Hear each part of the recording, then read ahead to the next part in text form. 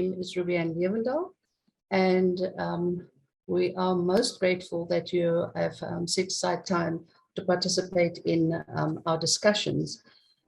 Just a note that as a Nelson Mandela, University, I'm sure that you know that we have gone through a number of name changes. So yesterday we had indicated that it is the first transformation Indaba at Nelson Mandela University. When we completed the merger in 2005, soon after that, Dr. Zide, now Professor Zide, had hosted a transformation Indaba at the Nelson Mandela Metropolitan University. So just to contextualize that we did have a former transformation Indaba when we were named differently. So mine is really just to be the moderator for today, to ensure that we stick to our timeframes. As Leslie had indicated yesterday, please do not hold any bad feelings against me when I do appear on the screen, as the panels will be presenting and we'll engage in the question and answer session. So our first session would be me then giving some key themes that had emerged from the feedback session at the end of yesterday, followed by my TMF colleagues from VUT, UCT, and Stellenbosch, who will share their experiences. They're going to do that very briefly, and we will engage with them thereafter. And then we will enter into another panel discussion, which will involve associates or individuals that's associated with the Transdisciplinary Institute for Mandela Studies. And that, I can promise you, will be a very interesting discussion around Mandela identity in the context of university transformation. We'll have a question and answer session thereafter, and then a comfort break, after which Professor Heather Null will then provide an overview of institutional transformation plan and its alignment with Vision 2030. And then we'll go into our breakout rooms as we had done yesterday, where we'll then start reimagining and really energizing our thinking processes around the next 5 years in terms of our institutional transformation plan. The rapporteurs will then have an opportunity to feed back into the system, and Prof. Keith will do the wrap-up. So I'm going to share my screen now, just to give you the overview of, okay. Could I just get feedback as to whether you are able to see what's projected on the screen? We can see. Awesome, thank you very much. Is that Wayne? I recognize your voice.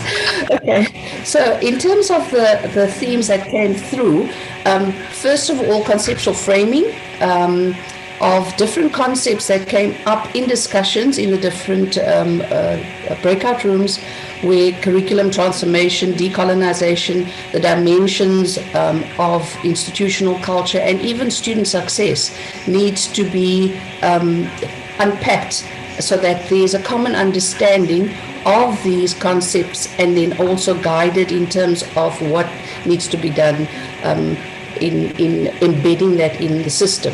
Theme 2 was unevenness of implementation. There was a sense that there wasn't really cascading down to departmental level, because everybody takes ownership of transformation in the institution. And if they don't know, they cannot participate and cannot even dialogue around transformational issues at the level in the various spaces. And student participation is a key necessity or crucial element in those discussions. Then also a theme that came up was diversification of the academy, where we do mention diverse knowledge systems, but it's not necessarily reflected in the current or the status quo. Also contributing towards that would be internationalization, African partnerships and collaborations, and the process of decolonization would be enriched through the diversification of our academy. There was also a sense that there was rigidity of the systems currently, and that goes on to the next theme as well, where the actual conventional ways or approaches of doing things is maintained and not necessarily in being creative and innovative, and the constraints being at a regulatory level where you basically constrained to not think outside of the box.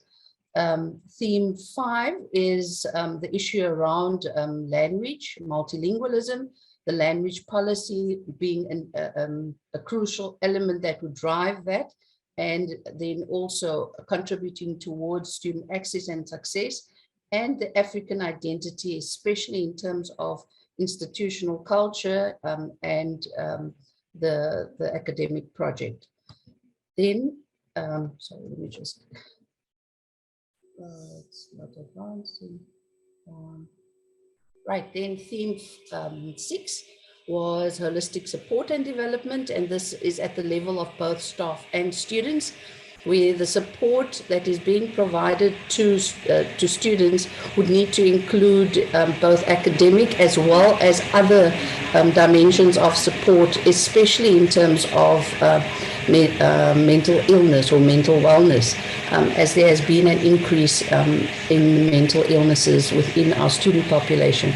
Similarly, in terms of staff, there's been a number or increase in burnout diagnosis, also mental illness, and that was found to impact on individuals' attitude and behaviors within the institution, which obviously then impacts on institutional culture, and also the need to look at the resourcing, whether the capacity within the various functional units is adequate, and then obviously also with a changing environment within higher education, that the staff be well equipped to deal with the changes that they are encountering. So also have appropriate skills development opportunities.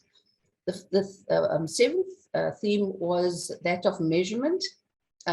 We again, the contextualization yesterday, it was presented on throughput rates and success rates and so on. So there needs to be contextualization of whatever is being measured in relation to transformation at both institutional as well as functional unit level or entity level.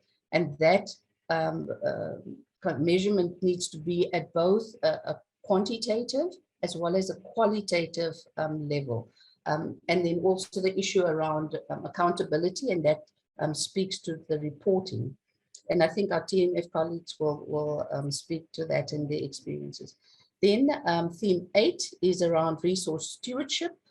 It was quite concerning to hear yesterday the reliance of the university on subsidy as well as fees, and with quite a huge proportion of our students being funded via NSFAS, the issue around that over-reliance was raised, also increased student debt and reduced, well, our enrollment targets not being met and us being penalized because of that.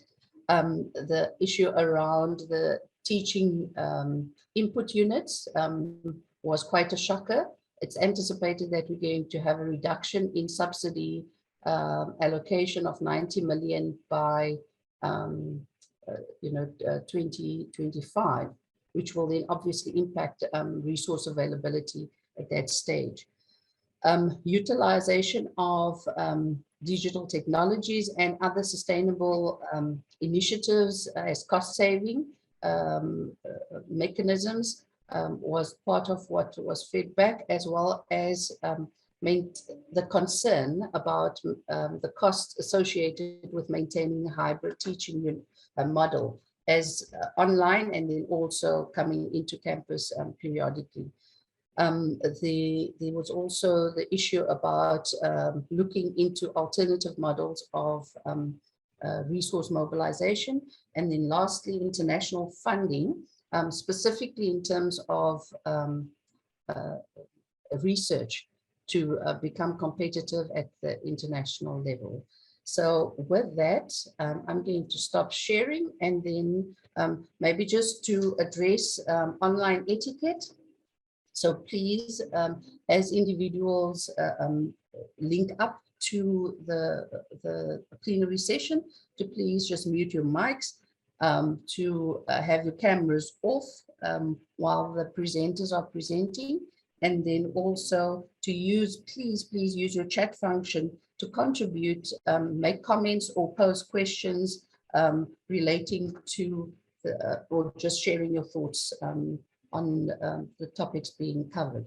So with that, I will now introduce our panel. So the panel that will provide input is actually colleagues of mine, very close colleagues of mine from the Transformation Managers Forum. We've worked well together for several years. And I'm going to introduce them in terms of the how they're featuring on our program. So Mr. George Mbalo, he's our chairperson of the Transformation Managers Forum, and he's currently Director of Social Justice and Transformation at the Vaal University of Technology. Welcome. Maybe as I'm talking, you can activate your camera. Then we have Dr. Cyan Alves. She is Director of the Office for Inclusivity and Change at UCT. And then we've got Claire Kelly, who is the Transformation Program Manager at Stellenbosch University, so also associated with the Transformation Office. So with that, I'm handing over to the panel, and I look forward to your presentations. Morning, colleagues. Ruby, would you like us to go in order with George starting? That would be fine, yes. Okay, morning colleagues, and thanks Ruby, and for those kind introductions. And as most law will have it, you know, my computer crashed, you know, but at least I've been able actually to join this important transformation in Indaba. And my appreciation really, you know, to the NMU and to the team for inviting us as well, just to reflect on some of the things that are really important to us as a sector, but also at an individual level. So I won't be actually making a presentation. I've prepared actually, I will read from what I've prepared for, but I can actually share that, you know, at a later stage, perhaps, once actually I'm up and running again. And my apologies for that. So, but also just to understand that yesterday, you know, and Ruby, we've touched on that, and looking at the program is that also Andre really began to unpack, you know, the journey and the genesis of the Transformation Barometer. And us as the Transformation Managers Forum, you know, then we're able, you know, to facilitate the actual operationalization of this particular document when we converged in a workshop in 2016, with a view that we can then really see what is it that can assist us as institutions to drive this actually weighty matter in our environments. So there are certain key issues. I don't want actually to perhaps rehash what actually could have been raised yesterday, but the barometer itself, you know, is a very important actually instrument, but it just serves to supplement institutional transformation initiatives and frameworks. But also, you know, this is actually context-based and rather than a prescriptive actually mechanism. But also the barometer sets out, you know, the common, you know, issues that each university, you know, anyway, does as part of its operations. And also I want to mention that actually the barometer, you know, has been adopted, you know, in various guises, by many university councils across the length and breadth of our country. But also the last bit I can mention here is that the barometer itself, it serves as a self-reporting tool for institutions as far as transformation is concerned. I think that is perhaps actually for me the context of when we deal with issues of monitoring, reporting, and evaluation of the implementation of these integrated transformation plans. So as public institutions, universities have embraced the notion of transformation as part of their DNA, as far back as before even actually the 1994, breakthrough. So universities have therefore codified their commitments through various formulations, commitments, of course, to transformation through various formulations such as their institutional strategic plans, their integrated transformation plans, their transformation charters, their transformation statements, and so forth. So you can get a sense that at least there is that intent that each university, begins to say, well, this is what actually we set ourselves to do as far as we're concerned. So the conceptual document, for instance, from NMU is one of those. The plan from the NMU is one of those. But also at VUT, we do have actually our integrated transformation plan. And this monitoring then rests, I will argue, on accountability, on stakeholder relations in the main. So here, when it comes to accountability, I can mention that for transformation, ours really is to ensure both internal and public accountability, that universities develop mechanisms to monitor, evaluate, and report on progress made against their stated transformation goals and objectives, but at times also on lack of traction. We also have to be mindful of that because we're dealing with a very multi-stakeholder environment. Talking about those stakeholders, really, the monitoring, then evaluation and reporting, is carried out, by various stakeholders at various levels, at a micro level, meso level, as well as your macro levels. For instance, at the macro level, by example, it will involve, for instance, at a personal level, for instance, at where the inclusion, of transformation becomes a KPA of line managers. At a different level, you'll find that at a unit level, at a departmental level, at a faculty level, as well as institutional levels, there you'll also find that this is done, the monitoring, evaluation, and reporting gets done through the various committees.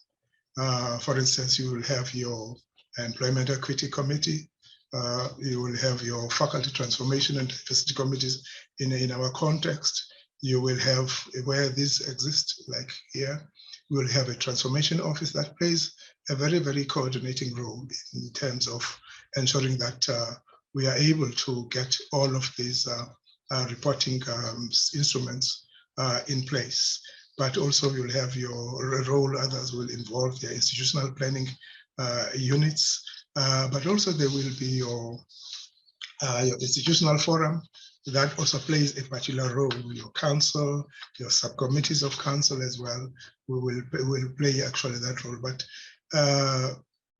at a macro level, then you will find that actually, at least as universities, all of us, we report also to, for instance, the portfolio committee on higher education and science and innovation, but also we do report annually to the Department of Higher Education and Training, those annual reports where there's a statement of transformation that then also reflects the kind of initiatives and activities that are there and geared towards achieving, the transformation goals as contained in the strategy or the plans of our organization.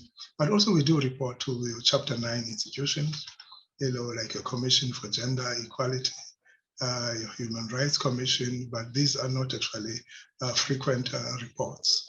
but also again, I think the other entities, like as it was mentioned earlier on about University of South Africa, because it's got communities of practice, those becomes then also platforms of reporting. Lastly, then, if time still actually allows, is that then we have developed definitely some reporting actually instruments, indicators, that we look at your activities, your outcomes and outputs, and definitely therefore I will find sometimes that to ensure that there's standardization, of reporting. So issues around reporting templates becomes important. But I will fail that actually to mention that transformation is not easy. There are always actually challenges, and sometimes there are spectacular failures. Thank you so much. Cyan? Well, thank you and good morning, colleagues. Thank you, Ruby. If it's okay, I'm just going to share my screen quickly. Ruby, can you see my screen? Yes, I can. Okay, great. Thank you. So colleagues, I'm from the University of Cape Town, and we've done some interesting work around the barometer and deepening the benchmarks. Before I go into the benchmarks, I wanted to share what I believe are optimal conditions for monitoring and evaluation. And yesterday, both Andre and Craig alluded to the fact that from a conceptual level, management, the operations, the teaching and learning program needs to be aligned. I do not think that in the higher education sector we're aligned yet, but I think we're moving towards that alignment. Ultimately, we have to monitor benchmarks that enable the vision of the academic project as well as the success of students, and they're not distinct from one another. They need to be in synergy with one another. But we also need to recognize and appreciate that the transformation programs are experimental. They are reflexive, they are generative, which results in our indicators for monitoring changing frequently. And they don't work in a vacuum. They are highly responsive to political and environmental variables, which challenges how we are able to implement our work, the depth as well as its breadth. And so I draw on this paradox of transformation, and I draw heavily on Badat and Morrow's work, which speaks to many things. Yesterday we spoke about a decolonial curriculum, and yet we have to think about a decolonized curriculum in relation to a globally recognized standard. And then how do we challenge this globally recognized standard as we try to decolonize and make our curriculums more relevant? We are faced by a paradox between the need to change demographic profile within the university in relation to very limited vacancies and new positions within the universities. Our graduates, our throughput rates are high, but we face as a society an increasing unemployment rate. And we work in the paradox of prioritizing academic and research, as a university should, in relation to increasing financial constraints. And so Badat and Morrow speak about trade-offs, and transformation falls deeply within this trade-off between values, the goals of the university, and the strategy of this university. And I think as practitioners, we have come to accept that we need to at times trade off transformation. We need to do that in a way that still simultaneously pursues the goals of social justice. And we need to make very clear and articulate what trade-offs are necessary and when. And these choices and decisions, as Badat has written about, needs to be made at institutional as well as national level. And connecting to what you said about theme 7, Ruby Ann, I would challenge that we actually have to think about the national level. The discourse does not remain within the university. We are not as autonomous as one would think. So there should be an open acknowledgement about these trade-offs. In terms of UCT's benchmarks, there are 5, and we have indicators related to each of these goals. And we think of these goals in relation to the context that I spoke about and the paradox that we work in. Our benchmarks are then translated into actions by faculties and departments who have their executives sign off on their plans for a 5-year period. And Crane, as well as Andre, spoke about how there's a number of mechanisms used to identify and surface transformation gaps or systemic challenges. And UCT is one of those institutions that spend quite a lot of time surfacing its own gaps and challenges. And at the bottom of my screen, you'll see four gray blocks, which are 4 data sets that are currently informing our systemic challenges in the university, and the inclusivity plans respond to these challenges and are monitored through the transformation benchmarks. These benchmarks were inspired by the DHET barometer, but when we expanded upon them to look at the UN Women's System-Wide Action Plan, the RASA approach, which includes an anti-racism focus, as well as the World Food Programme's gender transformation benchmarks. We also tested and piloted our benchmarks over a period of a year, and we're now in our 3rd year. So we're hoping to move to an outcome focus within year 4 and 5. But these are self-regulatory benchmarks. So we do report upward to DHET, but we encourage faculties and departments to monitor themselves throughout the year. And this is collated into our transformation report. The challenge with a self-regulated benchmark is that individuals are not mandated to complete this.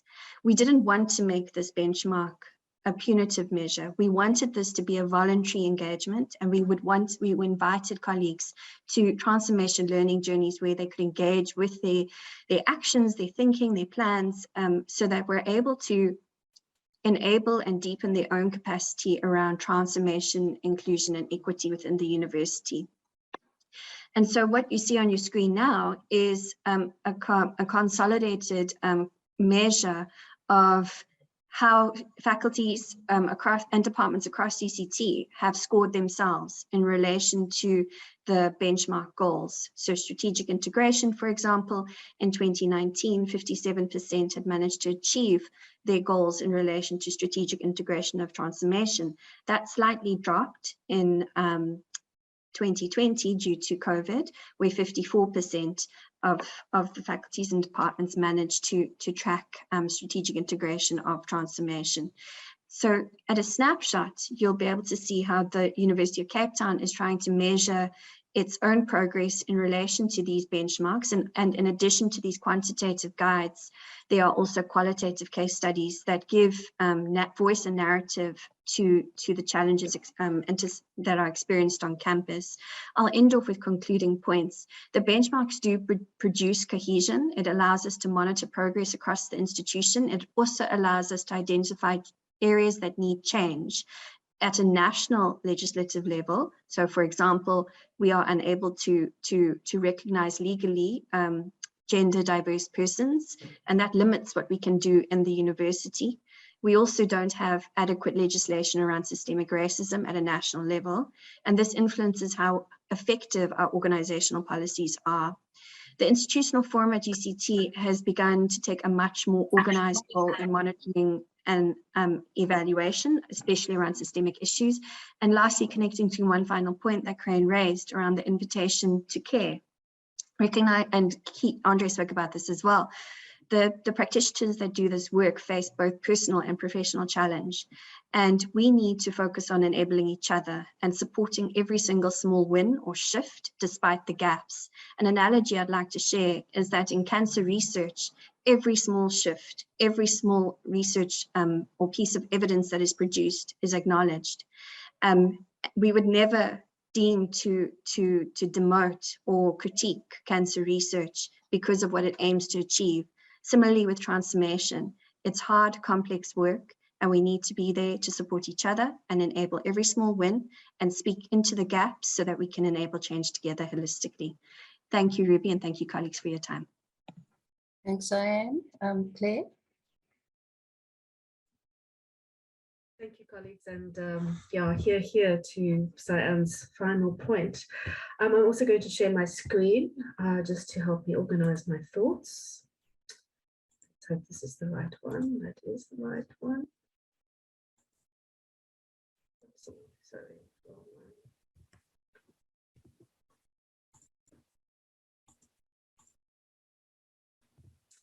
Yeah, so thank you, colleagues. I'm going to speak very much from my current experience. So my role at Stellenbosch University is Faculty Program Manager for Transformation, which means that my job is to support particularly faculties, but also past environments in doing the work of transformation in their respective environments. My role is not a policing role at all. It is a support and capacity building role. And so I work very, very closely with especially faculty transformation committees to enable their thinking and their action with regards to the Stellenbosch transformation plan. Part of what we have done, and to capacitate them to drive transformation in their respective environments. So part of that role has kind of morphed into the developing of a monitoring and evaluation framework for the university. And the reason for this is that it became very clear that working with faculty transformation committees, that the kind of goalposts for transformation at Stellenbosch were not clear, and to this day are not clear. And certainly what these kind of institutional commitments which George was talking about, these higher level charters and position statements and visions and so on, what these translates to into practice on an everyday level, everyday practice, was something that was a struggle for particularly transformation committees. But then, of course, more broadly, in terms of the role of deans in transformation, the role of lecturers in transformation. So what did this actually mean at the level of practice for individuals?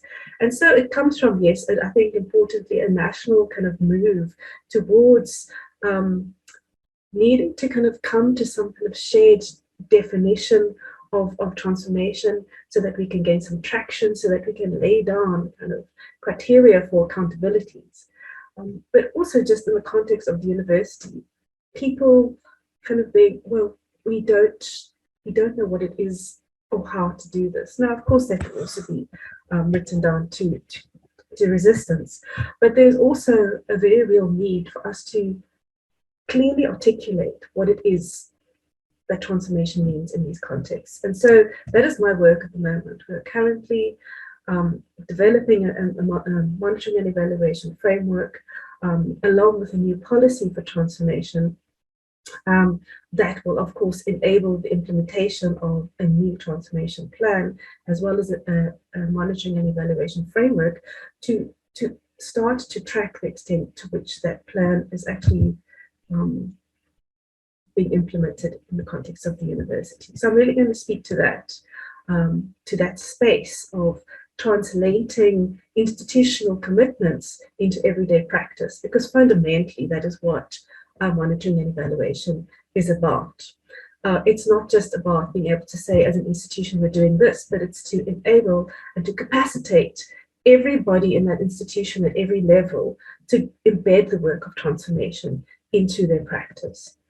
And so very briefly, I'm going to speak to this point of accountability, because monitoring evaluation is ultimately about accountability. And that's accountability externally, of course, to DHET, but also accountability to our commitments as an institution around transformation. So we say that, for example, at Stellenbosch University, one of our key strategic priorities is a transformative student experience. But no one has defined that adequately. And because of that, where does accountability for that transformative experience lie? What does it look like in terms of student affairs? What does it look like in terms of teaching and learning? We don't know this yet. And so this is why the work of the monitoring and evaluation framework is more than just it's not a policing mechanism. It is about defining what these things look like and then building in accountabilities in a way that is not prescriptive. And I think that is the challenge we face. I mean, so currently, I'll very briefly go through the context that we're doing this in. We adopted a transformation plan in 2015, which did a number of things. of course, this came out, the impetus for the development of the plan and also the Transformation Office came out of the context of Fees Must Fall. And so in this context, the Transformation Plan emerges and locates transformation in service of the Constitution and Bill of Rights. It defines transformation as quantitative and qualitative change, and we work with three main thematic areas: place, programs, and people. And there were certain indicators identified under these themes. However, we have found this plan to be somewhat, well, unimplementable. And the reason for that is because, firstly, these indicators and thematic areas were not articulated in terms of the vision and strategic framework. So there's a disconnect between our transformation plan and our kind of what we see as our core business as a university, but also that there was no shared understanding of transformation. We don't know what these indicators translate into in terms of action, and therefore we don't know how to hold people accountable.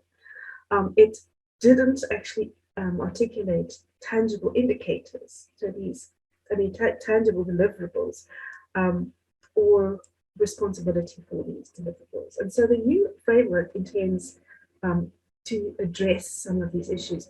And I think importantly, also to, going backwards, also to draw on benchmarking, for example, so including the transformation barometer. And thank you very much to UCT for doing all that groundwork for us, because drawing on UCT's work and their benchmarks to produce a document that is both built on best practice internationally, but also is cognizant and responsive to national imperatives.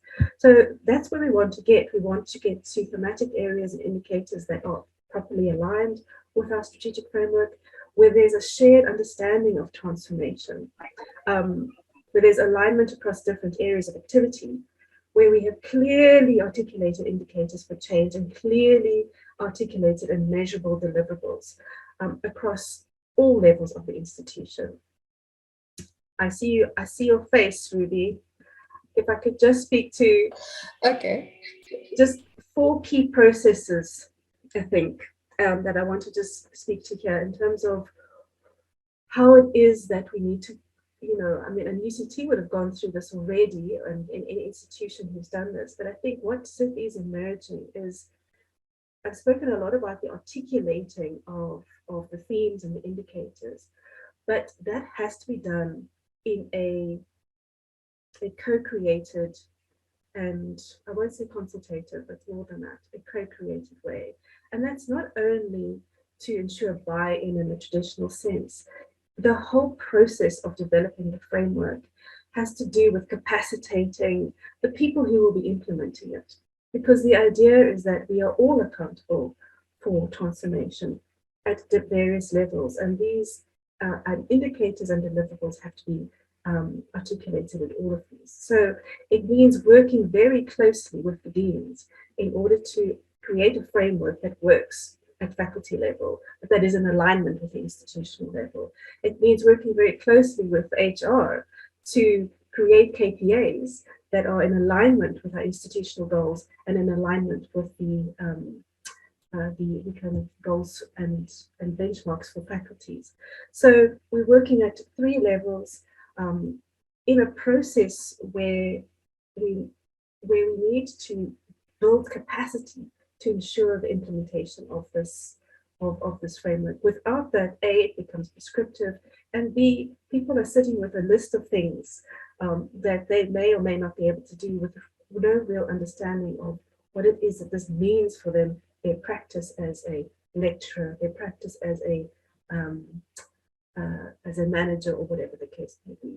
And so for me, there's something very important. The takeaway here is that this is not just about reporting.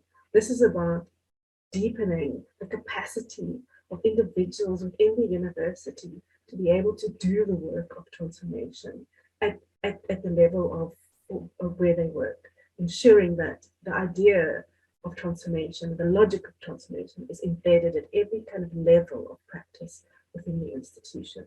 Of course, there are challenges with regards to selling it in that way.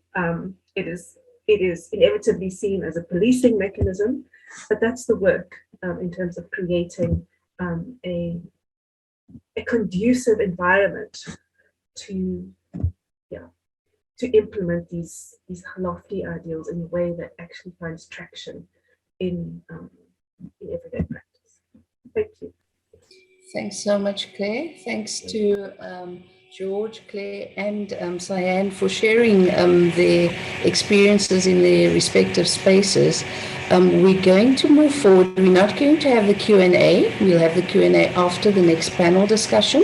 There has been some comments that has been made, and I'm going to ask Prof. Mkhize to maybe hold off on that and raise it in the Q&A session. So I'm really privileged to introduce the next panel, which is associated with our Transdisciplinary Institute for Mandela Studies. And again, I'm going to introduce the presenters as per the program. So first, Professor Harris, who heads up the Nelson Mandela Foundation Leadership and Knowledge Development Processes. He's also an adjunct professor at our institution. And I must just also apologize to the panelists. I'm not going to go into the extensive biographies that they had provided. So please forgive me for that. We are quite challenged as far as time is concerned. Then two of our very own executive deans also will be serving on this panel. Professor Maseko, who is the Executive Dean of Humanities at Mandela University, and also Dr. Muyang, who's also Executive Dean of Education.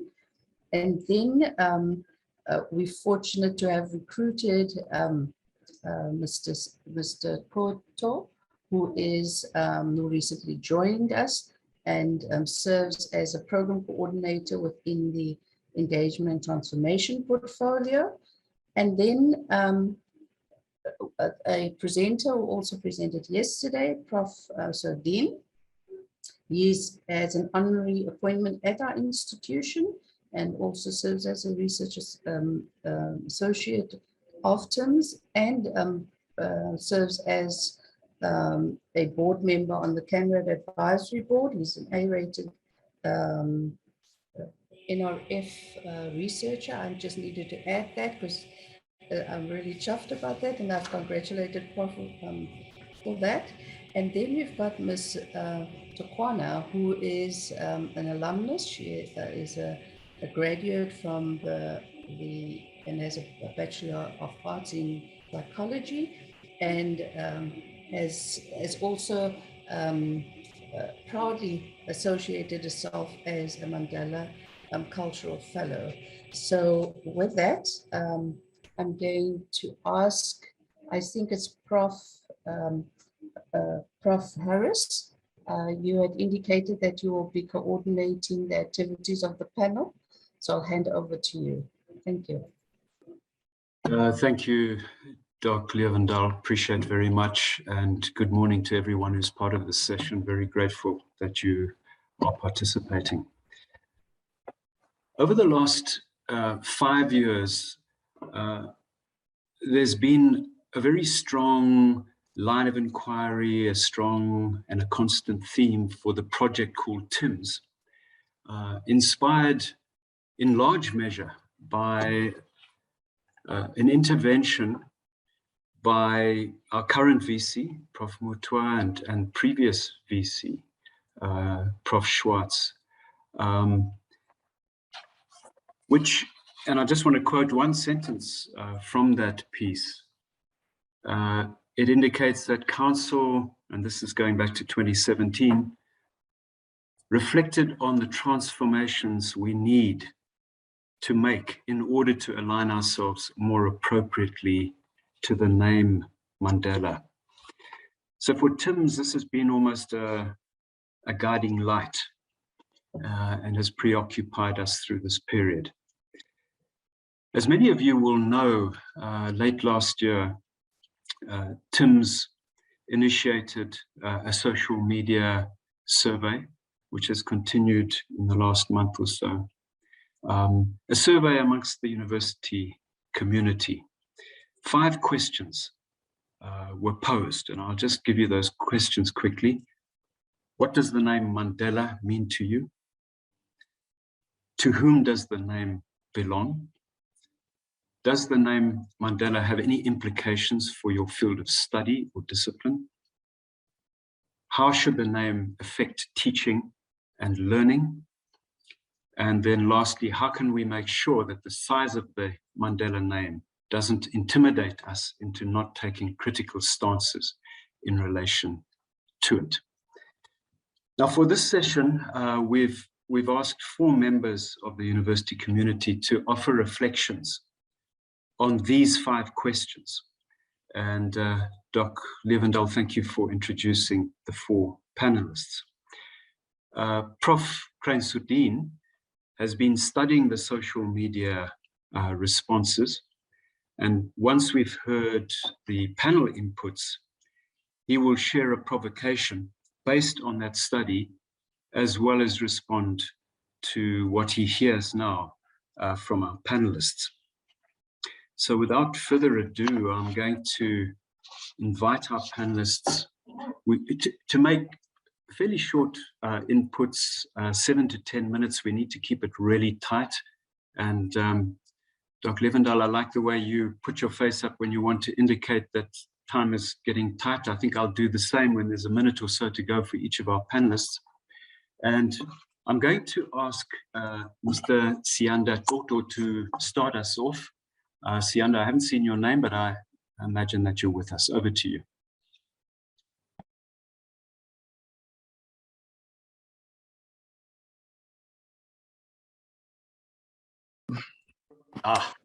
Yeah, I'm here. Thanks, Fern, and good morning to everyone who's joined us this morning.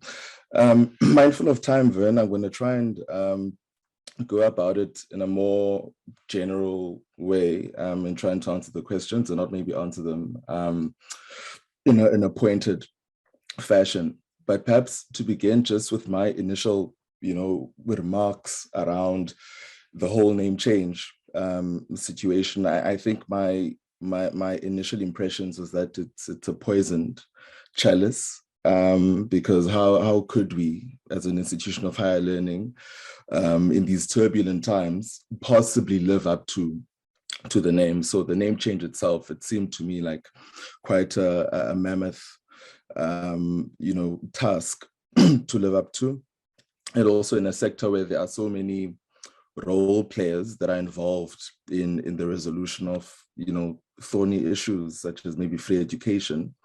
The institution will often be the one that takes the hit.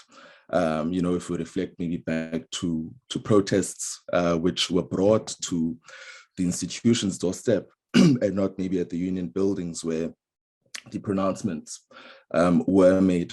So that's sort of the double-edged sword we have with a name such as the one we've decided to adopt. But maybe in looking at the question then of how do we, adopt a Mandela identity in the context of transformation, I've tried to bring this down or reduce this to maybe 4 discussion points in a very broad sense.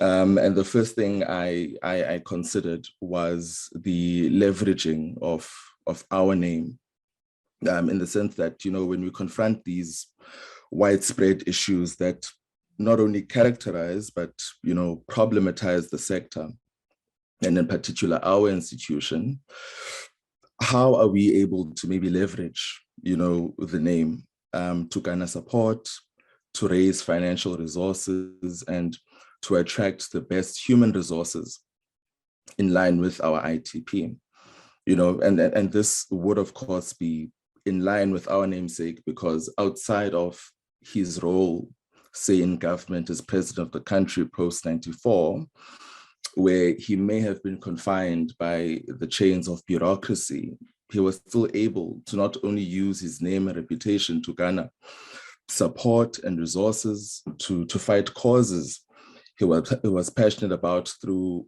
the Nelson Mandela Foundation, but also in establishing the Nelson Mandela Children's Fund, he committed to contributing a third of his salary, you know. So there's something we can take from that. And I'll get back to this point when I get to the third of the points I want to discuss.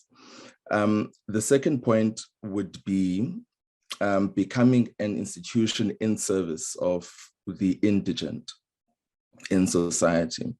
So our effort in achieving, you know, a socially just, more equitable society, which, you know, is a reflection of, you know, the man himself, the social figure, Mandela. We as institutions, or as an institution, also have to have a particular focus maybe on those who are left behind. And it has to be impressed upon students that their qualifications are not, you know, for them to be comfortable, but to use their knowledge and their skills to make others comfortable, others skilled, and others knowledgeable as well. So our teaching and learning, therefore, has to center our society's problems, which are rooted in poverty, so that there's always a clear social context in mind towards which you know, students and staff are channeling their creative energies in the exercise of educating and becoming educated.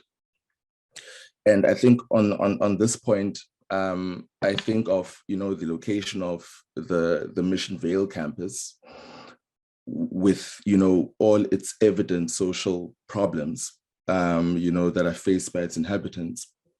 And you juxtapose that with our institution and its wealth of resources, you know, and that gives you the kind of paradox that clearly articulates the gap that we are needing to fill as an institution in service of the poor. The third point is, you know, responding, you know, we want to become as a responsive, transformative institution. And the manner in which we respond, I think, is important. And I think the third point I want to make, you know, with Mandela, the social figure, in mind, is responding to need and frustration with a degree of empathy. You know, earlier I made mention of the Nelson Mandela Children's Fund. And in our embodiment of our namesake, you know, we need to ask the question as to whether we have made the shift to not only look externally to address the challenges that students face, you know, such as fees, but to encourage philanthropy right from the top of the leadership ladder, right down to the student body. Are we making, you know, such a proposition throughout the institution so that everyone has a sense of responsibility towards ensuring that there is indeed access and we're able to retain students who come into the institution, irrespective of fee challenges, and that we're not only looking externally, but that we ourselves are doing something about ensuring that that becomes our legacy. And then maybe at a most basic level, I think that, you know, that would be a practical manifestation of what it means to be a responsive or a transformative institution. And then the other question, because I tried to make this really practical, you know, as a student, so that we don't just talk, you know, policy and in abstract ways that, you know, students who are maybe joining in are not always able to relate to, but that we also try to confront some of the really thorny issues that we've had to contend with. So something else, for example, would be how does, you know, our institution bearing the name of Nelson Mandela, given all he represents or all we attribute to him, respond to student protests in today's socioeconomic climate, also mindful, you know, of our protest history. And really for me that there's two things I'd like to give input regarding this. And one is, and this, is in reflection as well of how many student protests in our university and other universities have gone. It's that one, we should desist from, criminalizing student protests in the name of restoring order, for example, by calling police whenever there's a protest. I think it's out of kilter, it's uncharacteristic of an institution bearing our name. And then two, as a counter perhaps to that, or maybe as a more, constructive, alternative, we need, what we need is to have, a proactive and an ongoing, productive engagement between the student body and, university management, in such a way that, we're always keeping one's finger on the pulse as to what's happening, and there's always, an interaction between, the two stakeholders. Lastly, and this is going to be very short, humanizing our efforts, humanizing Mandela, humanizing ourselves as an institution. I think often when we speak about Mandela, especially now as an institution that's trying to embody Mandela, we might often be tempted to either idealize, ourselves or him, or devalue ourselves or him, owing to, our own subjective political leanings and sensitivities. So in the way that we treat ourselves and in how we treat, the name, we have to be human. And in being human, we acknowledge that we're not robots, we're not fault-proof. We are human beings who make mistakes. And for all our mistakes, we do not shy away from taking accountability or admitting that with all the efforts that we've put in, we've had shortcomings, but we've identified our shortcomings and we recommit ourselves towards working towards, the achievement of whatever our objectives might be, depending on our transformation agenda. So, we need to humanize the name and we need to humanize ourselves. And I think that also alleviates a bit of the pressure that the name also comes with. I think my 10 minutes is up, Vern, so I'll cap it then. Thanks. Thank you, Sianda. Beautiful timing, but fantastic start to our discussion. Appreciate very much. We're going to move now to Prof. Maseko. You've been introduced already. Over to you, Prof. Thank you, Ben. I'm sorry about my background. I hope you can see me though. Good morning to everybody. And I acknowledge the university management and my colleagues this morning. In my input, I'll be focusing on 2 of the 5 questions that we've been given. The first is, does the name Mandela have any implications for your field of study or discipline? And the second is, how should the name Mandela affect teaching and learning at our university? In my input, I'm guided by the institutional strategic vision, which urges for the establishment of an African identity in our curriculum. Secondly, I'm guided by the need to be purposeful in our response to centuries of systematic and deliberate marginalization and erasure of indigenous ways of knowing, and the reconstruction of that knowledge for solutions to local and global challenges. I'm also guided by possibilities presented by the Mandela stature to reimagine Africa and attain what a South American scholar calls cognitive justice for Africa. I'm also guided by the faculty strategy to reimagine and revitalize our curriculum. In my input, I wish to share about 2 areas in Mandela's life in the context of these questions above. The first is on the role Nosegeni Feni Mandela played in the development of Mandela's character around integrity, resilience, and all others that we attribute to him. The second is what I call the Damascus moment for Mandela, when he met the world's acclaimed Xhosa poet, Samuel Onemkhaya, as a 21-year-old young man. Both these that I've chosen, these areas that I've chosen, are seldom engaged with in the scholarship in the academy when we interpret the character of Mandela. Lastly, I wish to just touch on the concept of Ubuntu that is often aligned to Mandela's values. And I argue that perhaps we need to revisit the general interpretation of the concept because it seems a little bit far from the practice of Ubuntu that I know of.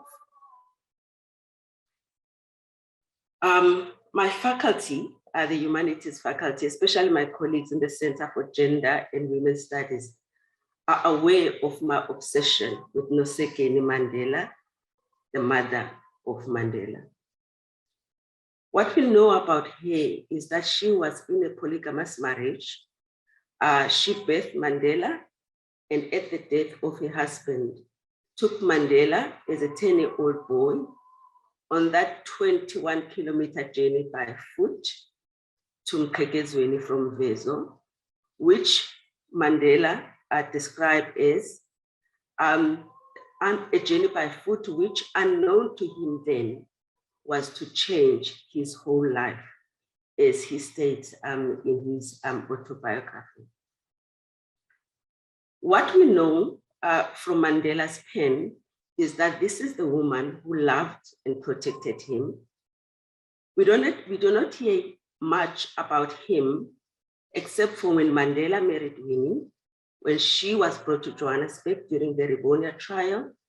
And we hear of Mandela's heartache when prison authorities refused him permission to pay his last respect to him.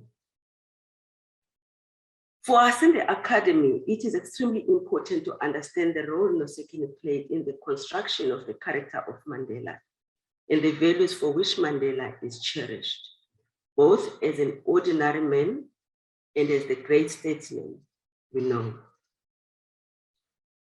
I hope that there will be time to respond or to questions if any questions rise around this, because I'm really touching on just broad aspects of this. And the study on Nosekeni not only provides insights into the influence she may have had on Mandela, but it also brings to the center of gender scholarship women such as these, who are generally invisibilized when stories such as those of Mandela are told. In response to this, in the faculty, there is a PhD study undertaken in sociology on Nosekeni Mandela. And we hope that this will be completed in the next 2 to 3 years. Let me now address Mandela's encounter with Xhosa oral poet Samuel Onemkhaya. And this was at 40 in 1938. And Mandela was about 21 years at the time. In his autobiography, he states that until this encounter, his political consciousness centered around his own ethnic group, Amaxhosa. He was conscious of his ethnic identity, which connected him with other Africans. But it was consciousness that was driven by separateness, as was dictated to by the political context of the time. The fact that all Africans were not allowed to share, for instance, education, as white people were not supposed to be buried in the same graveyards and so forth, is the different instances he narrates in his autobiography. And then he narrates how Mqhayi, reciting the now well-known poem, Isilimela, enabled him to resolve the conflict that he had within himself for a number of years about his ethnic identity, and reconciling that with his realization that Africans were bound together by common aspirations. There are 2 points I would like to make about this encounter. I'm wondering about the extent with which it is known in our political history. An encounter that, I wish to argue, must be marked as having brought radical change, political change, and change in attitude, in perspective, and in belief. Perhaps a change that got us the Mandela we know now. Mandela makes a point that it was not only the message that brought the shift, it was not only the message of the poem, Isilimela, that brought the shift, but the fact that Mkai recited the poem in isiXhosa in a Fort context where classrooms were dominated by English and Latin. The lesson for our discipline for me is how prepared are we in throwing non-conventional sources of knowledge, for example, traditional practices of oral cultures, to learn about the past and to add to the diversification of our academic canon.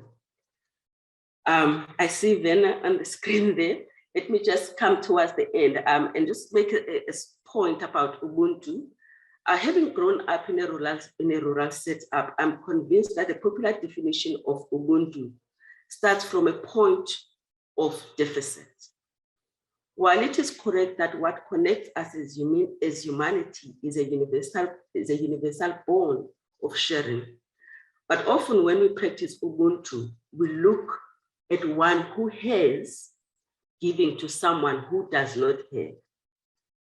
But in Ubuntu, that I know, that I've experienced growing up in a rural village, you recognize that there is something to gain, even in someone who may not have in material terms. Unfortunately, this seems to be our thinking in the academy when we do our engagement. So as an outward looking university, I think we should be conscious that outward, we need to gain for us to grow as a university as well. As a rural child, I know that Ubuntu empowers, and there are metaphors and idioms in our language that point to that. I wanted to make the last point briefly. I won't read the whole paragraph, Werner, that perhaps we need to look at the intentionality of the methodology we use. What the methodologies that are grounded in the scholarship that we know now, are they allowing us, are they enabling us to interrogate the name Mandela and the scholarship around Mandela for the purposes of our growth as an institution in Mandela? Let me end there. Thank you so much. Thank you, Prof. Masego. Really appreciate, and a number of questions arise for me. Just to remind participants, if you do have questions, please feel free to post them in the chat space, and we'll circle back to those in the Q&A session right at the end. I want to move on now to Ms. Patisanani Tokwana.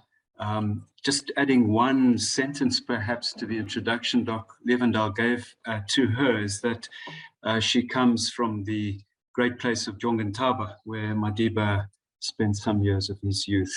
Over to you.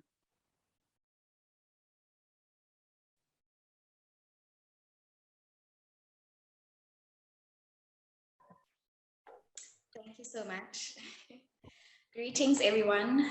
My name is Patisanani Izibele Tokwana, and I'm grateful to be with you in this conversation today. I would like to first off outline the importance of one's name. in many times in my life, you know, when things are not okay and like they're just bad, I always look back to my name for inspiration. And I always also like get a certain sense of purpose, because this is the name that my parents, my family, my ancestors have entrusted me with. It's the purpose that I have in my life. So it's very important to look at the name of an institution. So I'd like to start off by talking about Ukgolihlahla. And I like calling him Ukgolihlahla because I'm Xhosa. And Ukgolihlahla actually means causing trouble, like you're a troublemaker. So if there's anything that I've learned from the Mandela name, it's two things. One, it's to have a positive outlook in life, because he was given this name, Ukgolihlahla, as a troublemaker, and he caused trouble in a positive way. So that always gives me a sense of like just looking at the positive things in life. The second thing that resonates with me when I hear Tata Ukgolihlahla Nelson Mandela's name is education. He did say that education is the key to success. And believe me, for like a long time in my life, I have believed this. But today I feel different. I believe that education is the stepping stone to success, but innovation is the key to success. Right now, as I'm speaking, I'm a graduate. I did a Bachelor of Arts in Psychology. I finished my degree last year. And speaking to you currently, I have no placement at any university. I have no acceptance at any university. And I'm currently looking for a job as a graduate. I'm saying that innovation is now the key to success, because where do I go from here? You understand? What is my moving point from here? Okay, I've acquired the education, I'm going to graduate, but what's next? Looking at the economy, looking at the joblessness that my generation is facing, what is the answer besides innovation? I hope you guys are getting this. So by innovation, I mean that, say for an example, I'm making an example of the nonprofit organization that has a focus on mental health that I've started this year. We registered our nonprofit organization. For me, that is the next step that I'm taking professionally in my life. So for a long time, I have believed that like education is really the key to success, but I've come to feel different about this, because I believe that innovation is the key to success and education is just a stepping stone to success, because you acquire education and innovation is what you do with that education. Because in the entry level of the degree that I did, they take 400 students, and at the post-grad level, they only take at around like 40 students. So that leaves graduates, like hundreds of graduates who don't have placement at a university, skilled students who are able to help and do better, but they don't have the platform and the space to do so. So as the person who introduced me mentioned, I was a Mandela Cultural Fellow for the year 2019. And I just want to speak about this program, because what I realized was that the program did not only focus on the academic ability that I had at the time, and I think I was doing grade 11 or 12, but they also focused on the innovation, you know, the plans that I had, you know, at the time for the future. I believe that you start where you are with what you have. And I believe that currently standing, the institution has more than enough resources to cater for the students who I would say are not deemed to be academically successful. Because I understand, okay, there are lots of graduates who are not like doing anything, but what are the institutions doing to make sure that they equip those graduates with skills that are not only academically focused, because they know that they don't have space, you know, at postgraduate level. So next up, I would like to touch on Ubuntu. And I want to start off by commending Nelson Mandela University for the contribution that they have made to ensuring that Ubuntu is instilled in the student leaders. So I've been at Nelson Mandela University for 3 years, and in a space of 2 years, I have been a how-to buddy, which is now referred to as a first-year success program. I have been a mentor for 2 years at Laboria Residence, and I have been a chairperson of the Psychology Society for 2 years. And one thing that I like about the space and the environment of Nelson Mandela University, as a student leader, they make sure that you understand that it is not about you. It's about the role that you're coming here to fulfill. It's about the students that you're here to help, helping them in their journey. So when it comes to Ubuntu, I believe that the university has not failed to make sure that they are proactive in preaching that message and making sure that it gets to people out there. Now, one thing that I've realized when it comes to, or when I hear people talking about Nelson Mandela, especially people who have met him, they say that he's the type of person, you know, this giant that you meet and you praise, you know, you commend him for sharing his life story and being brave enough, sorry about that, and being brave enough to believe that he can change the world and actually changing the world. So they say that he's the type of person that when you're with him and you're praising him and you're thanking him, you're commending him, you know, he was the type of person to focus on you and what you have done. He knows about your accomplishments. He knows the work that you're doing out there, and he will commend you for that. So when it comes to this name and my field of study or my discipline, I feel like it resonates with us a lot because we are helpers. And as a helper, you know, as a psychologist, social worker, wherever you are, you in HR, as a helper, you have to sort of like adopt a teachable spirit. You have to be humble. You have to be able to be selfless. So I feel like his contribution, you know, to the world says like it plays a huge role in my field of study. Then I would just like to touch on the way forward, you know, as an institution. I believe that we have to really, really adopt innovation, especially in the courses that are offered in the university, because, okay, people, you know, students will come in and study this course, but what do you guys have to say, like as an institution, about what the student will do after that? You know, are students being equipped with resources, you know, that can help sustain their lives after university?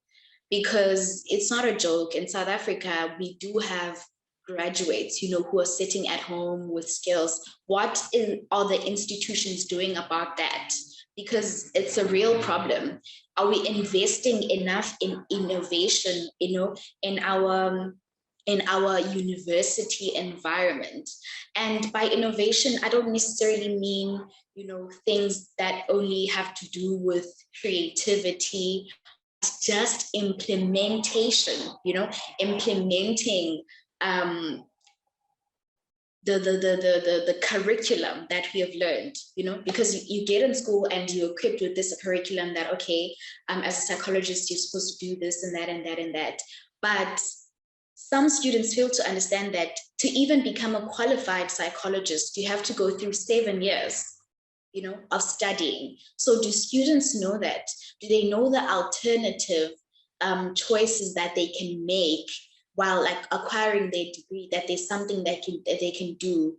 Are we funding, in fact, the students, the leaders, you know, who get in school and then decide, okay, you know what, I'm going to start my own organization. I'm going to start my own company that helps students who have graduated find jobs or start organizations of their own.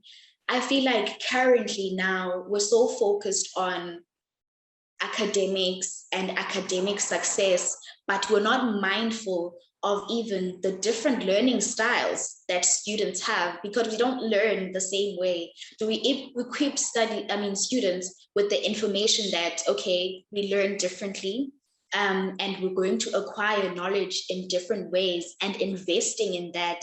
So we don't only produce, you know, graduates with this knowledge, but graduates with tools, graduates with a hustling mindset, if I can put it that way, so that we equip students with not only just the skills that are needed at work, but skills that are needed in daily life, so that they can be something of themselves, and investing in the projects that they have or that they're thinking of.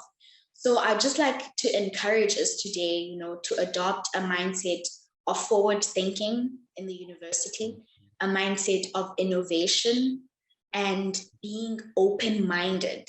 Because I know a couple of students, and myself included, who have made, you know, presentations, who have had meetings with people at the universities, you know, to try and come up with solutions. And this is a way of saying, okay, guys, we see that, okay, I'm making an example, in the humanities department, you have a program that does like this and this and this, that carries out this sort of like implementation and stuff like that. We have an idea. This is how we can help you out. And believe you me, most of the time, those ideas are shut down. You understand? Those ideas are shut down by university representatives.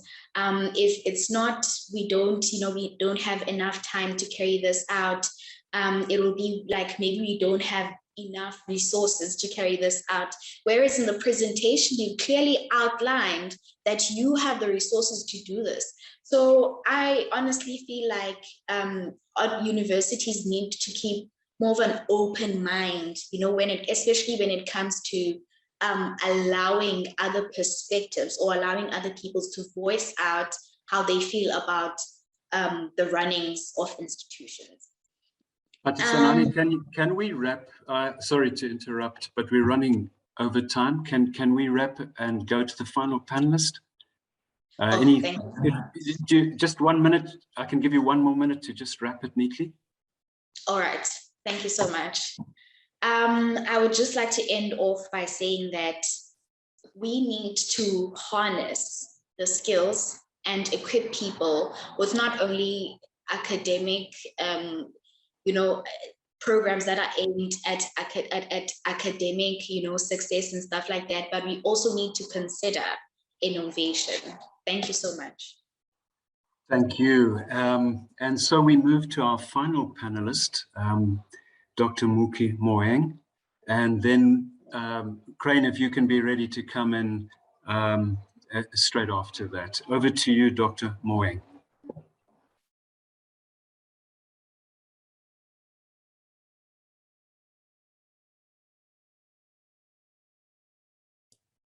You're muted, Muki.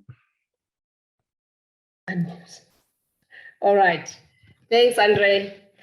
So good morning, colleagues. And I'm going to try and save you some time, so mine is not going to be a long one. In this short talk, I attempt to respond to questions 1, 3, and 4, and I do not do that in a particular order. So when I was preparing for my contribution, I found that the questions to which we were requested to respond appeared to be very easy at face value. When I started thinking deeply and connecting Mandela to my field of education and to learning and teaching, I discovered that this is quite a tall order.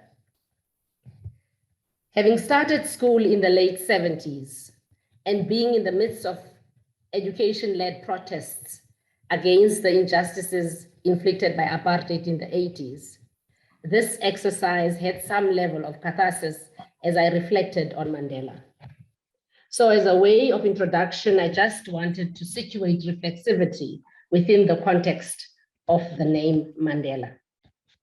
So for me, without hesitation, the name Mandela means hope, possibility, social justice, criticality, and resistance. This we have seen throughout his life, in particular during his trial in 1964, when he demonstrated criticality and eloquently addressed the court and made his speech that was premised on social justice. His fight against apartheid was fueled by resistance against inequality and oppression. However, I would like to problematize how Mandela was given his English name.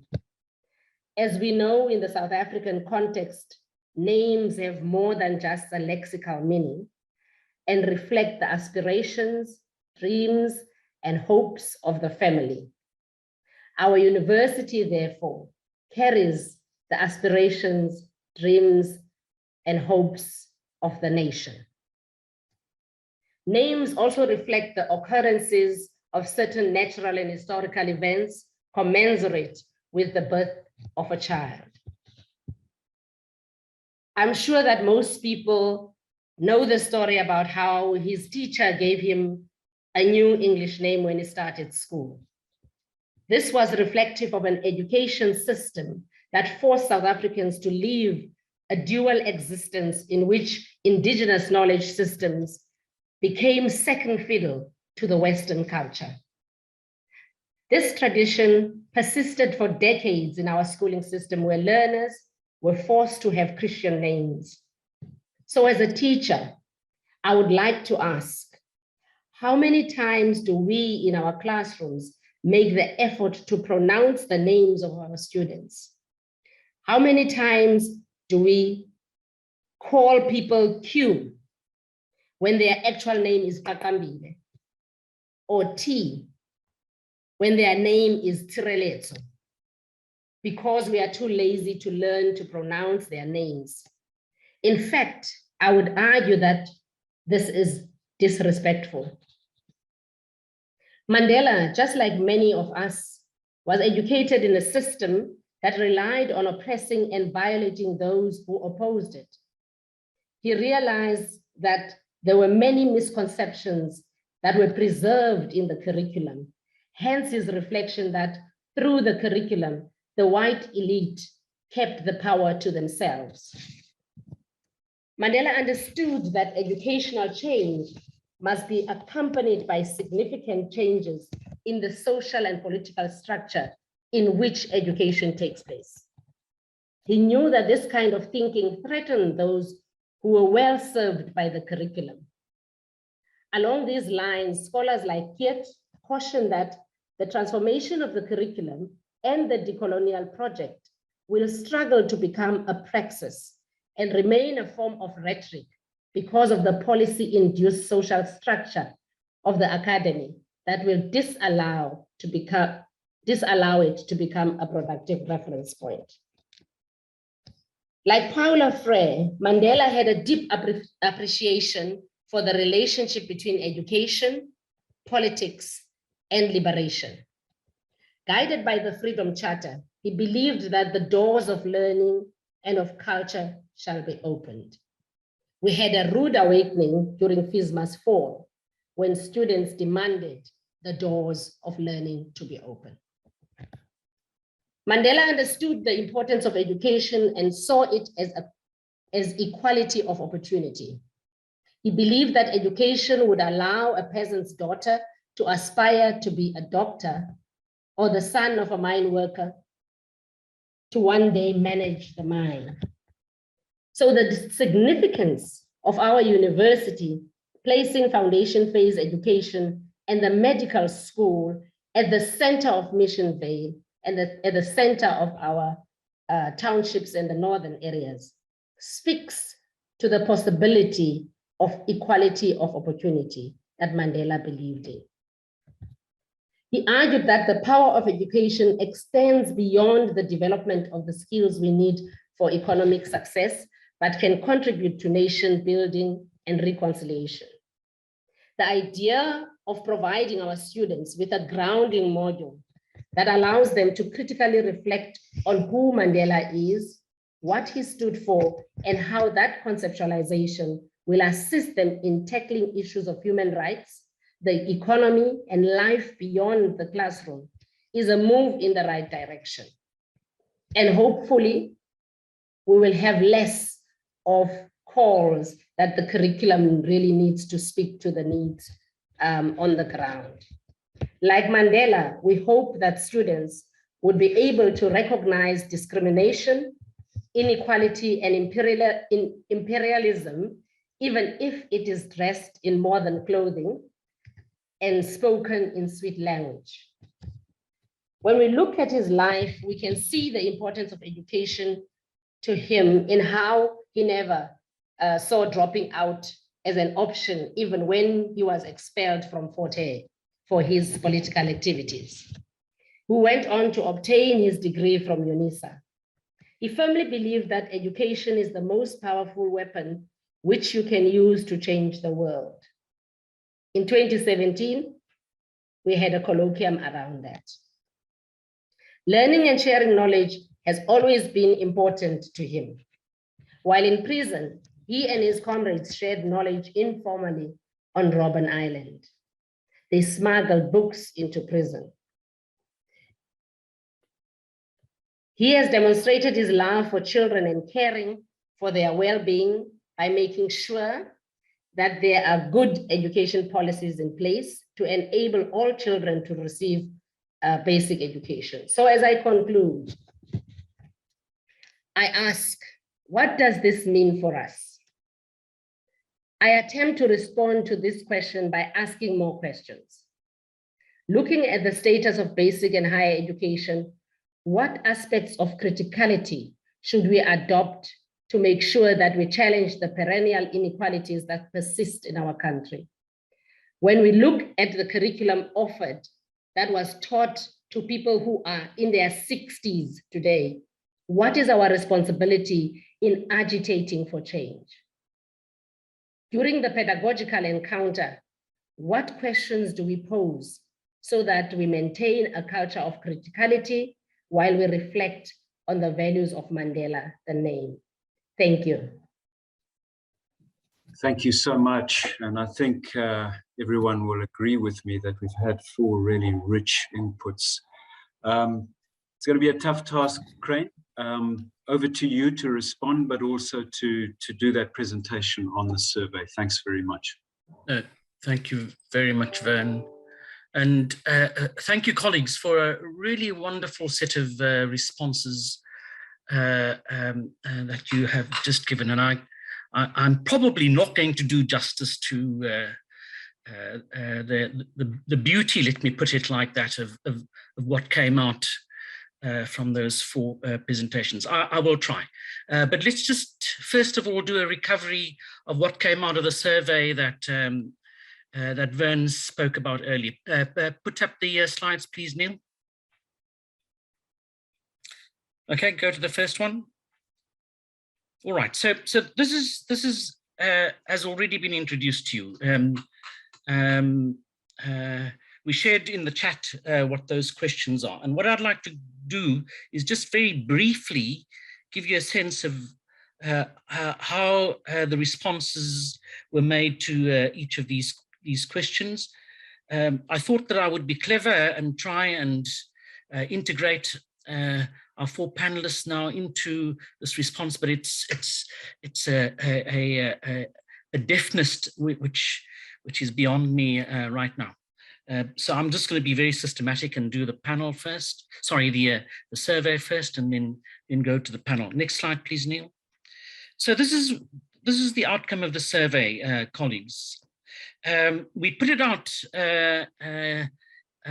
from, I think, late October, November last year, and we got 939 views. I'd really be interested if some of you saw this and didn't respond, and why you didn't respond. It'd be interesting to hear that from you. So it was looked at almost 1,000 times.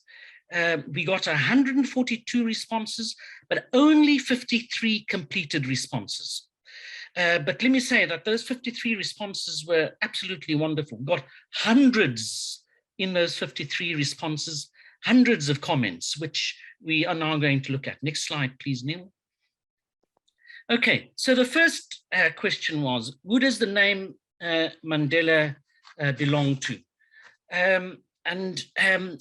In trying to make sense of the responses, we looked at, we tried to develop 3 codes, 3 themes. And we used the themes systemic, political, symbolic, institutional, and personal. And this is how, next slide, this is how the responses came out. 47 of the responses were symbolic. In other words, this is what Mr. Mandela stands for. So a lot of values being emphasized in the way in which people responded. But they were also conceptual in saying, you know, what those values should be all about. 17 responses were about the politics of our country. And I'm not seeing here, Neil, and we can talk about this afterwards. There were a lot of responses about the personal too. But go to the next slide, please. But the thing to say to all of you colleagues, that in reading these hundreds of responses about this, the conclusion to which I came, and I'm not going to lump Vern, because we did discuss this, into taking responsibility here too, but I'm really reflecting on my own kind of response here, and you can maybe add on a little bit later, Van. People were essentially using the Mandela name, the name Mandela, to reflect on where they found themselves right now. So, I mean, that was interesting. And I like the way in which, and I said to you that I wouldn't do this, but I'll just make the comment quickly. Mookie said that it made her think. And I think that we see this in the responses. But the responses in making people think went towards what I would call a kind of iconicization. And I'm being critical now. So people were iconicizing Mr. Mandela and looking for, in a sense, this perfect South African, and thinking of themselves as also how to be this perfect South African. The critique that I'm making, and Vern said that this would be provocative, is that I think in these responses. Sorry, Crane, you're muted. Crane, you're muted. Yeah, sorry, I didn't do it, colleagues. Somebody else muted me. There's a spirit, the ghost here, somebody wanting us, Van.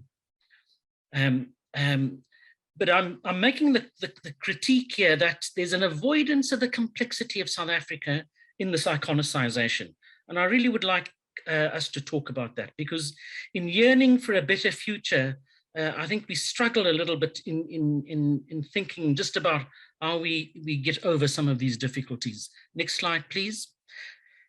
So the next question was about to whom Mr. Mandela belongs. And go to the next slide, please.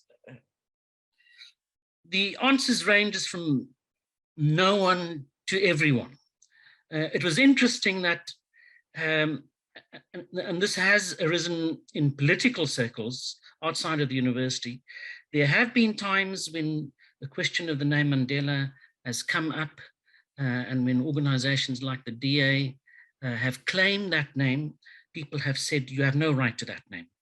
But in our responses, it really is interesting that nobody expressed an opinion about to whom the name does not belong. And that was really interesting. There was also a significant silence about the relationship and NMU, the university's ownership and right to that name. Now, some of you might remember we had a colloquium, I think in September last year, about the name Mandela. And the Nelson Mandela Foundation, Selo Hatang, came up and said he had come to a point when he realized that actually even the foundation had to be really careful about how it authorized other people's uses of that name. You know, and critically, in a sense, reflecting on that responsibility. So there are big issues here, which I think are worthy of talking about. But an important feature of the responses is the significant deracialization of the Mandela name. Next slide, please. All right, so the next slide is about the field of study and the implications of the name for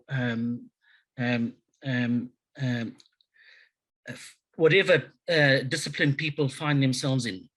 And I'd like to suggest here, colleagues, that here is the heart of the provocation, the challenge to the university. Because, go to the next slide, it's really difficult for people to relate the significance of Mr. Mandela to the inner language, the inner logics, or the grammars of the disciplines, right? So, you know, to think of psychology, which might be an easy one, or to take mathematics, it's really difficult to think about how the logic of mathematics intersects with this idea of the name of Mandela. And there's a lot to talk about here about decolonization. Instead, what people do is to talk about the ethics of the person. My positionality in the discipline, not the discipline itself, but my place inside of the discipline. And that's a really key challenge, which I think we're going to have to confront. Next slide, please. How should the name Mandela affect teaching and learning inside of the university? The responses are really about things like character development. Again, it's the ethical. It's what Mr. Mandela stands for.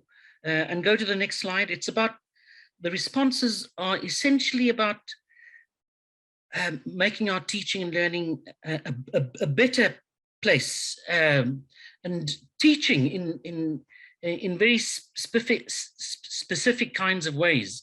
And so people, again, emphasized values, and they emphasized this whole question of how one should be taking agency and the responsibility of one's agency. Last slide, please, Neil.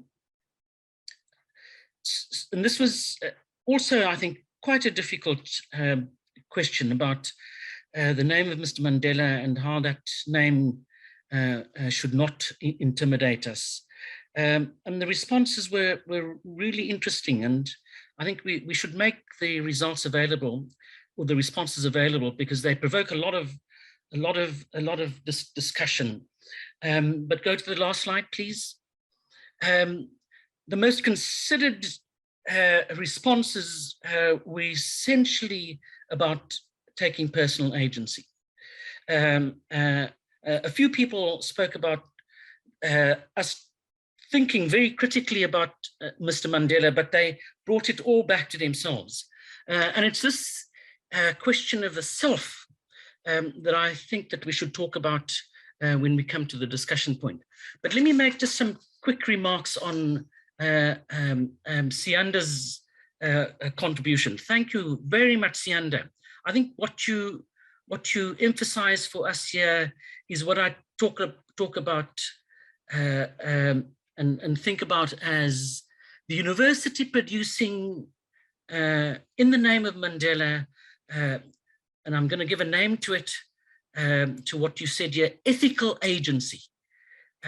What we should take away from coming out of Nelson Mandela University is the capacity for acting ethically. You came at that, I think, in really wonderful kinds of ways. And I think here of, public health, and this deliberate cultivation in particular universities around the world, around the concept of what was called barefoot doctors.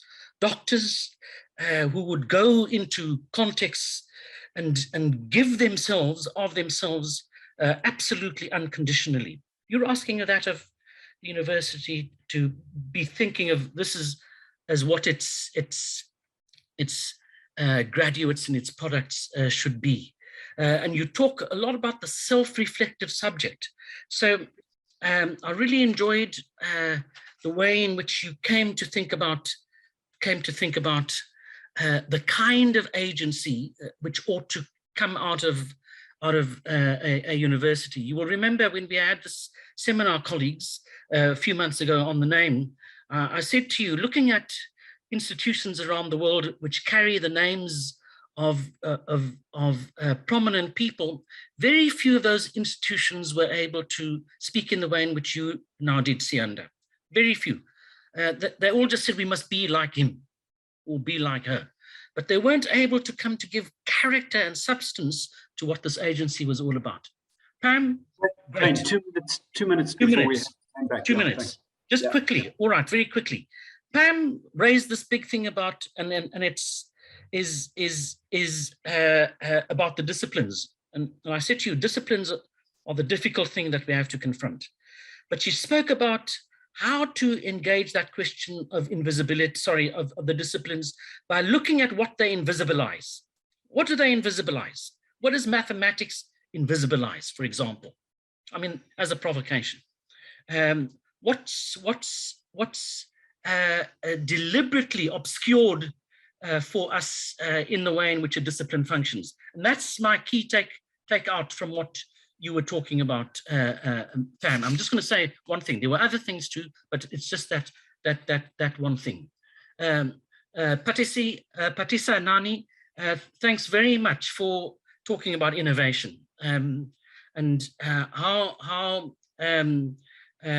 we might come to be taking agency, and yeah, you're also in a sense complementing what Sianda was talking about agency, and you are essentially saying that what the university ought to be helping us to do is, irrespective of the circumstances in which we find ourselves, is to take charge. Take charge in really ethical kinds of ways. And lastly, Muki, and I'm not going to, as I say, do justice to it, but I love this thing that you leave with us, and you ask, what criticality do we want to take away from what we are learning? What kind of criticality?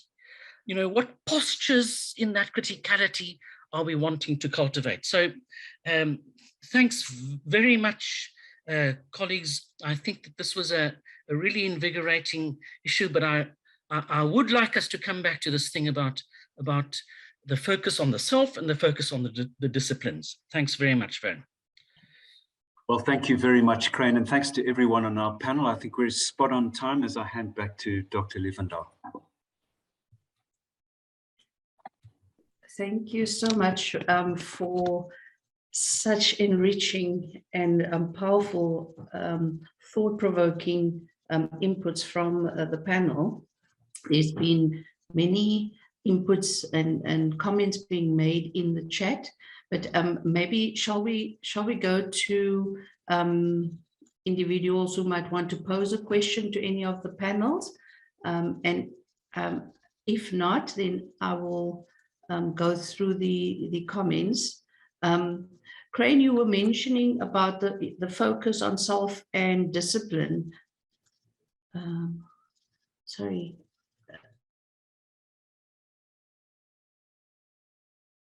Did you want to ask a question, Nene? Because you are sort of in the middle of my screen. Okay. Crane, did you want to maybe finish your thinking around the focus on self and discipline while we wait for hands? Yeah, just to say, Ruby-Ann, the difficult thing that anybody anywhere in the university, sorry, in the whole world is going to be confronted in this thinking about the epistemes and thinking about ontology is the way in which these epistemes form people, right? Now, people who come out of the disciplines, a pharmacist, an engineer, a medical doctor will say to you that after those 7 years, they have been formed in very particular kinds of ways. An engineer will say to you, I think like an engineer. And you mustn't take that lightly. It's a very deep thing that happens in the process of a person studying and studying in a systematic way. So there's incredible power inside of all of that, and people become so much of it. They become that, and this is what we're having to kind of, I think, when we think about transformation in deep kinds of ways. You know, so we can talk about superficial forms of transformation, but to come to understand how that formation has closed things off for you, right? Without even understanding that it had been limited. Yeah, is I think is a really challenging thing for us, you know, in this transformation community. I mean, that's what I was talking about. Awesome. Thanks so much for that. So I'm going to go to the comments. Prof. Mkhize mentioned that transformation, as it is expressed in research-intensive, comprehensive and universities of technology, and the class structural dynamics is quite important to look at. How UCT students construct themselves versus, say, VUT or Stellenbosch or studies, based on all the socioeconomic issues that the institutions deal with and the kinds of class-driven discourses within those specific universities. Also, the geographic location of each university will determine a lot of the way the range of social pressures shape transformation. At Mandela University within the Eastern Cape, which is rural-urban geographies, will shape our sense of what must drive transformation. Prof. Mkhize, would you like to speak to that? Or may I go on? No, thanks.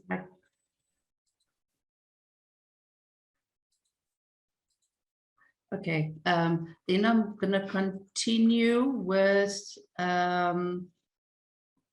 Indaba Motala. Just really enjoyed Prof. Maseko's instructive examination of Madiba's name and the important issues these raise for understanding this symbolism. Then again, Prof. Mkhize, okay, this was for Enver. I feel these, there are these beautiful spatial idiomatic geographies that can shape how we understand transformation. And then a comment about, I think this was in response to Tokwana, and you know, the issue she raised about the utility of the qualification, you know, as you exit higher education. And then Michaela indicated that in America, PhD graduates are driving taxis, you know, to which Nozi Delabom responded by saying universities need to strengthen programs that equip its students with skills for innovations. And Ms. Tokwana agreed to that. And then there was a comment by Beata who said that Dr. Moeng's current input to what I call the renaming of those with African names shows why we should take this seriously into our very definition of transformation. Dr. Moeng argues that not pronouncing African names is lazy and disrespectful. I wish to add that it directly constitutes a denial of the most basic of rights, that is self-determination. The name Babawa is to be pronounced with a soft B. We can start there. Thanks, Beata. And then there was also I suppose a question that Claire had posed, how to translate the idea of Mandela into actual practice in, for example, maths, you know. And then there was a response from Prof. Nomalanga Mkhize that said, in light of Patisanani's presentation, I'm reminded of Janssen's point about the welfare university, which is actually the reality of the battles universities face.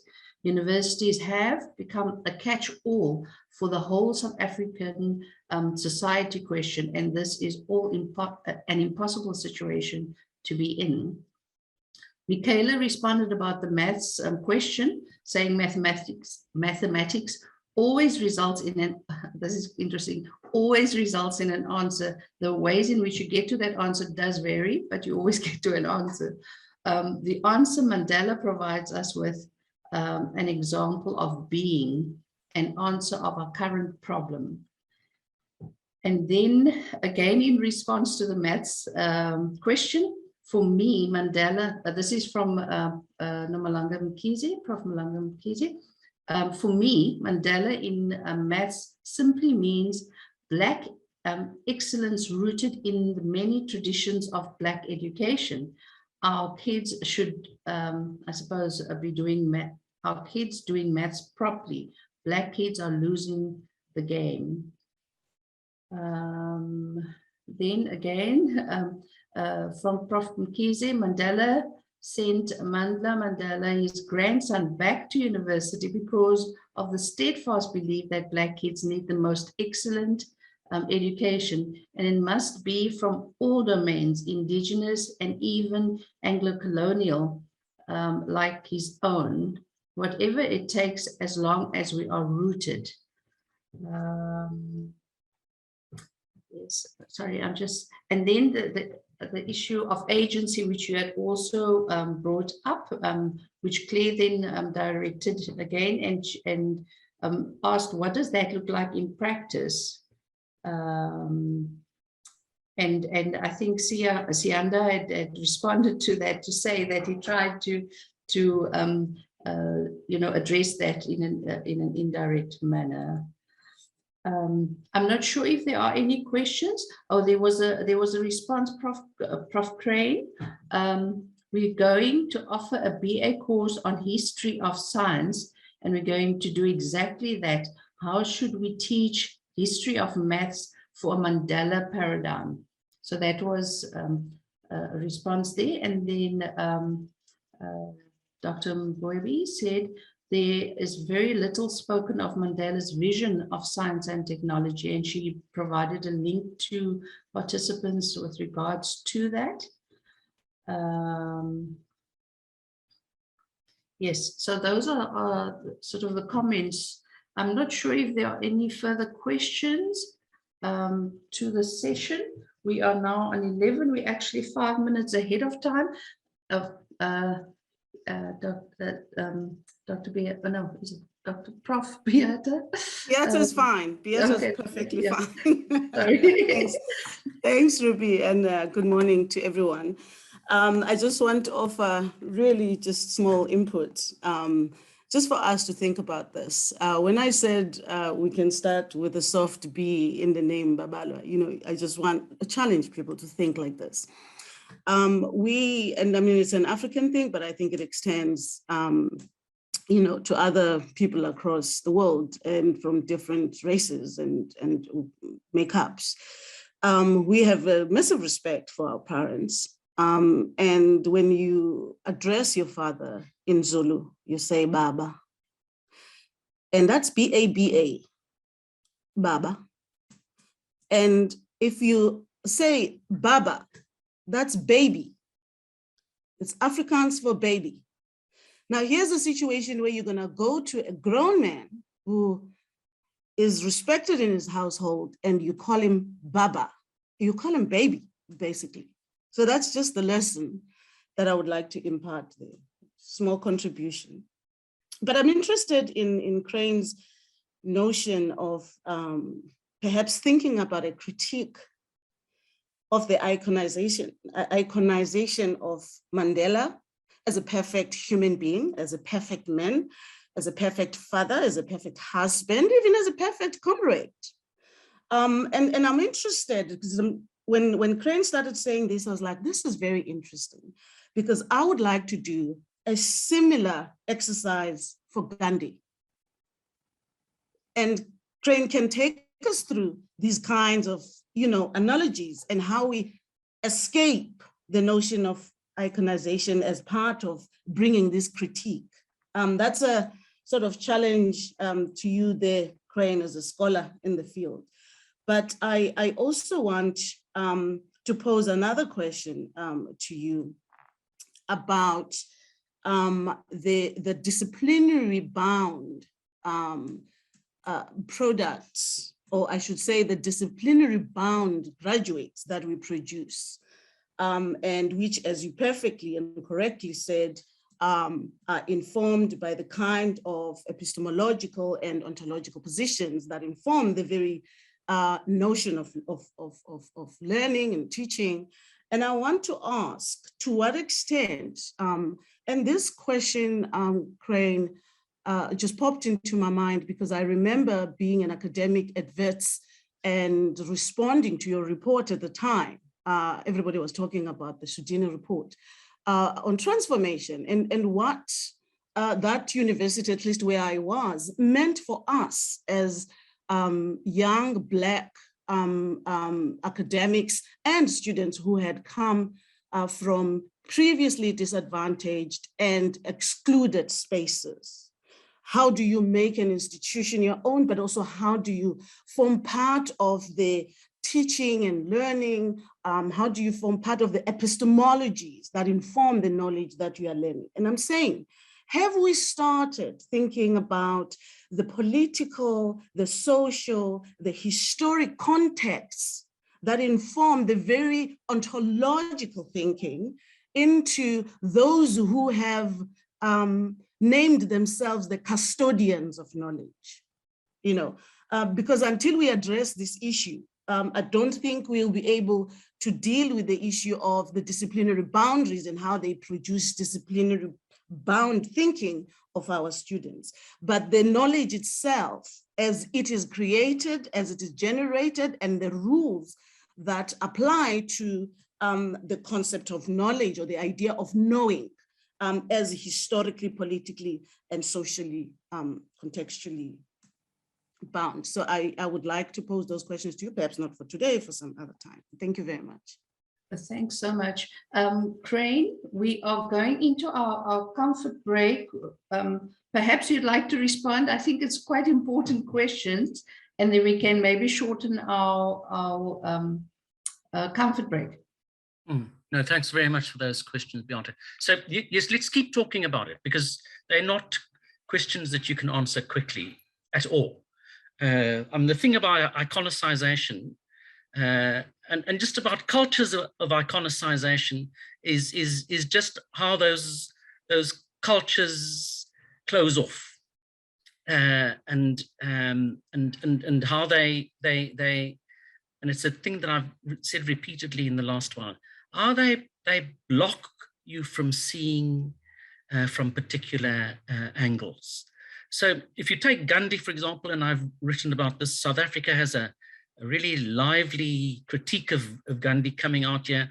But I make the point here that it actually, in the singular way in which it comes to operate, it obscures the incredible critique also that is there in Gandhi of modernity and of where we are as a civilization, as a world civilization. So it's about coming to the complexity of what each of these, these people is all about. So Mandela is like that also. But the wonderful thing about, and Vern can talk endlessly about this, the wonderful thing about Mr. Mandela is that he invited critique. He invited people, I don't know how he personally managed it, into a space of thinking of him as being fallible, as being able to to make mistakes. And it's how you come to, I think, a kind of economy of, that's the wrong word, how to think of a kind of framework in thinking about these human beings in our midst, and recognizing their exceptionality, but at the same time acknowledging their flaws. Sociologically, I would say to you, Mr. Mandela had many flaws. As a social analysis, his analysis was problematic on a number of fronts, and we have to confront that. But there are at other levels, that one would want to be engaged in thinking about him in very much more respectful and even kind of ways in which I'd like to be like him in some kind of ways, but it's a very complicated thing. Just thinking about this question you raised, and I'm going to put it quite bluntly, the rights of the marginalized, of whatever margins one can be thinking about, sexual, gender, racialized, class, and so on. And all of those are at play when people come to the university, those forms of marginalization. Mm. The point to be making, I think, to leave all of this here, is that knowledge has been racialized. Accountancy has been racialized, mathematics has been racialized as, if you like, the product of Europe. The whole idea of Europe is a racialized idea, because all of those things that Europe supposedly come to produce come from other parts of the world. They have long, long histories. So the big thing to do, and thanks for that thing about this history of science course, Nomalanga. It's really crucial. Every discipline, every field must be historicized, must be able to tell the story of its becoming and its narration, how it is narrated. And you'll see, people will come to, drop a lot of the superiority complexes that they have out of an exercise like that. Thanks. Thanks so much, Professor Dean. So we are now on 11:09. Can I ask that we return at 11:15? So we have a 6-minute comfort break, and then we'll start off with the presentation of Prof. Null and the alignment with Vision 2030. Thanks so much to all the panelists and their really insightful and enriching contributions that they have made. Highly appreciated. And hopefully the discussions will continue in our breakout or breakaway rooms. Thanks so much. To our last session. It is now my pleasure to hand over to Professor Heather Null. She's Senior Director of Institutional Planning, who will provide an overview of transformation in relation and alignment with Vision 2030.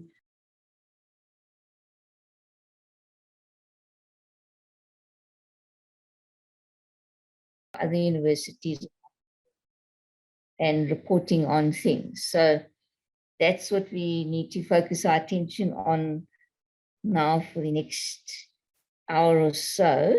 And as was the case yesterday, I've left the same Jamboard there. I'm going to again just put the link in the chat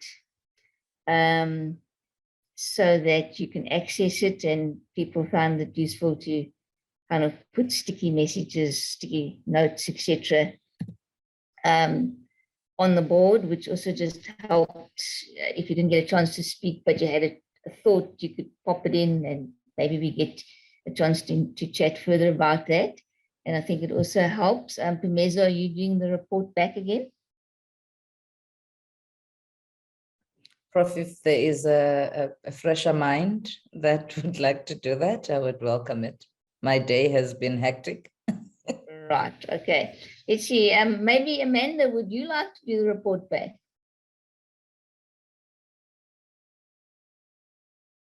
I will try my best, Cheryl. I have to be honest, my somebody brain is different? a bit dead today, but I will try my level All best. of us, I think, are slightly in that position with juggling a new intake and all these other things happening, but let's try. We'll certainly be assisting you. So thanks so much for that, Amanda. So colleagues, let's then open discussions. Particularly, I think looking ahead, we've had really interesting thoughts around how we should be more forward-looking when it comes to what we're preparing our students for example, which link all the way back to curriculum transformation and access and success, for example. So let me just give you a chance if you'd like to start making some inputs, particularly as we look ahead to the aspects that we want to see in our next ITP around curriculum transformation, access and success.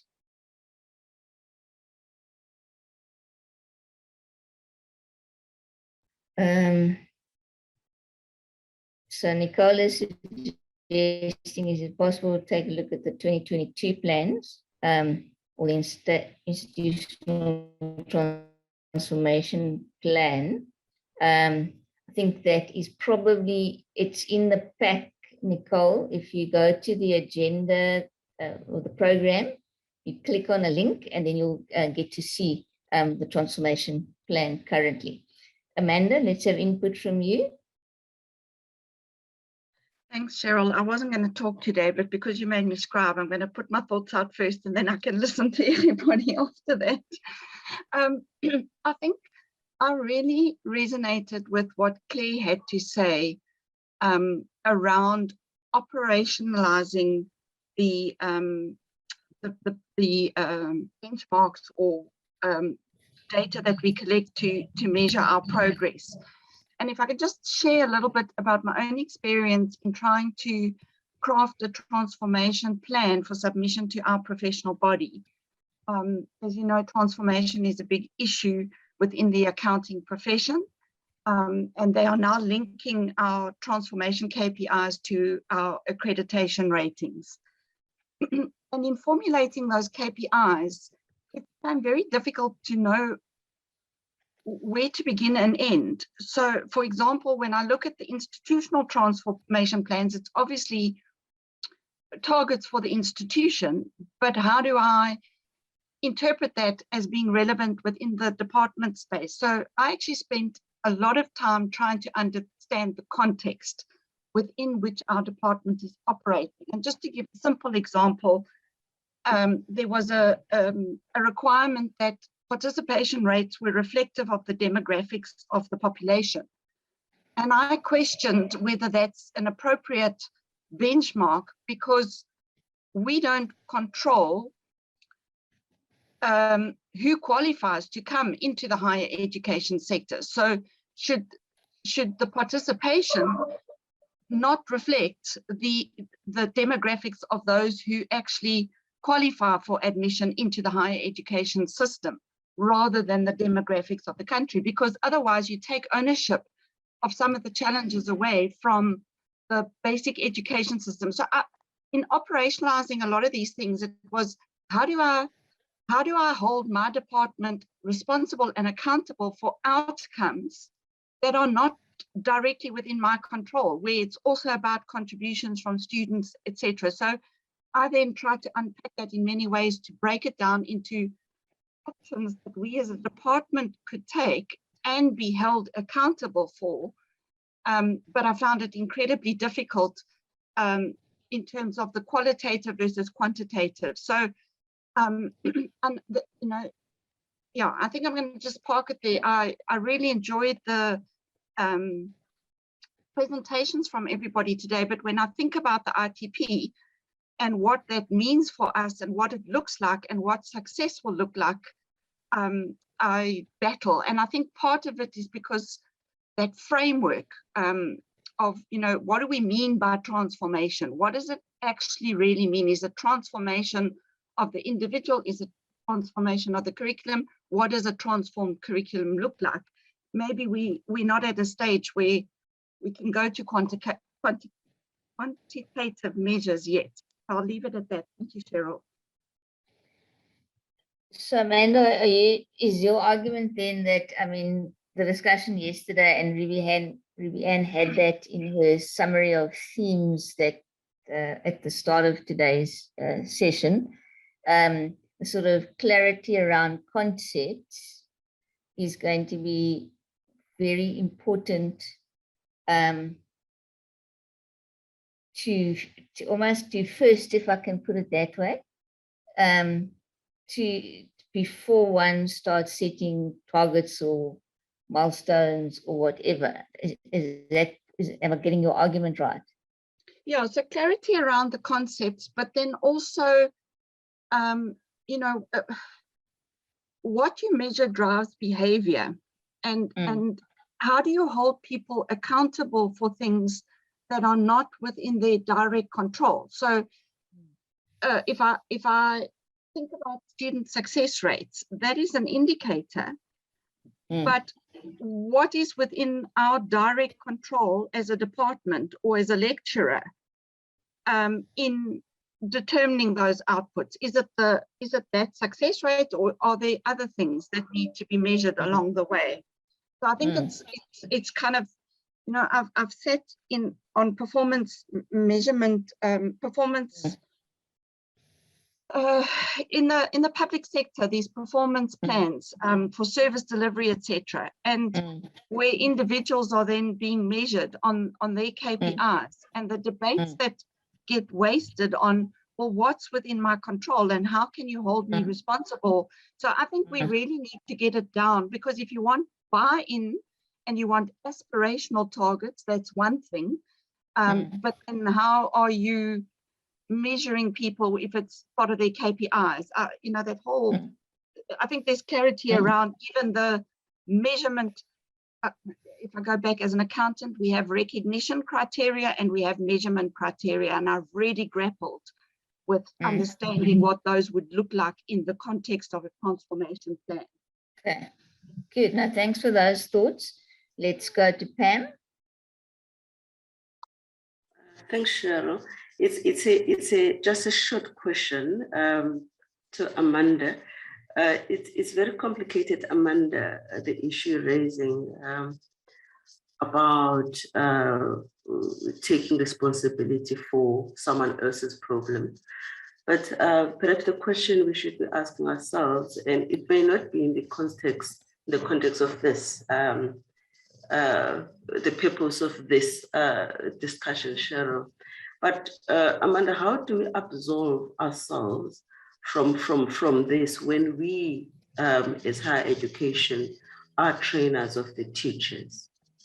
So how do we say we're not responsible when we actually are the ones who are providing them with education to go to? And this is not only Muki's responsibility, by the way. The teachers do courses in accounting, or your discipline in art discipline, and so forth. So I think what I would like us to really, the approach, my plea is that we should really be seeing ourselves as part of a solution rather than us. It's not a plea, actually. I'm just asking, perhaps, shouldn't we be looking at ourselves as part of a solution rather than laying a blame on someone else? Because I see ourselves as really critical in enabling teachers to be successful in basic education. So it's just a question, but as you're speaking, Amanda, that's a thought that came to me. Thank you, Cheryl. Thanks, Pam. So you'll see she's put something, Amanda's put in the chat around, it's more around how we measure progress towards these things as well.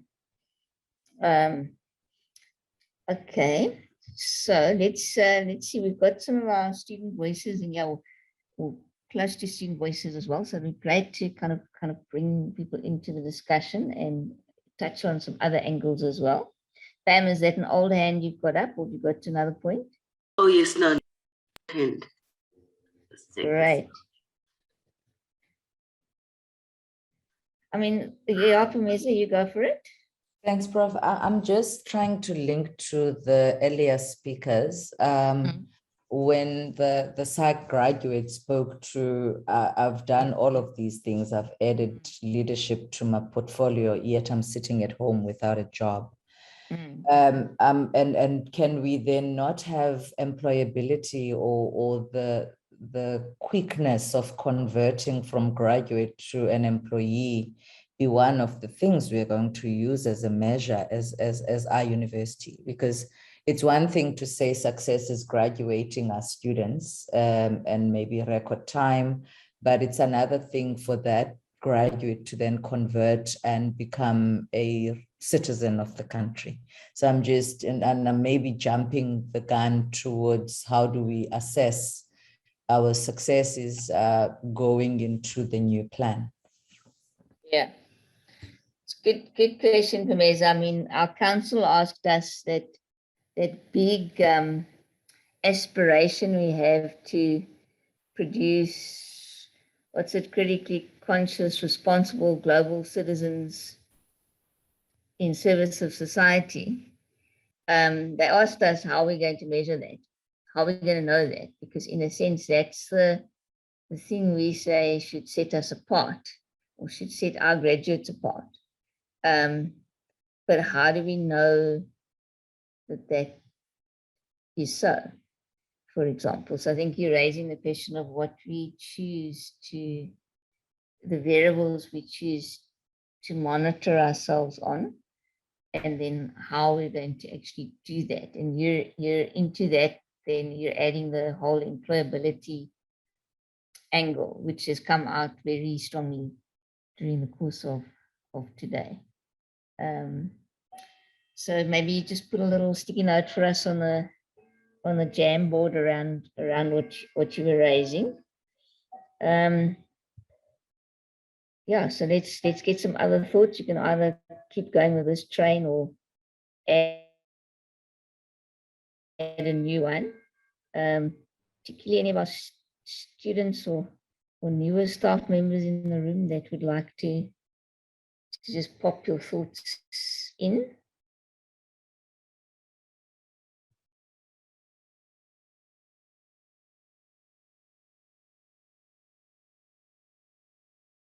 Okay, Samira. My contribution is a bit operational because I was thinking about the employability of our graduates and to create programs, entrepreneurial programs for them, and especially to use technology to, leverage technology for their employability. Like for instance, in the HR discipline, we create, at the end of the program, with all the knowledge they've gained, they probably would be able to host webinars and be able to communicate the trends, the contemporary trends in HR, and then we market these webinars to industry and then like sort of market our students. This is the knowledge they have, and that was the one idea. The other idea for entrepreneurship was to create that they create their own little companies and I'm thinking of the HR functions now, and that they promote themselves for as to service the businesses, the HR businesses across the city and so forth. That was just like I say, very operational. Leveraging technology with the use of webinars and so forth to promote the knowledge our students have and what our the contemporariness and the freshness that they can bring to the industry. And then my one very deep interest is the decolonization of the curriculum. And there has been over this few years so many webinars on decolonization. I think we may almost have an understanding at least. And I think it's time to really now implement it. And I was saying in the other group, and this is just from a HR, again, from another HR method to implement things, is to write it up in your KPI, into your KPIs, that you know, decolonization or aspects of decolonization must now take place. So you write it up, for example, in the deans and in the HODs and the DOS's performance agreements, so that it can really start manifesting. And I would say that just getting that formalized components into our decolonization aspects into our modules, just teaching it could also indicate, be an indicator for transformation. Yeah, that was my input. I mean, my thoughts. Great, thanks for that, Samira. So I know that in other conversations that we've been having around curriculum transformation and decolonization, the comments that have been made is that we're going to have to be a lot more intentional, which is what you're saying as well. We can't leave it up in the air and say, okay, well, we'll have these discussions and we'll transform our curricula.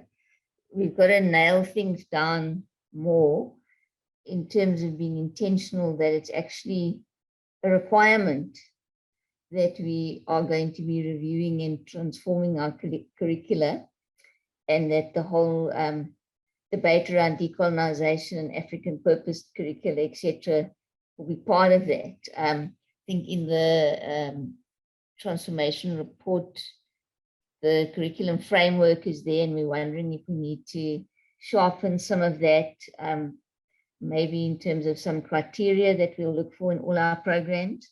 And then you'll be able to track to what extent, firstly, we just have mention in a sense of the criteria, and then we've got to see and how do those criteria play themselves out. So I think the whole thing about being more intentional so that we can track progress, and so that it becomes, when I listen to some of the deans, then some of the discussions that happen in faculties, people kind of slip under the radar and think they can continue to do what they've always done, because there's no, in a sense, requirement, there's no intentionality, in a sense, around what we're doing. So I think you've been raising good points there, Samira, even around the employability as well.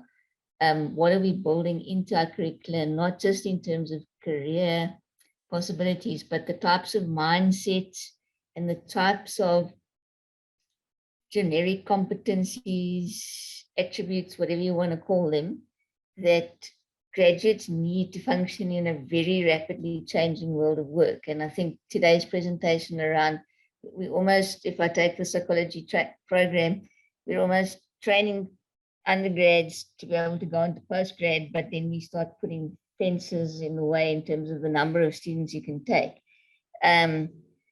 Whereas a person that's been trained in human behavior can have so many different opportunities in the world of work if we've actually enabled their development in a different way to the way we're currently doing it, which the word that was used this morning was, it's very academic what we do. So yeah, so let's see what Muki wants to say. Come into the conversation, Muki. Also like your input this morning. Thank you. Thanks, Cheryl. Now, I'd like to comment on two things. The one on employability, and the other one in terms of how we can implement, our decolonized curriculum. With employability, I know that we do have a survey that we run, yearly from Heather's office, but there's also a national one, Universum, that also asks questions about what our graduates are actually doing. Are they doing what they were trained for, or are they doing something different? Because I think therein lies our ability to see what kind of skills, knowledges, like you were saying, dispositions and qualities that we need to put into our programs. Because I also agree with you, Cheryl, that we don't need to bring an appendix to our curriculum, but to really rework the curriculum in such a way that an HR graduate can be able to do multiple things once they graduate. And my other question is, we shouldn't be only looking at employability. What else can our students do when they complete their studies, other than just doing postgraduate studies or being employed? Yeah. So what is that kind of graduate that we want to really prepare? And I think, Cheryl, we can work with our alumni association office, to track our alumni, to see where they are, because after 5 years, yes, we do this every year after graduation, and then we have the survey. But then after five years, it will give us some kind of indication of how a Mandela University graduate is able to fly out there, because some of them are not only, for example, like me, I did not end up just being a teacher and then becoming a school principal, but I was prepared, at university to become that, but I became something different. And so how do we capture that? So the second one, the requirement to review our curriculum, I think really that is really important. And I think one of the things that we can do to make sure that faculties or departments are held accountable is to really look at how do we monitor this. Like I said yesterday, not just because of compliance, but in your discipline, for example, if your discipline is accounting, what are the things that we need to have in our curriculum that would indicate that we have rethought the curriculum, and also work with our counterparts from Rhodes, UCT, Fort Hare, so that they moderate our modules, because mostly when we apply for accreditation, we go to CHE, DHET, and those are outcomes that are up there in the air. But when it comes to modular level, then we need to, I think, make it practical. Thanks, Cheryl. I know I talked so much. Sorry. No, that's wonderful, Amuki. And I like that the way that UCT are displaying the little bar graphs of their key indicators. And I think what you've added in now is, other than almost the overall institutional transformation indicators, we could have some for our curricula. And then the more you start sharing that information and people start seeing it, the more they also, I guess, see the need for buying into some of those things. So let me just check, Nicole, before I bring you in. Oyama, your hand was up. Would you like to come in first? I don't know if I'm pronouncing your name right, if it's Oyama or Oyama.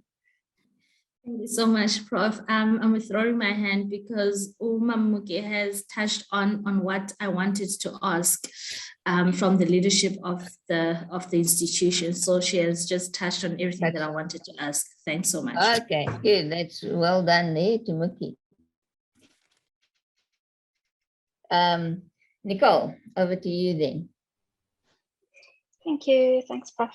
Good morning, everybody. I thought I would quickly mention something that we've been experimenting with in the hubs of convergence over the last year, was how to connect the engagement projects that we are working in to students and to curriculum, to teaching and learning. And one of the moments in which we were able to successfully do this was with photography and design second and third years. So from the Visual and Performing Arts School. And they were able to join us in visiting community kitchens that we work with and engaging with them to hear about the work they do, and then producing both photographs and design materials such as logos and other materials that the organizations or the community groupings could then put to use for themselves. And that the kind of framing of that is an effort to produce a kind of material that serves multiple stakeholders' interests, in that we're producing something for the community partners with whom we are working elsewhere in that project, the students, it's part of their curriculum, and it's an experience that takes them out of the classroom environment and the university environment and into communities. And it's something different from what they're usually engaging with, especially, for example, graphic design students are often working on corporate style projects. So this is a very different environment for them. And at the same time, it allows us as the hubs of convergence and as the university to learn from the students' engagement and to be able to utilize some of the photographs and the design material that they have produced in our work. And the other thing I wanted to mention is that it was also framed from our side in the hubs of convergence, where we managed to join in on workshops with the students before going into the project and really explain to them, what the university's Vision 2030 looked like and why we were doing this work as the hubs of convergence, why we felt it was important. And it's about that sort of transformational experience as a student and the ability to envision what your work might look like outside of the corporate environment once you've qualified, and also to connect it to the realities of the people who live in our metro. We haven't yet managed to connect it to other disciplines, but obviously you can imagine the possibilities for this kind of work in almost any discipline that you can think of. Yeah, just to park that there and see whether it would fit into the idea of this curriculum transformation. No, that's fantastic thoughts there, Nicole, and what you sort of also broadly raising, I'm sure, is around, so where we get examples like you bringing this example forward now of how things can work differently and how we, in a sense, start producing different graduates through these other experiences we're providing them with, and how that enriches their employability options, because I think more broadly about things, for example. So we need to be collecting examples of these types of things, because that gives those who are uncertain or don't know how to think into this, it gives them ideas once they've listened to very practical and, in your case now, very nice, refreshing examples. So thanks for putting that in place. Yeah, could I add something quickly? Just to say that also it provides an opportunity for community members who are otherwise completely out of touch with the university space and feel completely removed and not unwelcome, but like it's an ivory tower for them. It allows them to speak into the space and to give their feedback on what it is that students are doing and on their experience of this engagement with the university. So, and we present it in that way, that we are learning together from one another. So there's a chance for that bi-directional sort of learning, which is, I think, is valuable, and also in terms of decolonizing the curriculum. It's absolutely, absolutely speaks into the knowledge project and bringing in the diverse knowledges into the picture, and it then also broadens for the student who provides the knowledges, in a sense, who brings the knowledges to the table. It's not just the lecturer. So I mean, it's just such a brilliant example where there's, through that case study almost, or that contextual space, there's just so much that everybody in the space can learn that can then be shared also with others to create similar opportunities. So thank you, that's brilliant. Let's go with Pumeza and then we'll go to Sianda. Thanks, Prof. As we are speaking and leaning on to Amanda's comment on the chat about the environments and how economic spaces are, I'm wondering, how do we influence? How do we create not necessarily a bi-relational, where we're not isolated in creating graduates for the world, but we are also in the world that will influence? I'm also just thinking, how do we deal with accreditors who may not be thinking the way we are regarding our curricula? Because I'm thinking now the psych department, for example, might be influenced by what the HPCSA says is a psychologist, and whatever other that we are doing that will shift what psychology is about and what the psychology world would be about may not be in the frame of our councils. And maybe Amanda might experience similar in terms of accounting being controlled elsewhere. So how do we bridge the gap and influence not just the inside, but the outside that will receive our graduates and will influence what we teach our graduates?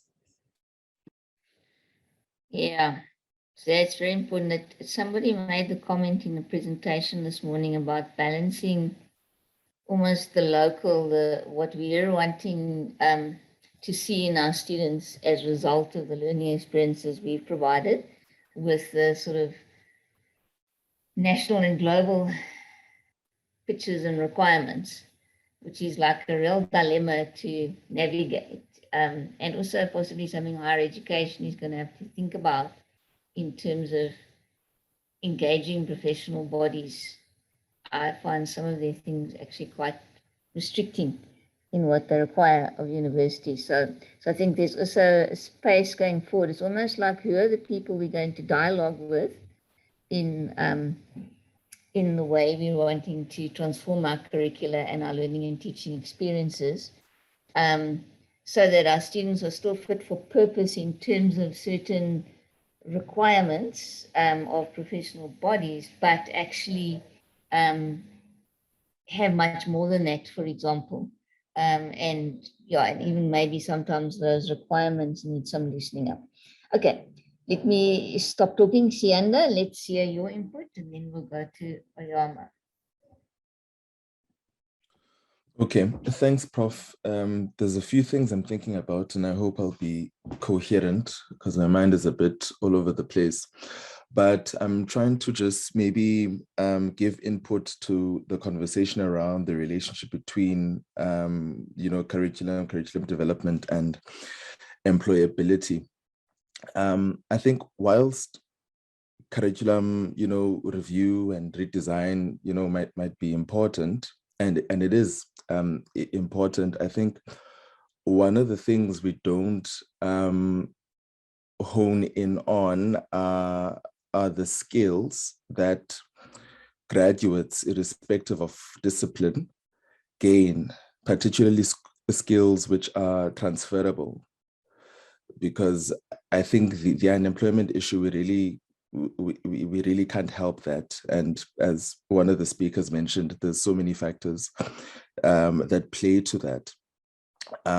But what we can do is to try and position graduates to be competitive when they look for work that goes beyond their disciplines. Well, to the psychology problem that was articulated by Patisanani in the TIMS panel, because I also struggled quite a bit between my honors and my masters to get into masters. And in that period, I had to find a way to sell other transferable skills, which are not necessarily the exclusive of psychology, but be able to convince someone in a completely different field that with what I have learned in the program that I've done, I would be competent enough in this very different environment, which psychology has not necessarily prepared me for. So I think that's something else perhaps that needs to be thought around. How do we help graduates, number one, identify the skills that they are gaining and which of those skills find application in other fields or disciplines, as is the case in Wall Street. In Wall Street, we find less finance people now and more rocket scientists who work there, as quantitative analysts, because through science, they learn, the important principles which become applicable even in Wall Street. I think I'll cap it there for now, Prof. Thanks. Oh, thanks so much for that. So it's again getting to those things our graduates are developing. What do we know that they're developing them? And what of those are actually the useful things that will enable them to thrive in the world of work and, potentially change careers many times because they've got some basic underpinnings that make that possible. So the whole notion, for example, of all students needing a good background in design thinking is kind of one of the things that's spoken about these days. Oyama. Thank you so much, Prof. The conversation just triggered a thought or a question for me, is that, like, how do we deep set entrepreneurship within curricula? Because this thing of having graduates not being employable is it's a pandemic on its own. And now I'm thinking, what happens within learning, because now this means that we are producing students who aspire to go look for a job and not try and create employment in society. Because I'm thinking, as a PhD candidate myself, I need to look beyond getting a job, and I need to have the skills of, I have a PhD now, I've accomplished this, then therefore what is my contribution to society, rather than me then also going and looking for work. So how do we then have this foundation in curricula to motivate students to think beyond just getting a job or finding a job, rather create employment in society? I think maybe that might be a problem, because we're just not focusing enough in motivating students, seeing themselves as a business. I want to flag that was, I don't have a better word for that, but seeing themselves as a business, reaping rewards of investing in their education. How do we do that? Thank you so much. Do you have any thoughts, Ayama, as to how we do that? That's why I'm saying at the moment, I think maybe we need to, like I said, deep set entrepreneurship within the curricula, like to change the mindset and focus on that and show other possibilities, for students, rather than studying to get a job. Because now the world is changing, the generation as well, we are changing. Everything is changing. Like, how do we then adapt to the new changes of global society? And we need to learn how to survive in the new spaces, and that needs different thinking. And I feel entrepreneurship will play a critical role in that, if we learn from maybe as at an undergraduate level, about entrepreneurship. That's what I think. Thanks, Prof. Thanks for that. And so there is a thought around, all students need to develop an entrepreneurial mindset. They may not have opportunities to practice entrepreneurship at university, but if we can work on the mindset, as you're saying, that you start thinking differently. In one university, I've seen that students actually get mentors from first year to start talking about their future employment thinking, for example. So you can do courses, but you can also do some work around that with students. Amanda, I know there's interesting chats going on as well that I'm seeing here. Amanda? Yeah, so you asked, Cheryl, you asked the question, how do we change the mindset away from employment? That's something we've been grappling with quite extensively within our space. And in fact, I think that our professional body is actually influencing our curriculum in the right direction. They're recognizing that the world of work is changing for accountants. We can no longer prepare graduates to account for historical cost. The shift is towards value creation, a focus on sustainability for multiple stakeholders, and the new skill sets that are required within that space. And there's an increasing emphasis on what, to use the language within the university space, what we would term the graduate attributes, or those life skills, learning skills, and whatever, I forget the 3 categories we've put them in Vision 2030. So we've been applying our minds to think about how we can be more intentional about the students' development, because that's one of the hidden parts of the curriculum. We expect students to develop these. We claim that they develop them, but how do we know that? And how can we be intentional? So we are looking at developing a a capstone project which will run from first year to their final year, where students are collating evidence either from the formal curriculum or the co-curricular processes or activities outside of the university altogether. And they do critical reflection or self-reflection on the extent to which they've attained various competencies. And what we are trying to do is to map what those competencies look like, to give students ideas of what they look like, where they should be at by the end of their first year, their second year, their third year, and where there are opportunities for students having identified gaps in their personal development or their own transformation or their learning journey, where they can tap into opportunities, and then what their reflections about their growth and things. Because if you look at the rapid change in the world today, that's adaptability and being able to change and to reflect on what needs to be done differently and what you need to unlearn and relearn is a critical factor. So that's kind of one way that we are still sort of at conceptualizing stage, but that's one way we're trying to give practical effect to some of what Oyama was saying in changing mindsets. Right. Good. So there's another example of a potential case study that we can start drawing on. And it sounds very interesting, Amanda. Pumeza?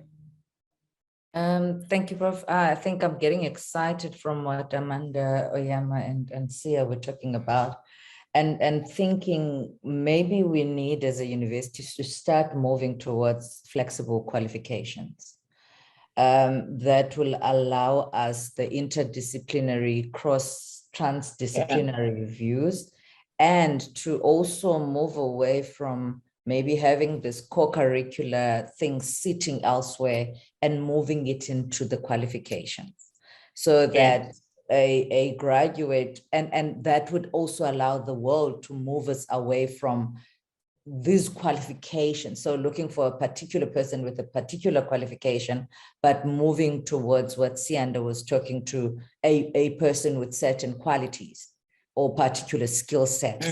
So I think moving forward, when we're doing APC, there should be measure as to how beyond your discipline, your qualification is coming into. Thanks, Pumeza. So that links with, I see there's 2 bits in the chat around practice-based education. Sianda, do you want to say a bit more about that?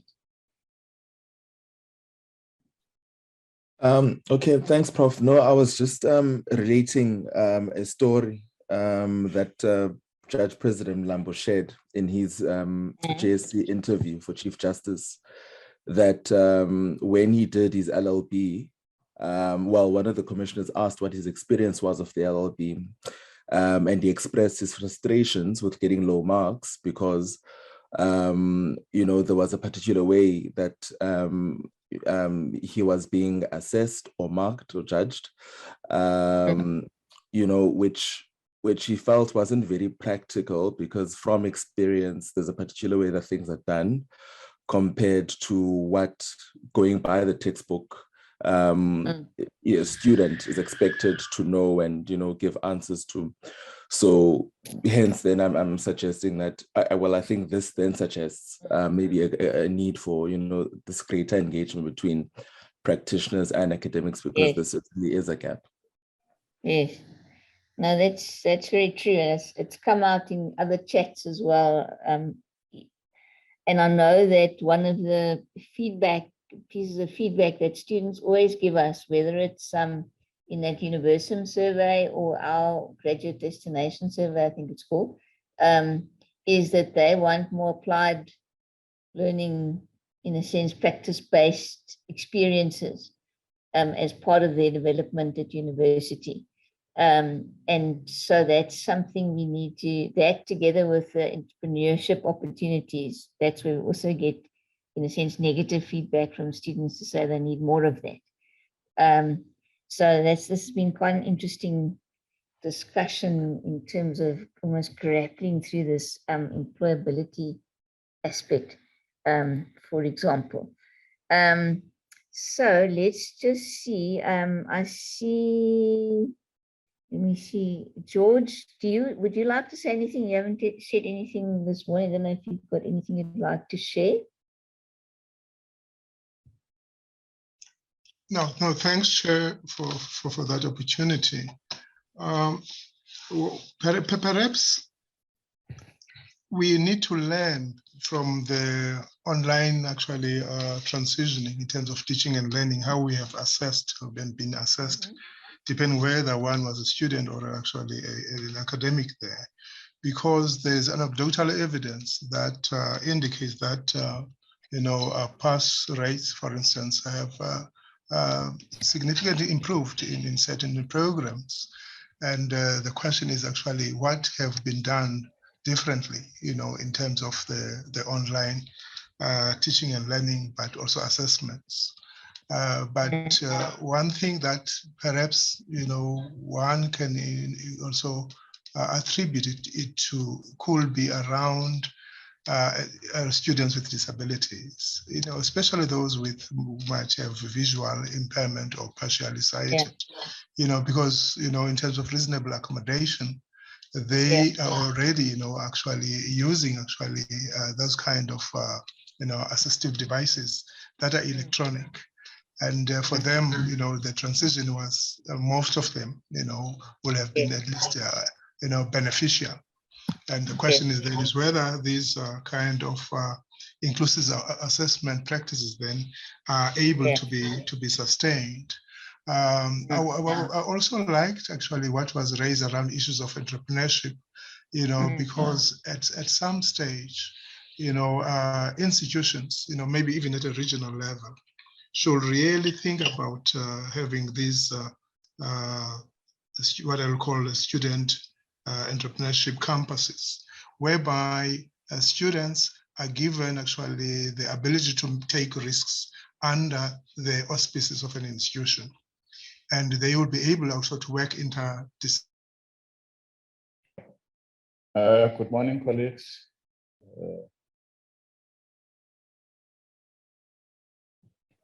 Good morning. All right, so about an hour to refine the work that we did yesterday.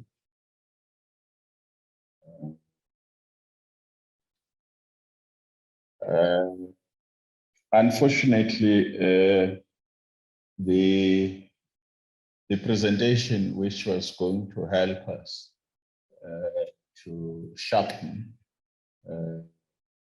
alignment between our work and Vision 2030 has not been made, but I think that's fine. There's no train smash. So what I would want us to then do, I think all of us have seen the questions. I think it's about really alignment, concretizing, summing up what we propose to be actions to be included in a 5-year ITP strategy or institutional transformation plan, going forward. So we're going to build on the work that we did yesterday. And I would also suggest that as we do, as we think and refine this morning, I would want us to be much more sharper in terms of what I would suggest as key catalytic interventions that we would want to propose going forward.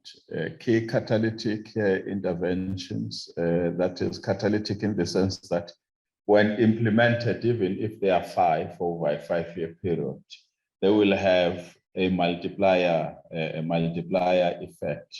So their impact will be much more larger than their number. So they will contribute to the bigger purpose of the university, other than having a long list that will be equal to their number in terms of impact, as opposed to having a short list, but that will be bigger than its number, you know, in terms of impact. So that's my definition of catalytic interventions. And again, catalytic interventions that straddle the entire university, that will in themselves mobilize what I think we called a university partnerships, university collaboration, and interventions that will foster integration in terms of how we do work, you know, as a university, as opposed to a siloed approach. So if you like, I'm saying let's think about those interventions that will have a transformative outcome, but that will also be transformational in terms of how they are implemented, that are going to cause transformation even in the process of implementation. As I was saying, for instance, to just force and cause collaboration between outfits or units in the institution that do not normally work together. And I think yesterday we said quite a number of things. I'm just doing a shorter recap. We said quite a number of things. One, we talked about embedding, institutionalizing. One, we talked about defining, institutionalizing, and cascading this idea, notion, construct of a student-centered university, and having a champion that will act as a facilitator and a driver,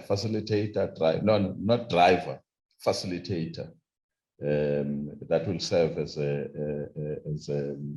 a facilitator of that work.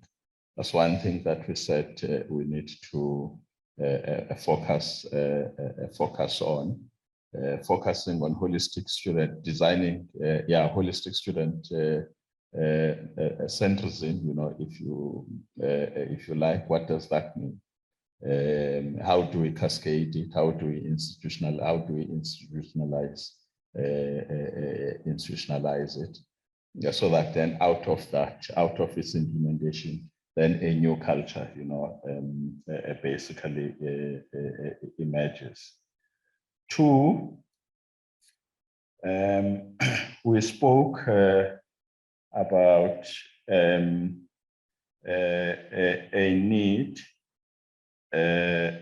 to ensure that in the course of our work across the spectrum, we integrate particularly students with disabilities as a central business of the university, as opposed to it being a central business of university accessibility, you know, and disability services. We also talked about a comprehensive and integrated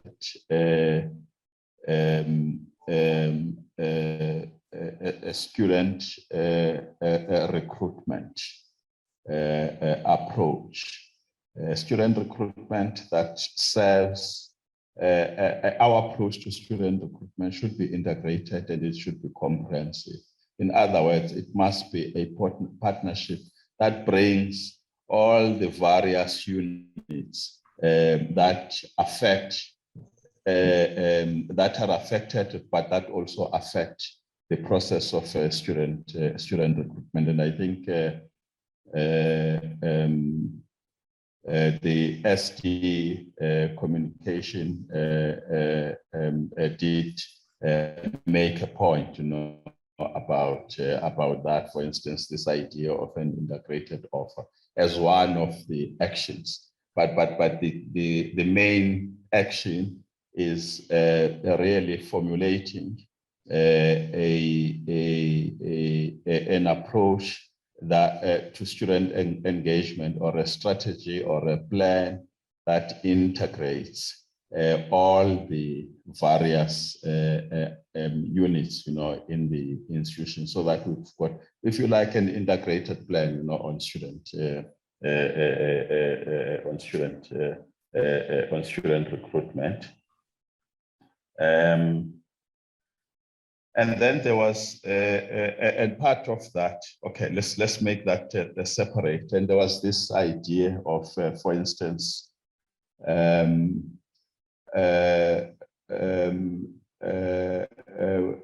that came from the graduate placement office, which talks to, it's part of it has to do with student recruitment, but part of it has to do with how we empower our students whilst at Mandela and prepare them for life, beyond the university. Like issues of student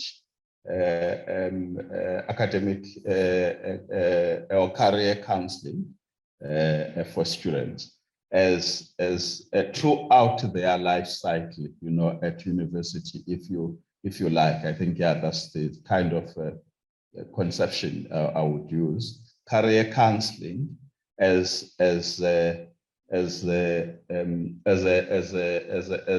ceaseless process, pre, during, and towards the end of our students, as we prepare them for the life outside university. So having those types of sessions. In other words, a student transitioning a program that help our students, that empower them to truly navigate university as well as navigate the world outside a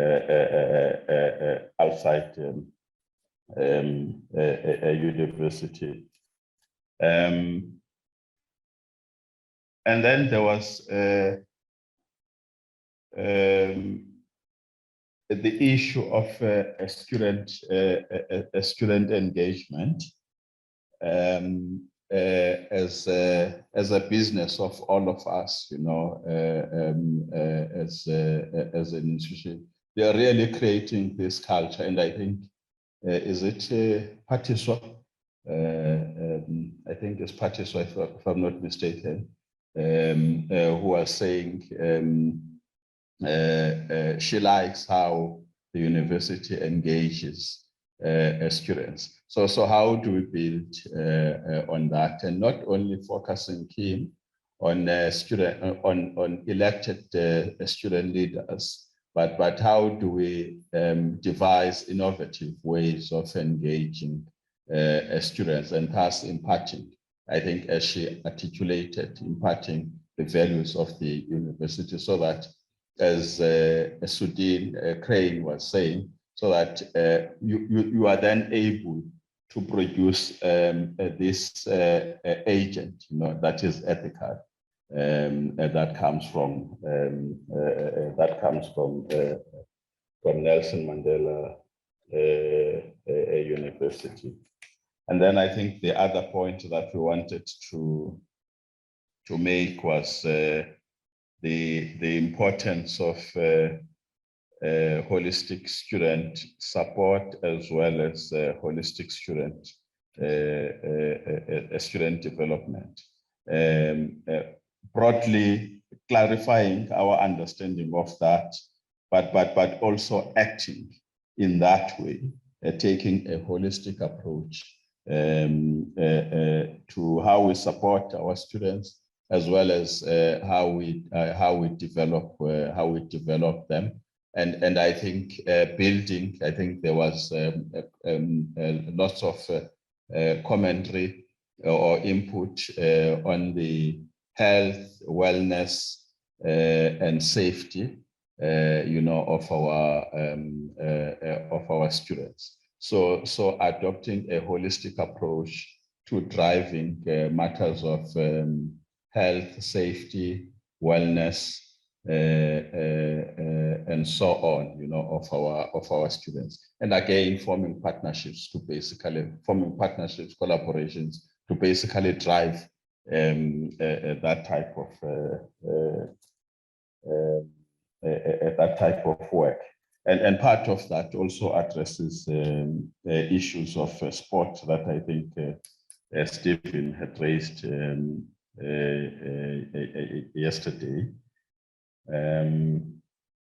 I think I forgot now the other point that I wanted to raise as part of our recap. So, colleagues, I would then so upfront, yes, Apiwa, you can take notes, can continue taking notes. But I would suggest that Bernard reports on our behalf.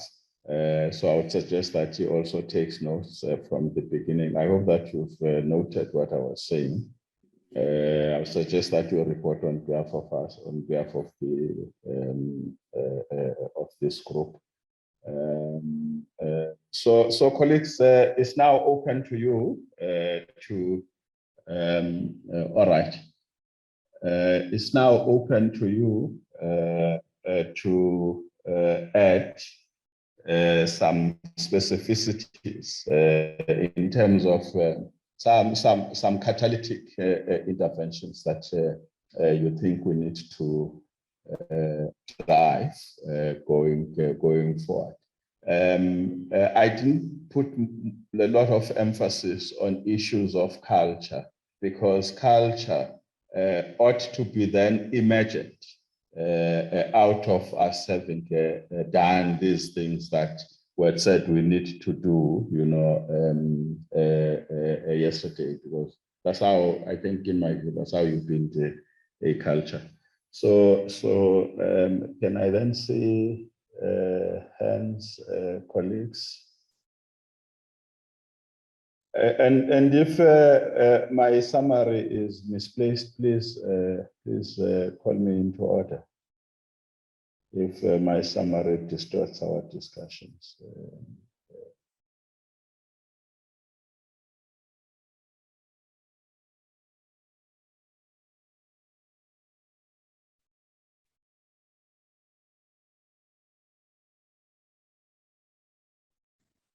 I think it is in order, Dean.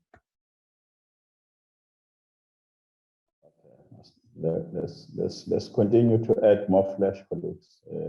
Let's just throw in ideas. Let's just throw in ideas.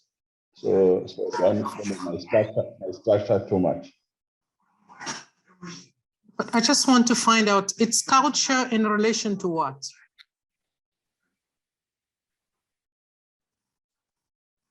No, I'm saying, for instance,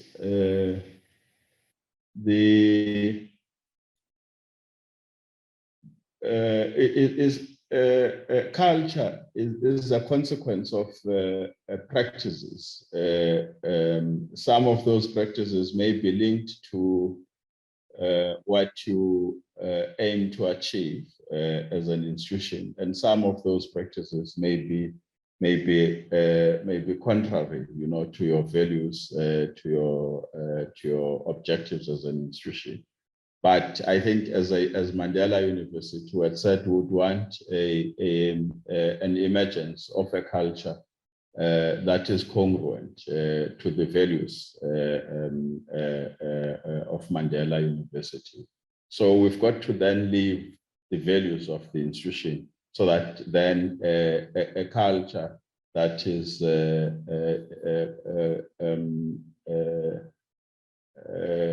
congruent, to those values can basically emerge. Because if we don't leave the values, then there's going to be an emergence of a culture that may, there might be an emergence of a culture that is contrary to the values of the institution. I'm not sure whether I've responded to your question. With regards to what you're saying,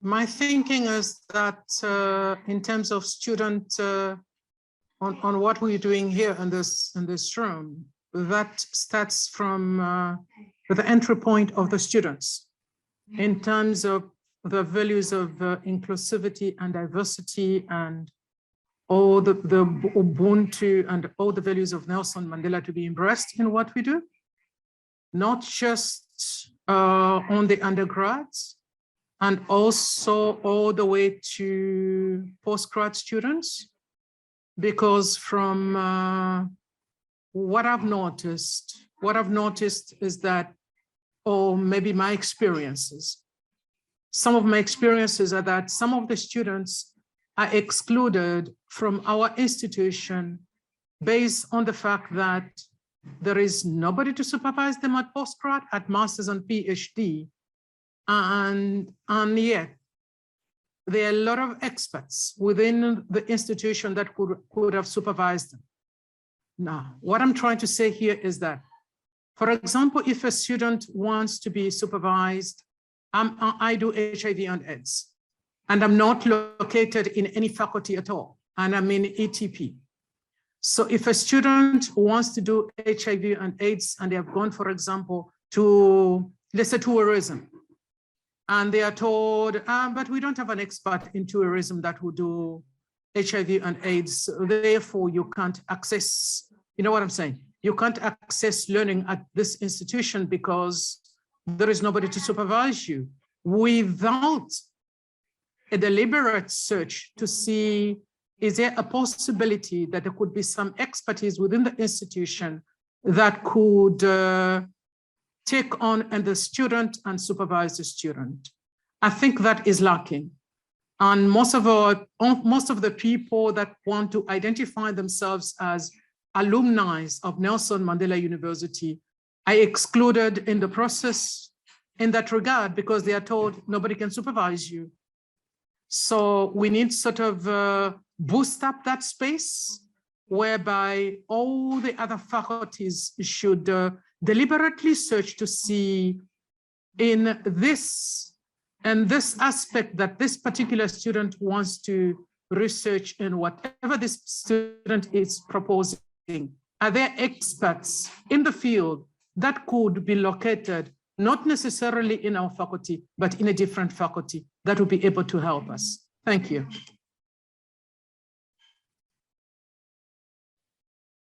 All right, thank you so much. I think that contribution is quite clear. Probably can just add, because I know of some colleagues as well who've got supervisory expertise. Some of them have reached out to some faculties, but there's just been too much gatekeeping, if you like. So I think it's something that we must raise at plenary as an idea. We may also just have some kind of a database of colleagues who may not necessarily be located attached to faculties, but who have got a particular set of skills that could be used by faculties, to do exactly as we are suggesting in terms of, could be guest lecturing, it could be, as you are saying, augmenting their supervisory capacity, which is a problem. And again, I think the student who spoke, the former student who spoke was instructive, in this regard. Thank you so much, Rosemary.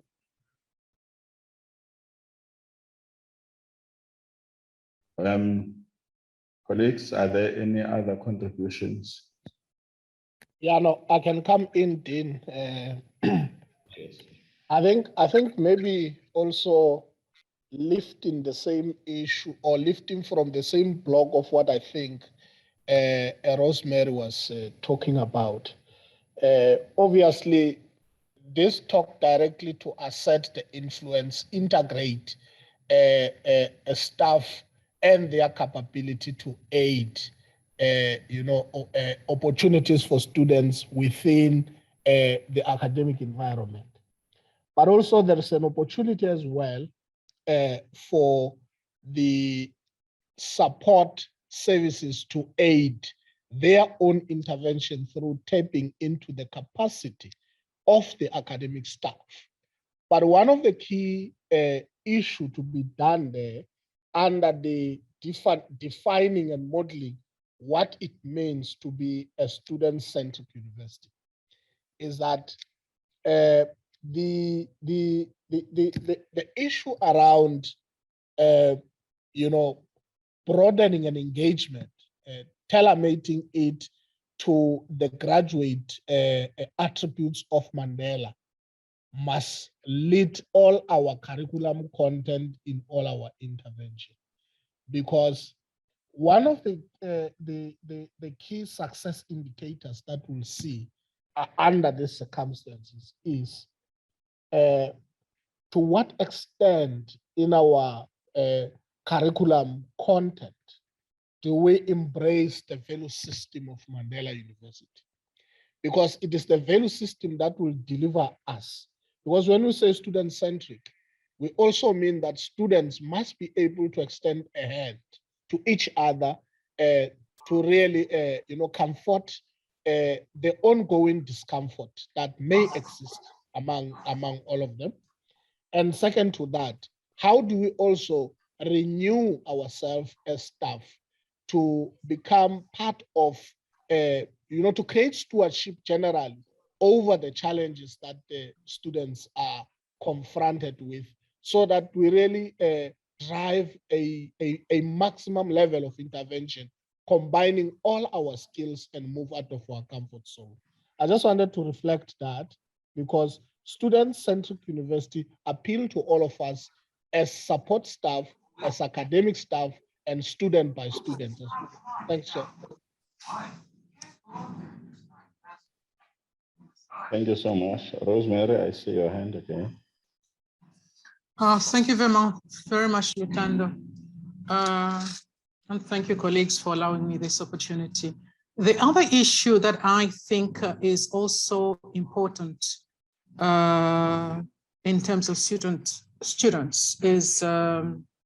is how different faculties are different, not necessarily in the curriculum, but on entry point at postgrad. For example, let me give you this example. Faculties have very different and very diverse in the way they do things, let's say at masters and PhDs, in terms of student proposal defenses. In some faculties, I've supervised students in different faculties. And what I've observed is that in some faculties, for example, you have the student that has written the proposal and the proposal has been accepted, it's ethically approved, they must defend the proposal and they will do the presentation themselves. So they can answer to any of the critical questions because they've got the heartbeat on this proposal. And everything happens and it's all nice and perfect. And in some faculties, however, you find that the students are excluded from that process of the student doing their own defense for their proposal. It's supposed to be the academic who's supervising. So I find that to be very problematic, because if I do not have the heart for what my student is proposing, I might not defend it well enough. But my student who could probably be living, let's say, in the space of what they are proposing, they have a better understanding of what it is that they're proposing to study, and they will be able to defend their study better than the academic themselves. I think there should be that sort of, there should not be that disunity in terms of faculties at that level. There should be unity. And the other problem that I find is that when I'm supervising students in different faculties. In this particular faculty, I did the proposal defense for the student, and it went well. And in the other faculty, it is the students themselves that defend the proposal, and it didn't do very well. Do you see the conflict that it poses within the student space, whereby when the students are speaking to each other, you defended this proposal and you did not defend mine. It just brings that kind of conflict that leaves the supervisor without answers and control of what do I do, what do I say? And you tell them, no, the different faculties do things, but why? You know, because if you are defended for me, I would have done as well as the other person that has been taken into the institution. So it's those kind of differentiations.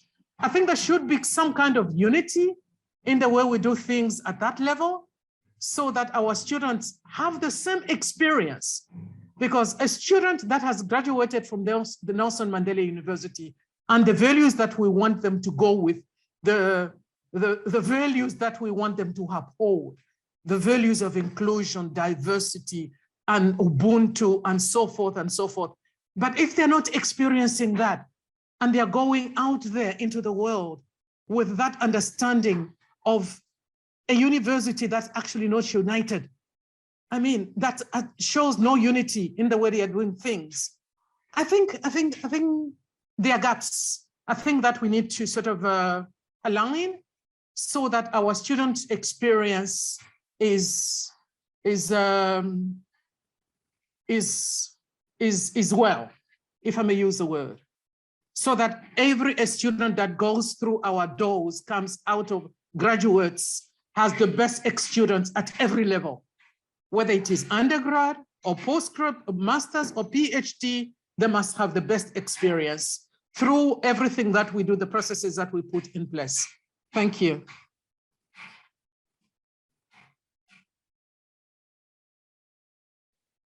Thank you so much, Rosemary, for that input. I hope that Bernard, you've noted it. I think the signpost is coherent, consistent, coherent, consistent, unified student experience. True. And then one of the interventions is this one of ensuring that in the academy, at least the policy baseline should be the same, and we can use this aspect of a proposal defense as an example. But I'm sure there are many other challenges. Just at a principle level, yes, of course, science, I mean, biology is not necessarily going to be the same as another discipline. We're not talking at that level, but we're just talking at core academic principles that let's have a unified, aligned approach, you know, at that level, so that experience is not dissimilar, you know. amongst our students. No, sir? Oh, thank you, Chair. I am just thinking of the programs that we offer at the university. Are they still relevant to the type of the students that we have? So I think maybe if we can find ways of tracking the relevancy of the programs that are offered, are they equipping the student to have a skill that is needed, that is going to assist them to explore or to be innovative of whatever they want to do. The second thing, maybe in the issue of the culture that is currently in practice at the university between the academy and the support staff, if we can devise the strategic ways of collaborating fully so that we assist the student, we are in the same level of equipping the student holistically, to amputate those terms to say there is them, there is us. So I think that practice, it can help us to win or to have the product that we want to have at the university. So I think it also it is speaking to the unity, to be unified. The last thing I want to talk about is an issue of the continuous collaboration and engagement. For instance, as you have alluded, Dean, the issue of integrating or of centralizing the students that have special needs across the university. So it means the collaboration in terms of understanding what is the support that is needed. Not to say these students, they belong to a certain unit, but to understand that they belong to the university. So those are the 3 points I wanted to talk about. Thank you.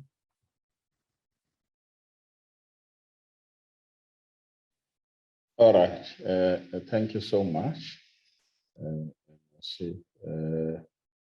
Just as a way of emphasis, especially on the first point, I think about our responsiveness of programs, both academic and co-curricular programs. Responsiveness, to the needs of our students, as well as our responsiveness in terms of our prepare. I think the point that Bernard you made earlier on, the need for us as the university staff in particular to empower ourselves so that we can better respond to the changing profile, of our students, to be empowered such that we are sufficiently sensitive to the social dynamics that our students bring to our environment, instead of really interpreting a new student using old systems, or navigating the new world using old maps, if you like.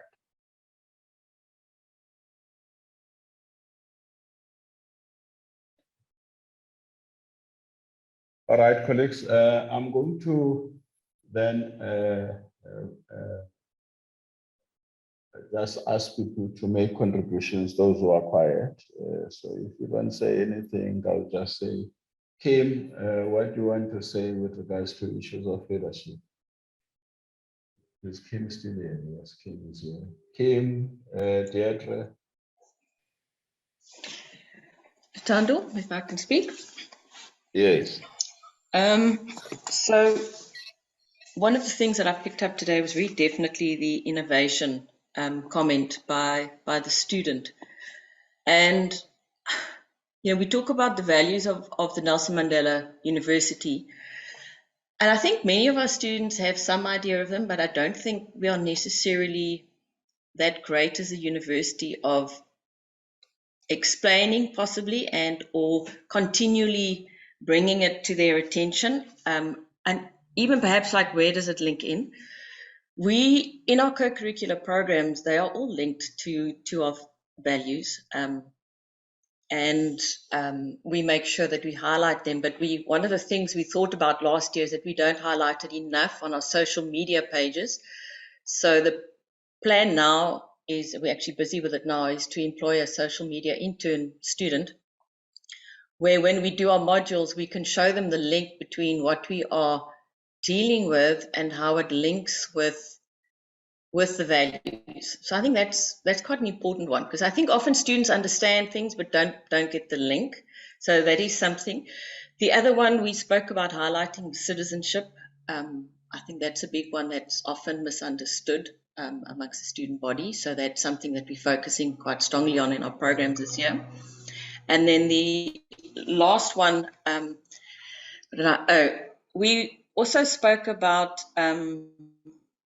we're looking at, we seem to think that there's a big gap between, and in fact, same thing, the student mentioned it earlier on, there's a big gap between when a student graduates and when they go into the work environment.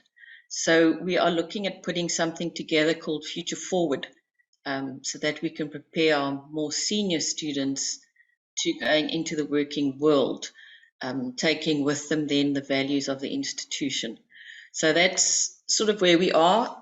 We do run pre and post tests on our programs, so we have an idea of where they were when they started the programs, where they are when they finish, and that's been quite interesting to see what we've got right and what we may need to work on a little bit more.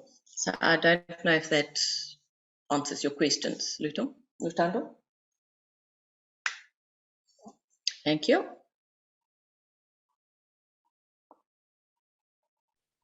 Thanks, Kim. Not sure whether Dee wants to add.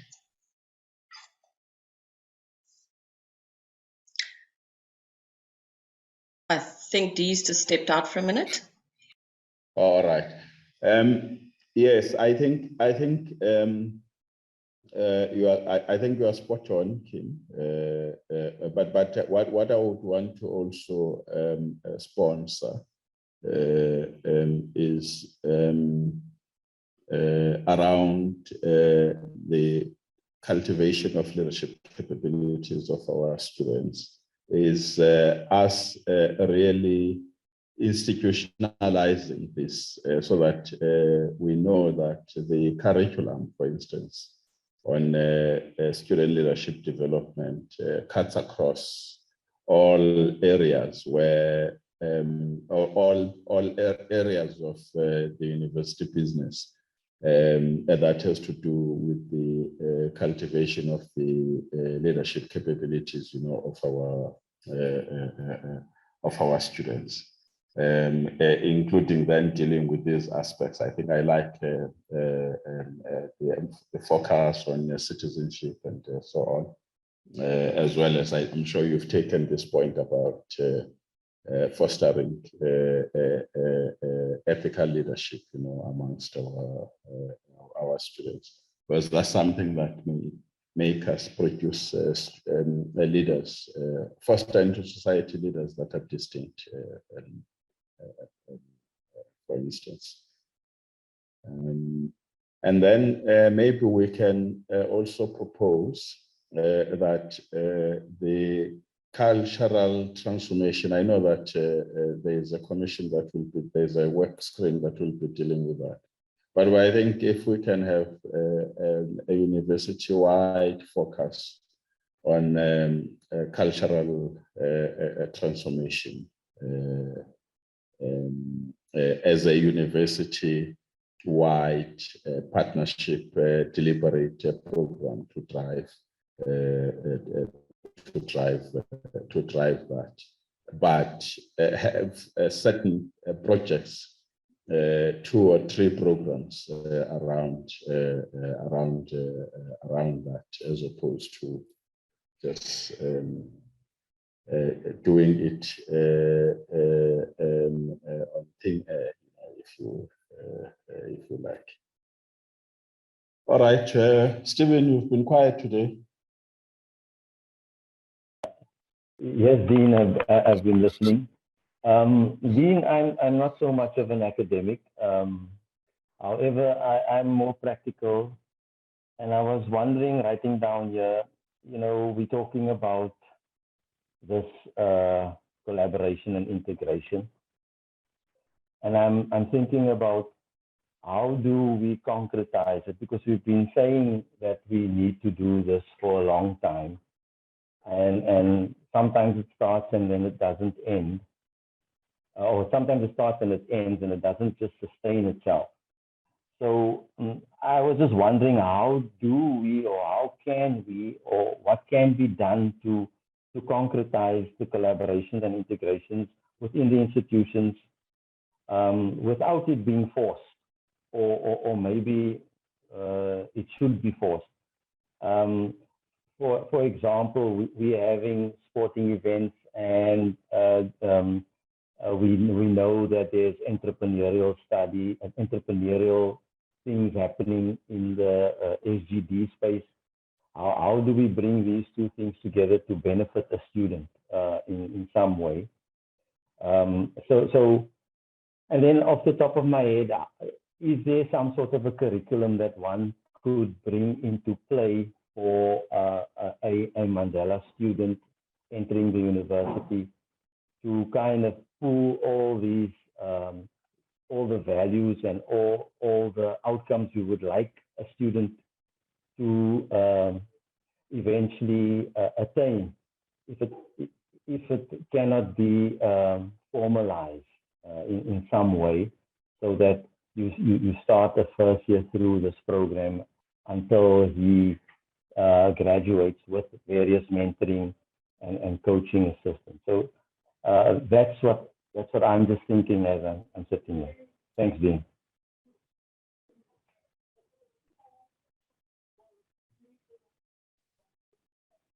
All right, thanks, Stephen. I think the point you are making is, for instance, you're using the drive, a student entrepreneurship drive, that we do that amongst others through concretizing a university partnership aimed at cultivating student and entrepreneurship capabilities, amongst our students. I say that we don't have much time. I think one intervention, Bernard, that we can also think of, that is transformative potentially, is cultivating African values in our students in residencies, so that we can transform residencies into African student communities, those values of solidarity, sharing, and so on. Inculcate. Anyway, we're working on that. It's basically just making that a formal program. Noted, yeah? Okay, thank you.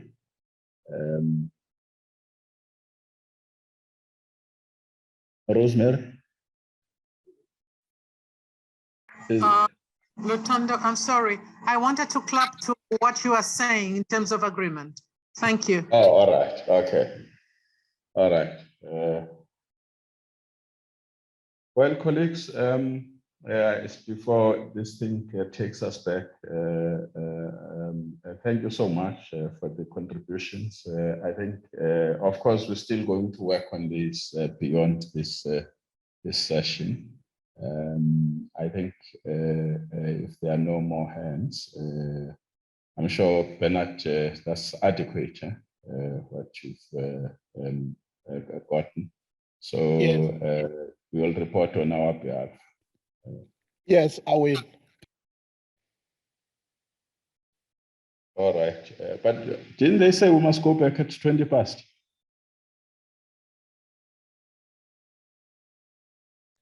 They said so, but I think there might have been some changes too. No, it's quarter past. Quarter past.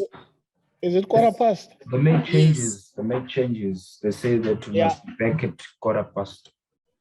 Oh, they now say quarter past. Yes. Oh, all right. Okay. So Apiwe, you've captured what we discussed yesterday and what we discussed today. You can just send that report to Ruby and copy me when you send it to her. Yes, the yesterday report, I finalized it yesterday and I sent it to Dr. Ruben Anna. And I'm gonna edit this one. I'm using the record, of course, then I'll send it back to him. All right. All right. Oh, that's beautiful there. So we're now left with 2 minutes. So Bernard, all the best for your reporting to the plenary. Colleagues, I think let's then meet at plenary. Thank you so much. That speaks about epistemology, pedagogy, and how these are informed by the legacies of our history and politics that have shaped South Africa and its relationship to the world. And Crane was talking about how we are producing graduates that are not open to a variety of ways of thinking, because this is the research space is actually where knowledge is being acquired / generated, disseminated, and ways of dissemination, what would be, So it looks like it's not, in our thinking at least, it's not being taken as actually a core area of transformation if we are talking about how we're transforming our institutions. So perhaps this is one of the things we can report back to. I don't know what you think. Yeah, Beata, but I don't think we should report back at the plenary. I think it's more feedback perhaps to the transformation portfolio about our views. It may not necessarily back to the plenary when we report back. I think it's more, it's more like in the planning phases when we plan other conversations around at the university that are not explicitly speaking about research to sensitize everybody. Because I mean, if I was a lecturer myself at the university, maybe not too research active, I would not come to the session, for example. You know, like I would come to a session that speaks to teaching, and you know what I mean. I mean, we are thin on the base at the university, not too thin, but we're thin on the base, but we're very active. Those that are active. So that's just my view.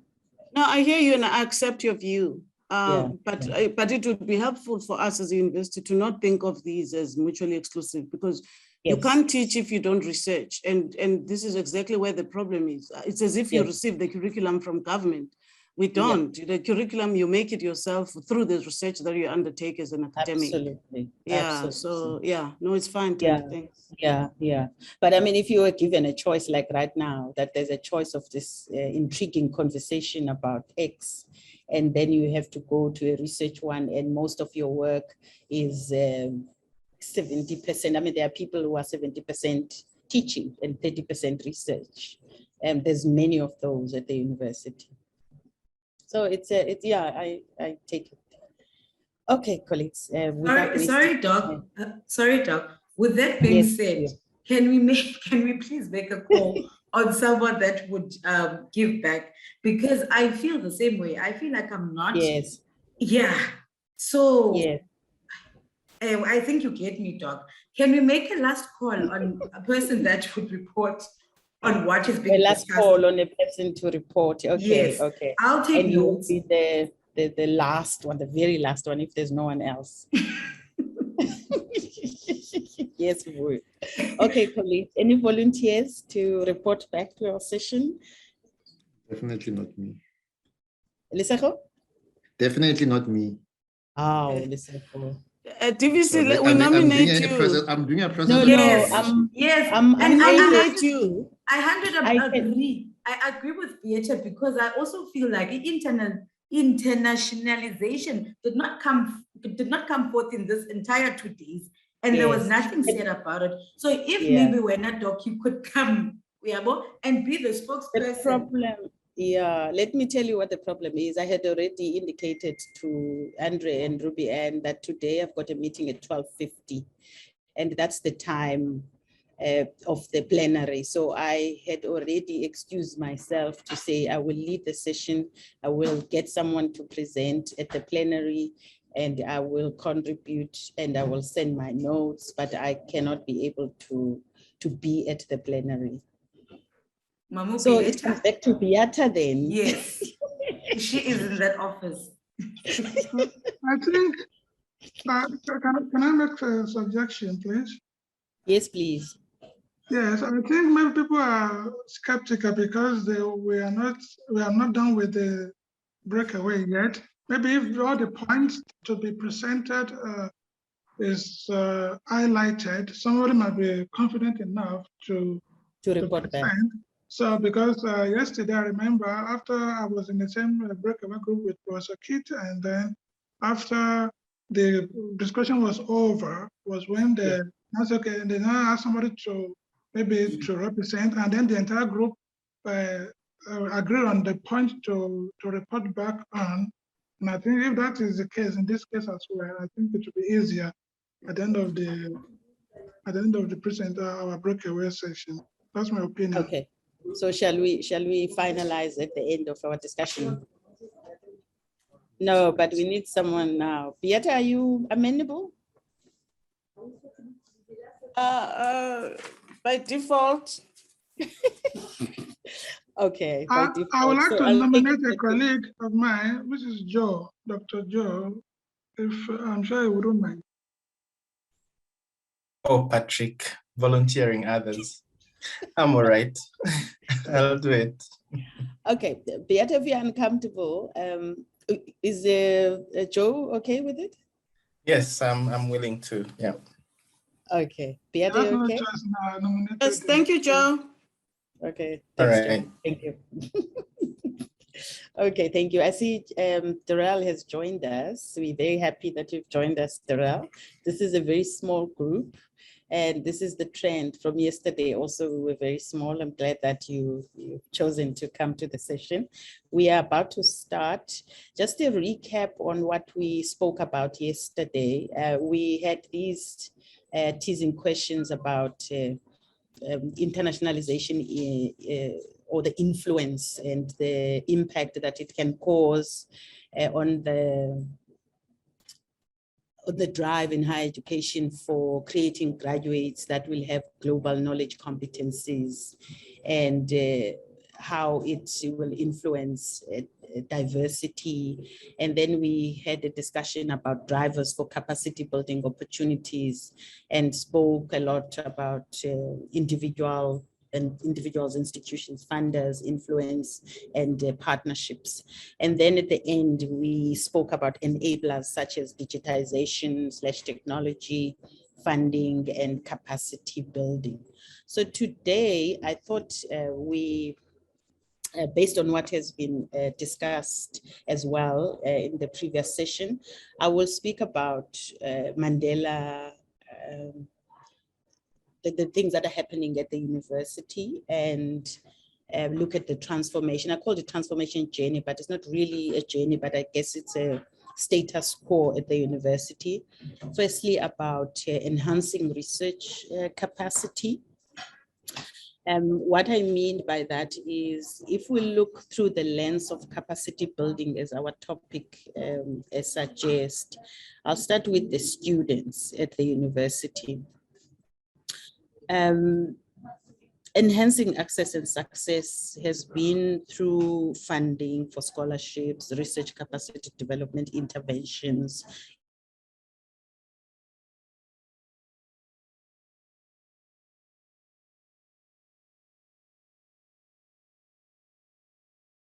in terms of funding, but the adequacy of the funding has been a challenge that is inadequate to support a postgraduate student. But in terms of the proportions, like Black and female, we're sitting at about 79% and 62%, which is reflective of a transformational journey within the university, but definitely not enough funding that is able to carry us through. And then there's more like a missing middle at universities in terms of levels. From postdoctoral up to a fully fledged professor. You would get intakes at postdoctoral level, but then the mid-career is a missing middle in the value chain in higher education. I think in general, but more so, I think at our university, it's the problem is acute, I think. And then in terms of academic staff, I'm still on research capacity topic. In terms of academic staff and postgraduate support, I think we've taken the opportunities that have been presented to us as, for example, at the university through the end gaps, through which is the New Generation of Academics program, the NRF and DHET programs, targeted funding to support emerging academics is also offered through the DHET funded programs, and the UCDP is helping us. But we have not managed to expand our scope beyond government support sufficiently. It's happening with in fact, it's happening, I think last year we've had bigger successes than any other year in the past 5 years at the university. So there is room for improvement. And then the one point that I also would like us to reflect on is transformation of research leadership within the university. Transformation within flagship instruments of the university, like your research chairs, your NRF-rated researchers, the research entities. I must say that out of the 16 research chairs at the university, there's an even split between males and females. And if we look at research entities, within the university, we've got 22 research entities. They are either institutional, faculty-based, and 6 research units based at faculties. 41% of these, of the 22, are headed by females. And that's a situation that also needs attention because we do not have enough succession plan for people to take up these positions should the current leadership of entities leave the university, as we have seen in the past, I think 3-4 year analysis. The other imperative I would like you to reflect on is about supporting digital scholarship. Perhaps the REL can make a bigger contribution here by virtue of being a specialist in the field.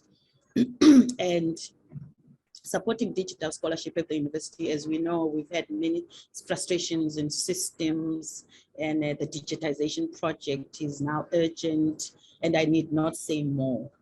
But also our library. Our library is not a 21st century library, and it's been like this for a very long time.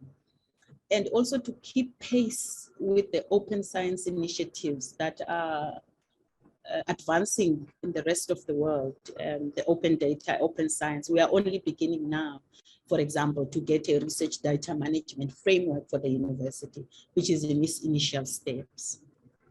And then one of the conversations that I thought need to be highlighted is it's a national conversation that needs to be led by someone on research impact. both economical, social, cultural, and other, and how research impact can be measured. And there's no reason why Mandela cannot lead in this conversation.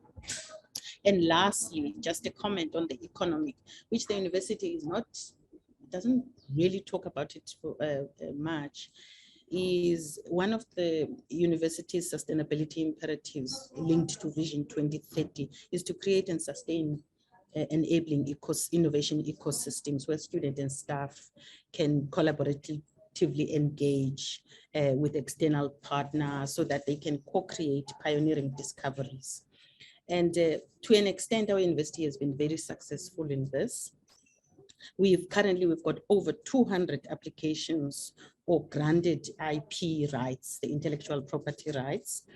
And this is indicated by a number of patents and its IP portfolio of the university. And we also have Innovolve, we've got Propeller for incubation. We've got living examples of successes of students and the academics who are supervising. I can speak about the Matosa brand, the Rubber Nano products, the Gamma Tutor software, etc. So that's why I would like to pause, colleagues, and I would like your views on these topics and any other topic you would like to speak about transformation at the university. Thank you.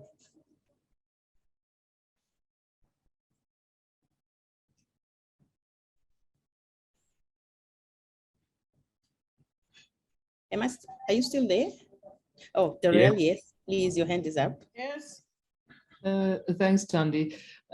Maybe just to make a few comments regarding the digital scholarship, because I think this is something that we really, really need to pursue in all earnesty in the institution, specifically from the research perspective and also the internationalization. If we want to enhance our research agenda in an international space, this is becoming a necessity for us. And I don't think we are necessarily paying enough attention to that. And even though the digital project per se is enjoying a lot of attention within the institution, I do believe that there are areas where we need to focus more than what we have done up until now. So, you know, if we want to use the term digital scholarship, of course, it's more than just ICT tools, but also looking at the kind of techniques that we use in our data analysis, our data visualization, analyses, data mining, big data, all of those. And I think these are areas that we need to explore far more from a research perspective and also from a research management perspective. Just this morning, I had a conversation with one of my postdocs who happens to be a postdoc in the Center for Community Technologies, but she holds a PhD in physics.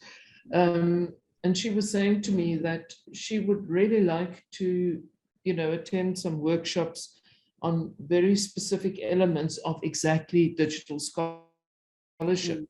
And I thought, you know, that's a very valid point, because if I look at the basket of offerings that we have, this does not feature there. So I think we need to make a conscious effort to include that in our offerings as well as we go forward, because we need to also onboard our, let's say, our humanities, our health sciences, you know, the faculties that are traditionally not seen as using digital scholarship. So let me stop at that for the moment. Thank you, Tara. Just looking for more hands. Taking notes on the digital scholarship. Comments, colleagues, inputs? In fact, maybe what I would like you to make comments on is about a question related to these matters, that in your view and where you are, I know some of us are seeing it from a bird's eye view, but you sitting in the heat or in the hot seats, and we would like to hear your views about enhancing research capacity where you are, about transformation in research, which is a very big topic on its own because there are many facets to it, and so on.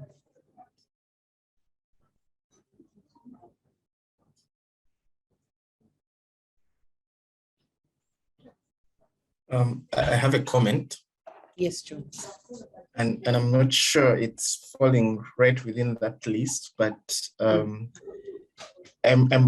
first I'm wondering how we can incorporate internationalization as an element in the list, because part of my thinking also is what would be our view of internationalization from the base of Mandela University, both as a recipient and as a giver, you know, if we had to go back to the Ubuntu, you know, so because Mandela University is strategic enough to be a giver to, you know, the rest of Africa and, you know, even parts of Europe, and but also it is a receiver of international knowledge. So that interplay of reception and giving, I would imagine would be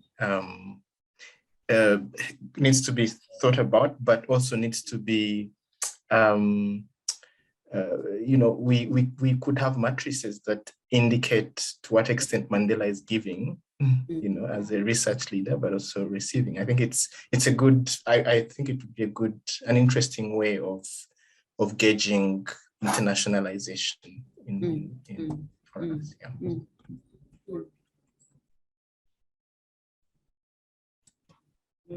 Let's see. Darrell, yes? So I don't want to hog the meeting, but let me, Joe's now just sparked some other thoughts in my mind as well. And that is talking to the transformation journey and enhancing research capacity. I'm wondering, how open are we now in a, let's for the moment call it a post-COVID society, where our way of working has changed significantly. So how open are we to also now enhance our research capacity using digital tools? So in other words, let me use an example. I could have some postdoc fellows and research associates, HEVAs, elsewhere in the world who can participate very actively in the program at Mandela, and vice versa, which links to what Joe was saying also. How much are we offering?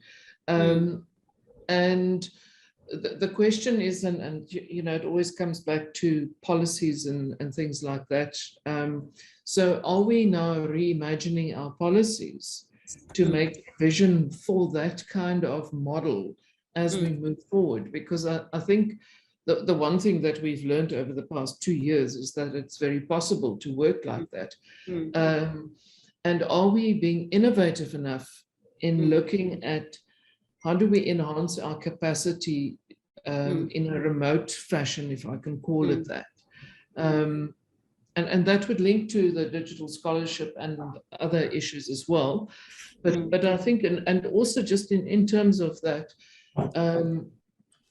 outside of the formal sector, but also looking into our communities, and how do we bring our communities into this transformation journey?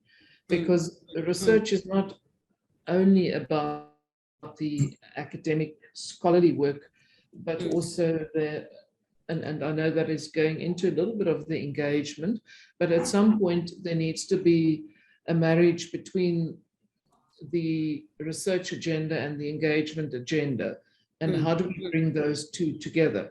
And well, you know, I have my feet in both, so it's often quite difficult to sort of understand exactly where one needs to fit into this whole roadmap, so to speak. But I think there is scope to bring the two together as well, and just to look at it in a very different manner to what we have done up until now. And it would be interesting to also, I mean, I haven't spoken to Beata in a while, so to understand what the transformation vision is in terms of internationalization and bringing that into this space as well.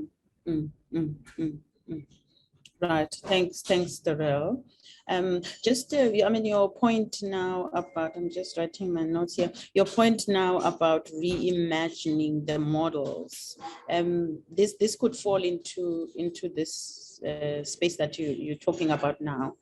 One of the things we're touting for now, I mean, it's a new idea that we brought only sometime this week, early this week, is the introduction of innovation postdoctoral fellowships.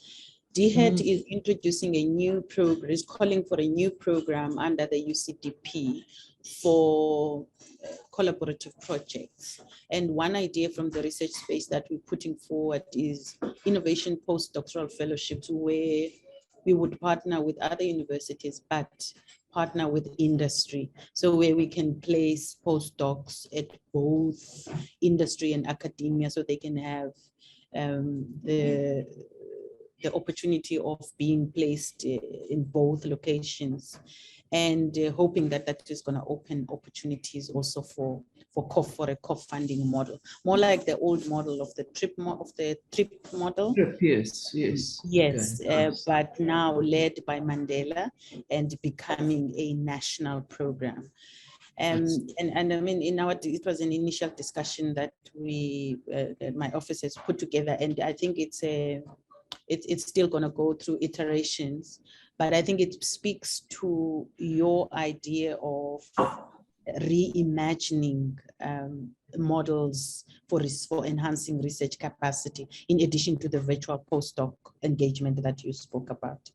I'm not sure if Beata, you want to comment about Darrell's point about transformation. I know you've written about this.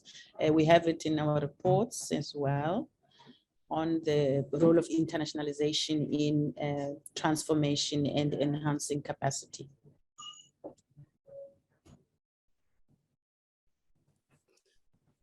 Yeah, it's difficult to speak of a transformation strategy as such, but the internationalization approach that is being advanced by, I should say, adopted by the university and will be advanced, is one that not only responds to the transformation imperatives of the university, but to a whole range of the core business, I should say, vision and mission of the university, as was outlined in the reimagination of internationalization conversation that we had last year.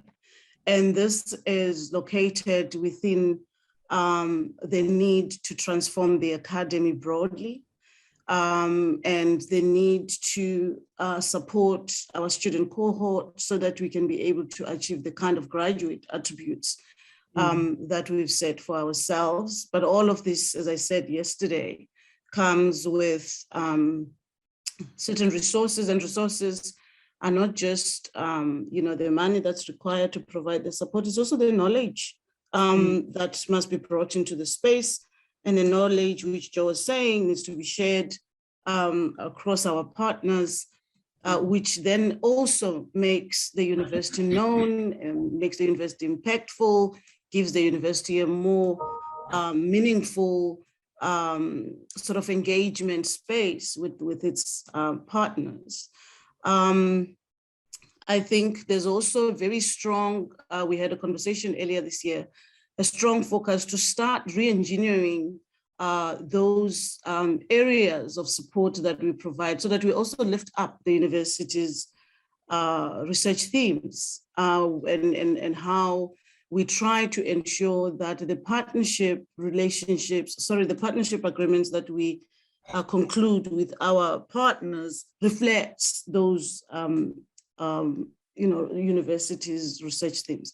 This is important because it starts to address what Nomalanga mentioned, Professor Mkiza mentioned in one of our meeting about the university starting to deal with, decisively deal with the issue of star academics, where you have a person just running a solo mission, but also doing really good work, but the work not being impactful locally or on the ground.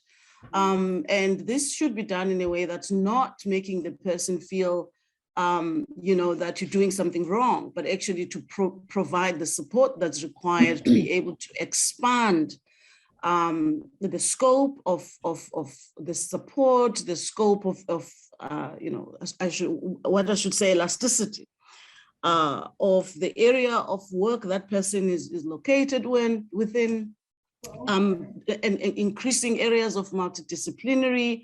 And one thing that is quite still, we're trying to actually disseminate through the faculties, and we will be visiting faculties very soon, is to try and make our academics understand that where the university has an agreement, even if the agreement is initiated between you and your partner, Jarrell, for example, it's an institution. It's an institution to institution partnership. And so it should be open to all faculties, and it should be crafted in such a way that it allows a multiplicity of relationships within the university. And this is what I call, enlarging the elasticity of partnership. So it's part of those things. Then there's a very critical aspect within transformation of international mobility. And until we were actually just working with the statistics on Monday, we have received, these are the actual statistics that we were drawing on Monday. We have 52 incoming European or Western students to 2 local students going abroad. So it's 52 to 2. Those are the ratios. And so we focus more on the commercialization aspect of receiving students that come from outside the country, and this is done in 2 ways. The students that come from the African continent constitute a business for the university for full degree students. And then the students that come from the North and European countries constitutes a business for the university in terms of short programs or semester study abroad and so on. And so this has to be matched from a transformation point of view. This has to be matched by, and I'm not saying same numbers, but close to, of our students also going out there, not to Europe only, or to America only, but we begin to initiate intra-Africa mobility initiatives where we don't only see African students as customers for our full degree programs, but in fact, it's sort of we create mutual learning spaces for Africans to come to Mandela and be Africans, and for our Mandela students to go to the different African countries and be Africans. And if we start doing that, I think we begin to address a whole range of issues that fit into the transformation agenda, including issues of epistemology, issues of disciplinary boundaries that Crane was talking about, issues of breaking down the traditional ontological paradigms that inform our pedagogy in the university. But also to say, we as Mandela have decided that we're going to uphold the values of Mandela, or I should say the values of what Mandela stood for in whatever we do. So maybe the question is also to say, within the postgraduate support, within the emerging staff and researcher support, within the senior long-established researchers support, within the managerial or institutional leadership mechanisms, and within the support spaces, and by this I mean the kind of support services like my division, the research management support, the postgraduate student support. How do we live the values of Mandela? Are we able to even assess that? And if so, what are the M&E tools that we're putting in place to make those kinds of assessments? I know I was a bit too long, and sorry about this, TBC.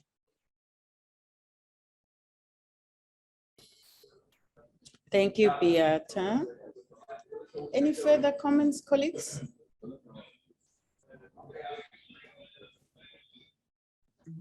Okay, maybe at this point, can I check with you, Joe, if you okay with you've got all the points? Yes, I am okay. We have very quality points coming through. Yeah.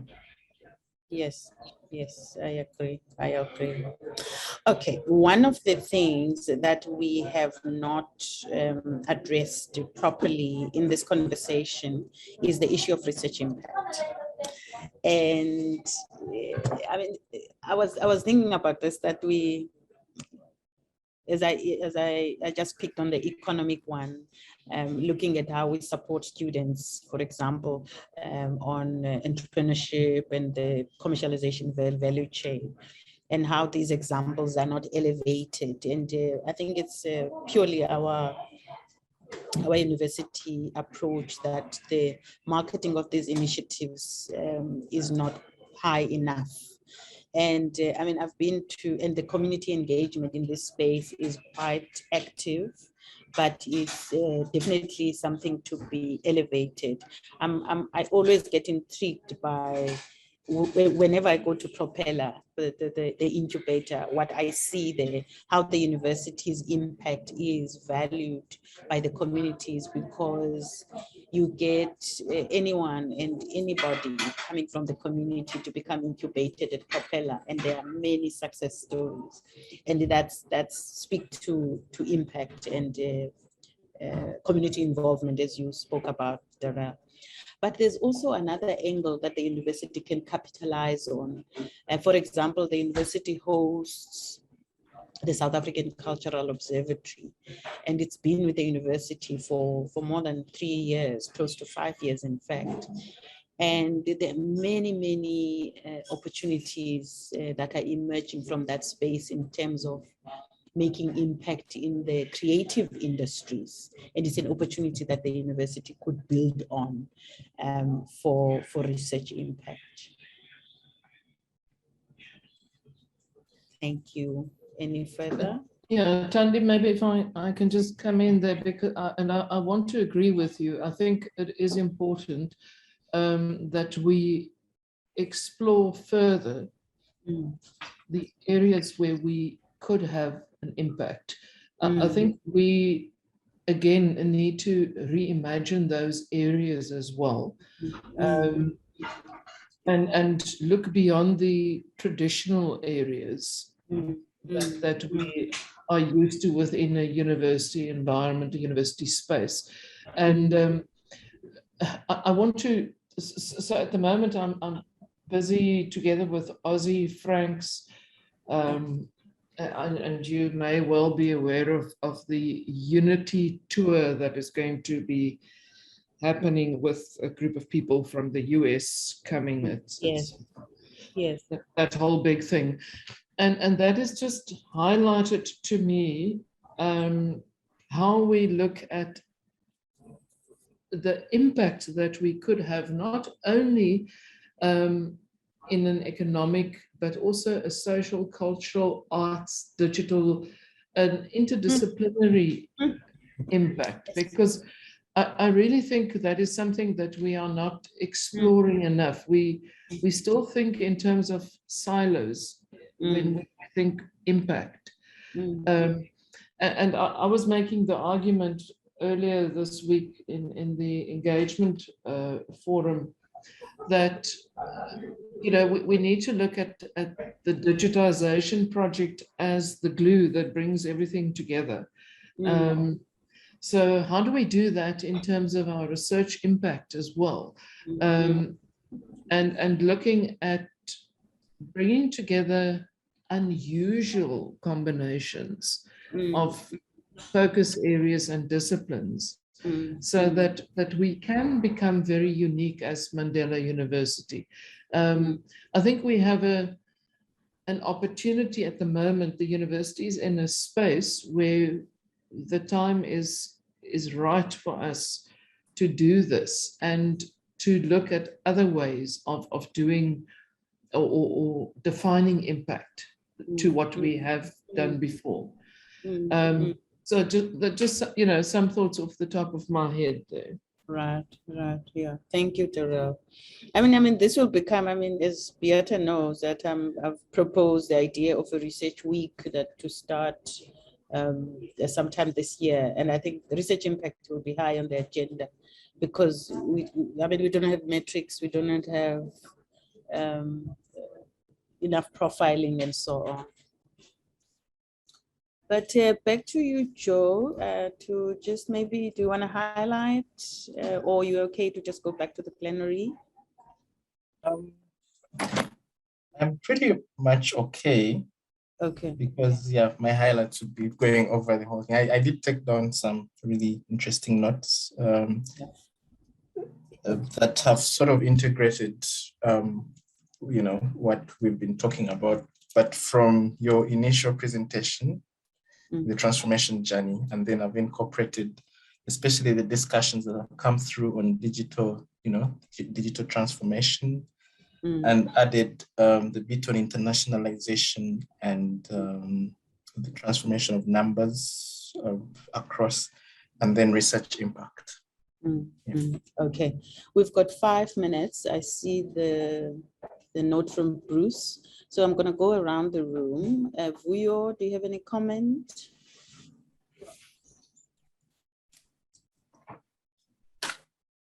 Nothing from you, Joe. Nothing from you. Lesego? I'll just add this. Thanks.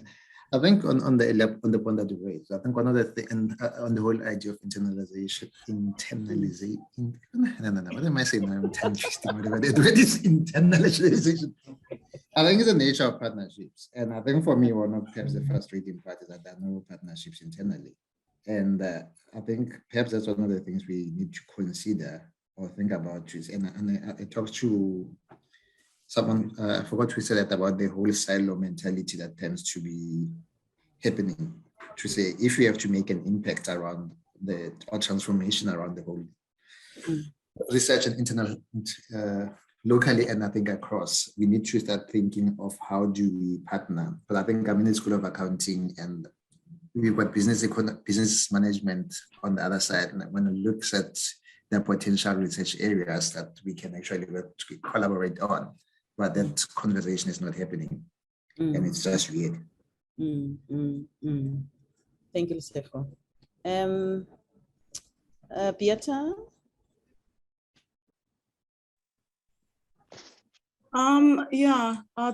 Thanks everyone. What I would add, Thandi, is just a question of how each space in the university would begin to think seriously about how internationalization can be used as a catalyst for the academic project as envisioned by those that are in that space, so that this can be harnessed into one of the university's objectives to achieve, because this will also help against the silo ways of working. It will also begin to be a bridge for that which is in our strategies as written, as well as that which is on the ground in terms of activities or actions or practical issues that we are battling with. I think it is an important starting point that's also going to help us to shift our sort of paradigm of thinking around internationalization, and we all own it and remember that it is something that has to happen within our different spaces, as opposed to internationalization office tell us, what should we do, or no, this is what we are doing, but rather it becomes a space of co-creation. Yes, okay, yes, I agree with you. Okay, colleagues, I think it's time to go back now. Tony, can I just make one last comment? Yes, yes. I was just thinking, as Beata was speaking and so forth, the research impact. I think what we also need to look at, how do we translate that into communicating it to society per se? Right. Because we are just looking at it as an academic project and not necessarily how do we take it to the man in the street.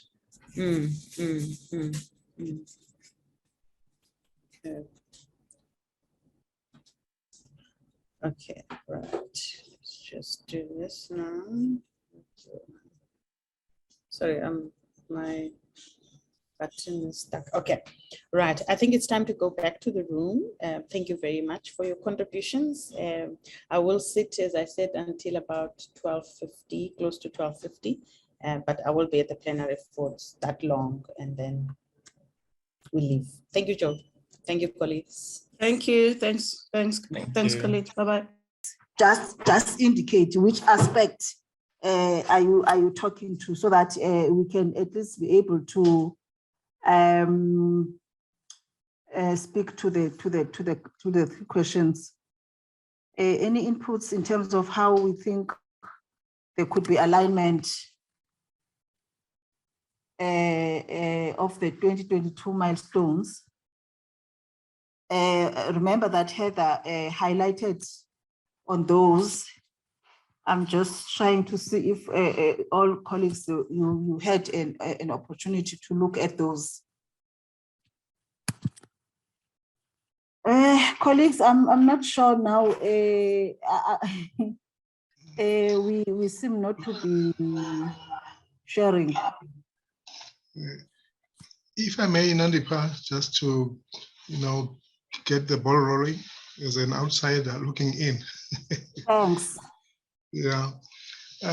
Colleagues, for where I'm sitting, at TMF as well as at VUT, the issue of, underrepresentation at the professoriate level, is actually a vexing challenge for the sector, where you will find, without any exception, that the professoriate and the associate professor profiles remain, racialized and gendered in our environments.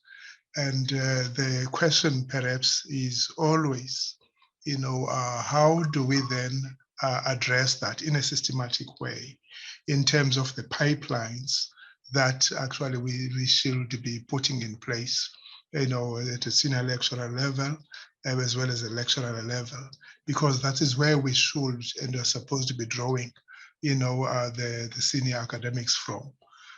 So how it's done, it varies from institution to institution. Others really will have, those kind of programs that are clearly actually, well thought of. But also, I think now with the DHET, they will have, in terms of the South African staffing framework, the Future Professors Program, and then colleagues actually are able to be encouraged on a competitive basis to form part of that when it comes to issues around gender, for instance, representativity within their institutions.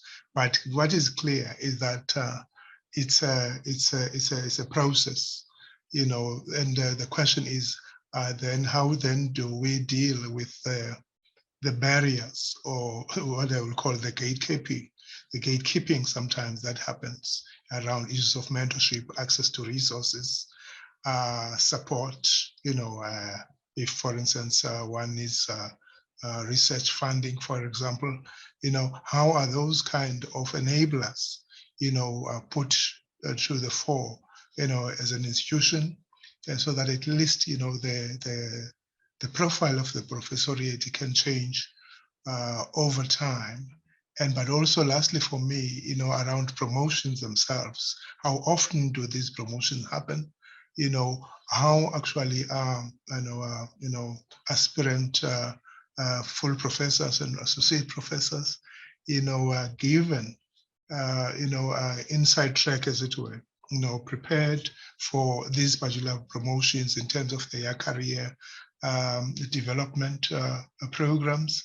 For instance, one can use a 5 to 10 year horizon and see to what extent, you know, within that particular period, certain support mechanisms and enabling environment is then actually established. Thank you. Thank you, Chair. Thank you so much for that input. Picking up the issue of the redressing the underrepresentation and then dealing, having milestones that deal with barriers, identification of those barriers and then addressing of those barriers. Also around a promotion and the pipeline. I think those are some of the issues that were raised even yesterday by the colleagues that were discussing yesterday. Rodney?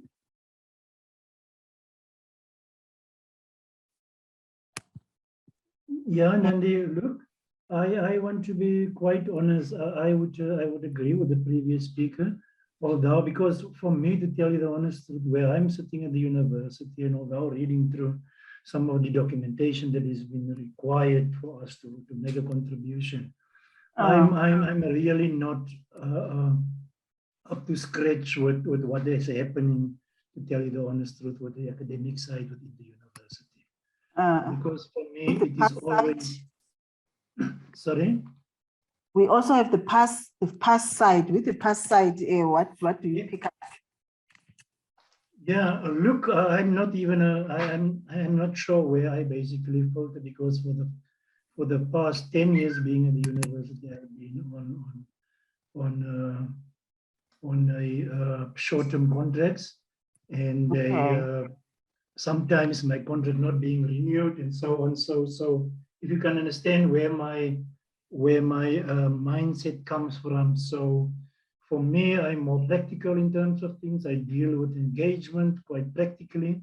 And my interest, to tell you the honest truth, in terms of the academic side is not so much as where I'm involved, like in a practical sense.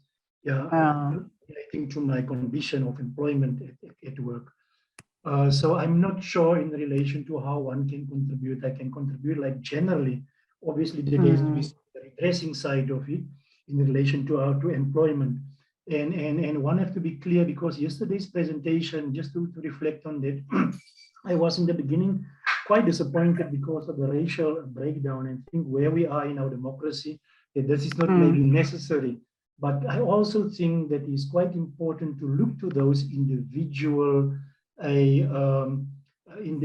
challenges or individual racial groups to see, because that is the basis why employment equity has been developed and so forth, to look in terms of where people have moved in terms of redressing, as the previous person have said. For me, the conditions of promotion and even qualifying for associate professor or professor, I'm not sure, I'm unclear, and as I said, my interest is not there. In relation to the capacity building, I think it has been quite important when the employment equity policy are being used, which I totally agreed upon.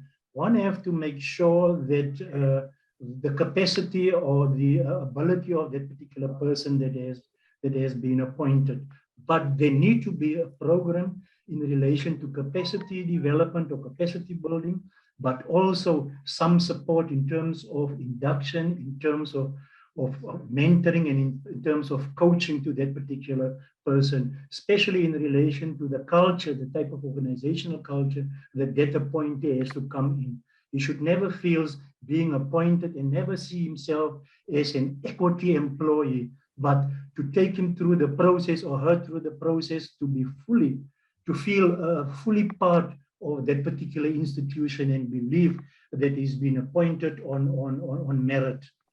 Those are my particular points. I'm not sure that I addressed like the questions and so on. Thank you. Okay, I hear you. I hear you. I hear you, Rodney. Okay. I think can you okay, I think in terms of the maybe let's maybe drawing from your experience, George, in terms of a better monitoring effectively the implementation of the transformation project, what could be the propositions that we bring in, maybe from a fresh look, from maybe how the university has been doing it? Is there anything that we can learn from other institutions, or even from your helicopter view, George, in terms of the transformation space and your presentation in the morning around the parameter? What could be your advice to us? No, thanks to, you know, the beauty about the barometer is that it lays the, you know, basic, you know, aspects that we all need to aspire to as institutions, you know, for instance, around the culture that Ronnie was actually mentioning, but also the other theme being the academic project, where this, I think, where we'll locate then the issues of senior academics within that actually frame. Which is always important, perhaps, you know, that we tighten, or we should be tightening, or continue to tighten, you know, the contracting between line managers, particularly within the academic space, when it comes to issues around transformation, and in particular here, issues of employment equity, but also in terms of gender transformation. Because those are the areas where, for instance, the universities are aware that there will be, you know, so many, you know, vacancies that needs to be filled in year X. And then there's this kind of staff movement that actually, you know, and the profile that currently exists. And then your plan, your equity plan in this instance, then should make a clear signal in terms of how then on an annual basis, those objectives around redress, around equity needs then to be carried out. And so that line has to then, in a way, that's why I was mentioning in the morning about the contracting. Because if you don't make it as a KPI, chances are it could be subsumed in any other thing, and people might not really pay enough monitoring on this one. So better monitoring implies that you have mechanisms in place. The contracting becomes one of those. Your equity plan, you know, has to be there. When you evaluate, you know, and do appraisals, if there is a performance management system, that actually you give due weighting to what has been done in terms of these goals for the university. If the university wants X number of professors in year X, and we fall short, someone needs to be held accountable, in my estimation. But one thing that I also want just to say, sometimes we try to create, without realizing it, perceptions about employment equity. You know, forgetting that actually the apartheid system was employment equity, but for a particular grouping. And people have been affirmed through actually apartheid in terms of the ranks, etc., etc. Now, I agree, we redress that so that we begin to move towards an equitable, you know, playing field, as it were. So the issues then, you know, let's enhance the monitoring, but the contracting, becomes important, but also review and hold people accountable. But where you know that there is progress that is being made in the right direction, but also acknowledge that, and ensure that at least those colleagues who might be doing actually a good job in bringing in people into these roles, that if it's a dean, is a head of department, or is a DVC, at least there is that acknowledgement by the university. It could take, for instance, the VC, when he, for instance, he or she has her state of the university address, to say, well, these are the things that actually we set ourselves, but we acknowledge that progress now is slowly being made on these areas. We have actually tried to change the picture in terms of, for instance, a profile. This is what we have had. But another aspect, perhaps, is the funding. Because if you don't have a ring fence funding, it might be difficult to move into, for instance, in terms of a plan, the kind of profile that you like. But if council is able to say, well, definitely, but the university will have actually made that call to say we need X amount of millions, on an annual basis to really actually ensure that we realize the state goals that we have. I'll pause there. Thanks, Chair. Okay. Okay, thanks, colleagues. We've got some time remaining, but we are few in the room, so I'm not going to overgraze the conversation if there are no further points. And then, Rachel, you can just capture the points and report here back in the main plenary. Maybe then, if there's still time, Chair, can I also reflect a bit on the bullet 3? Yes. Because this is as you will know, this is the report that all of us as universities are expected to submit to the department. But these reports, vary in terms of the scope, in terms of their quantity, in terms of their quality, when they then actually are submitted.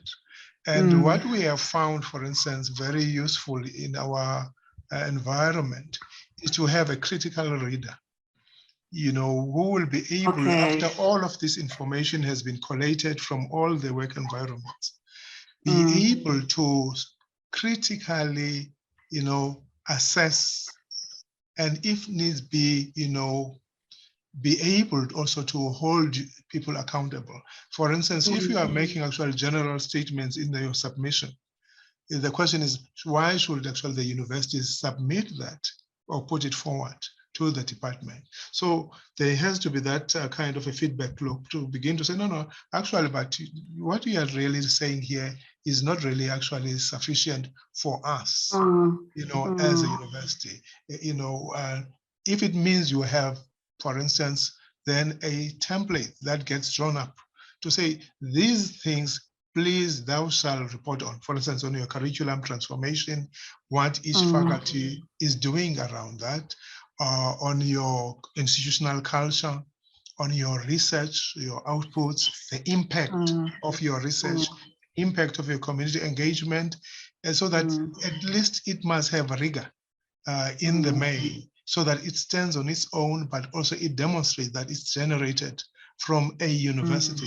rather than actually a government department, if you get my drift. So that critical reader becomes also perhaps something that we find it very, very useful, because it forces us to be self-reflective and critical, but also to submit a much more improved, submission at an individual or departmental level.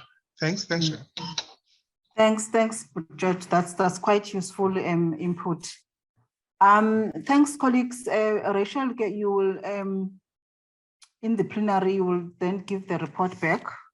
Thanks, George. You've been giving us quite useful inputs to contribute in further, dealing with the transformation issues. And I think the goal around the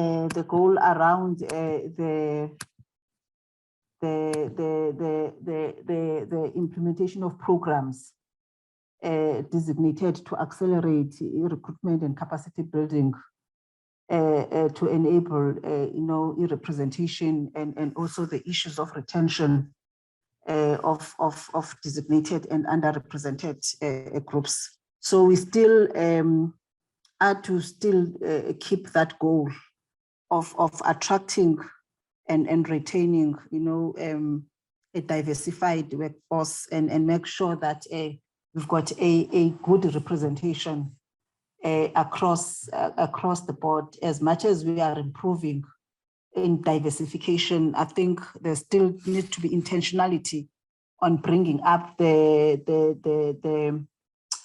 early career academics and fast tracking them. And also, I think yesterday there was also a reflection on the missing middle. But Kwesi used that word because we've got a bigger chunk of our academics sitting at senior lecturer level. So that is a group that needs to be attended to. So we still need to have that transformation goal and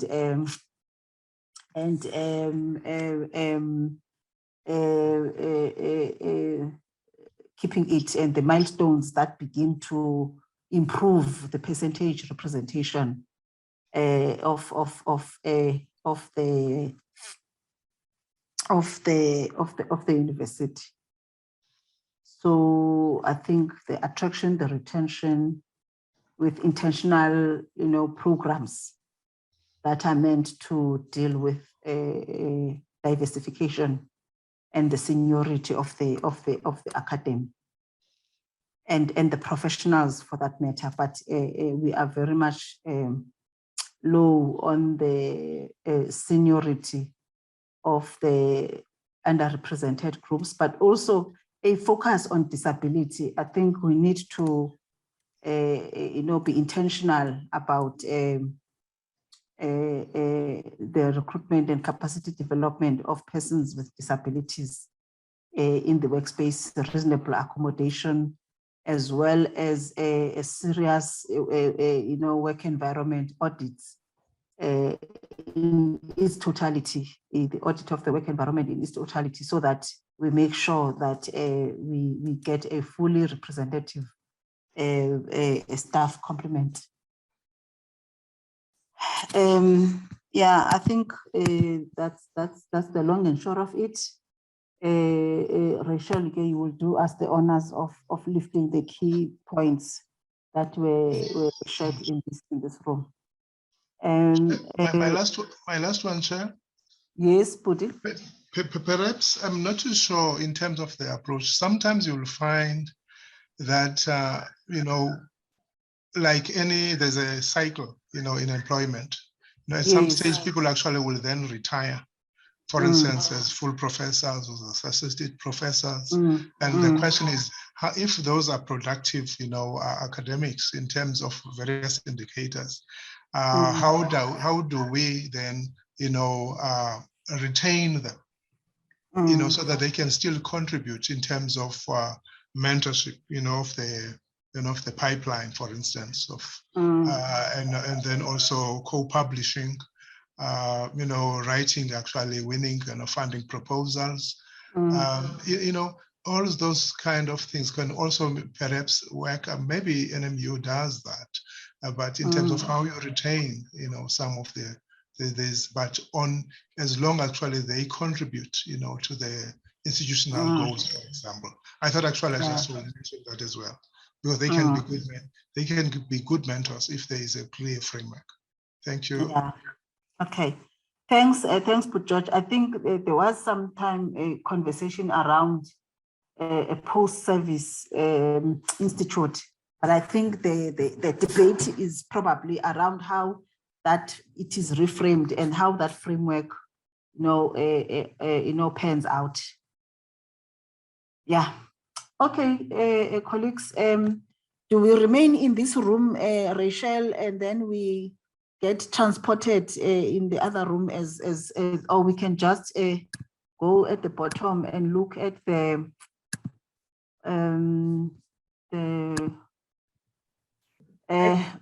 leave the room and then join the other rooms. So we can leave the room, colleagues, and then we can join the plenary at the appropriate time. Thanks. Yes, thank you, Chair.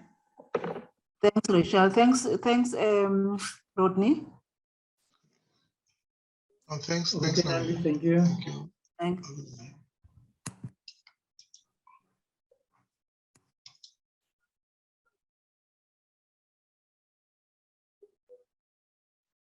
Institutional scientific study as to what it is that people think should be the focus area for institutional culture work.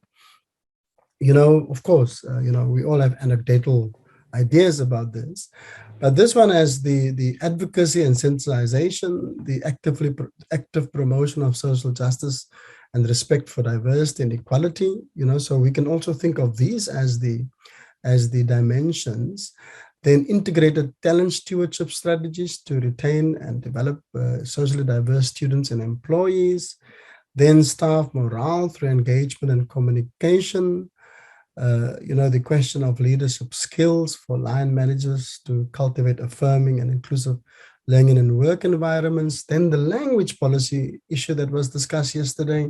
And today, again, the question of the African identity of the university, parity of esteem in multi-campus context. Sharon, that would be very crucial for you and the colleagues at George. And then, of course, the question of digital transformation in the context of intensifying the humanizing capacity of our work, and then a culture of responsiveness in addressing these concerns. So I must say that I think that given the way in which this work has been developed through consultations, that we have, you know, so many voices already into the space, giving us some ideas as to how this may work. Would I be correct, colleagues, and just talk to me about it? Alan, perhaps if you can come in, is this particular analysis does that gel with what you think may be the main areas of institutional culture we should focus on? Hello, Andre, and the colleagues. Yes, no, I think you know, the analysis that you've made, you know, is great. I think you've got all the different segments, you know, that we're needing to look at. I think that there are instances of drilling sort of down into what it means, you know, in practice that we're needing to do. Let's say, for example, the issues around the ethics sort of committees and what kind of research and what kind of academic project is possible, you know, when we have certain issues.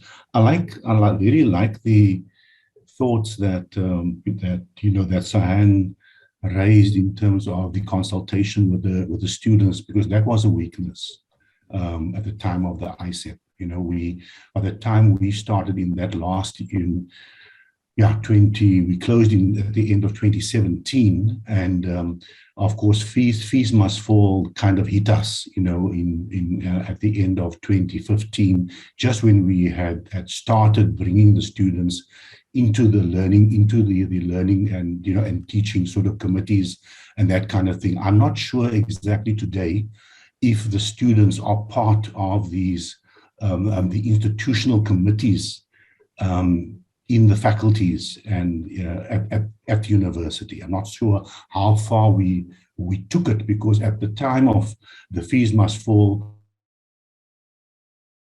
the finance committees, they were an integral part of that.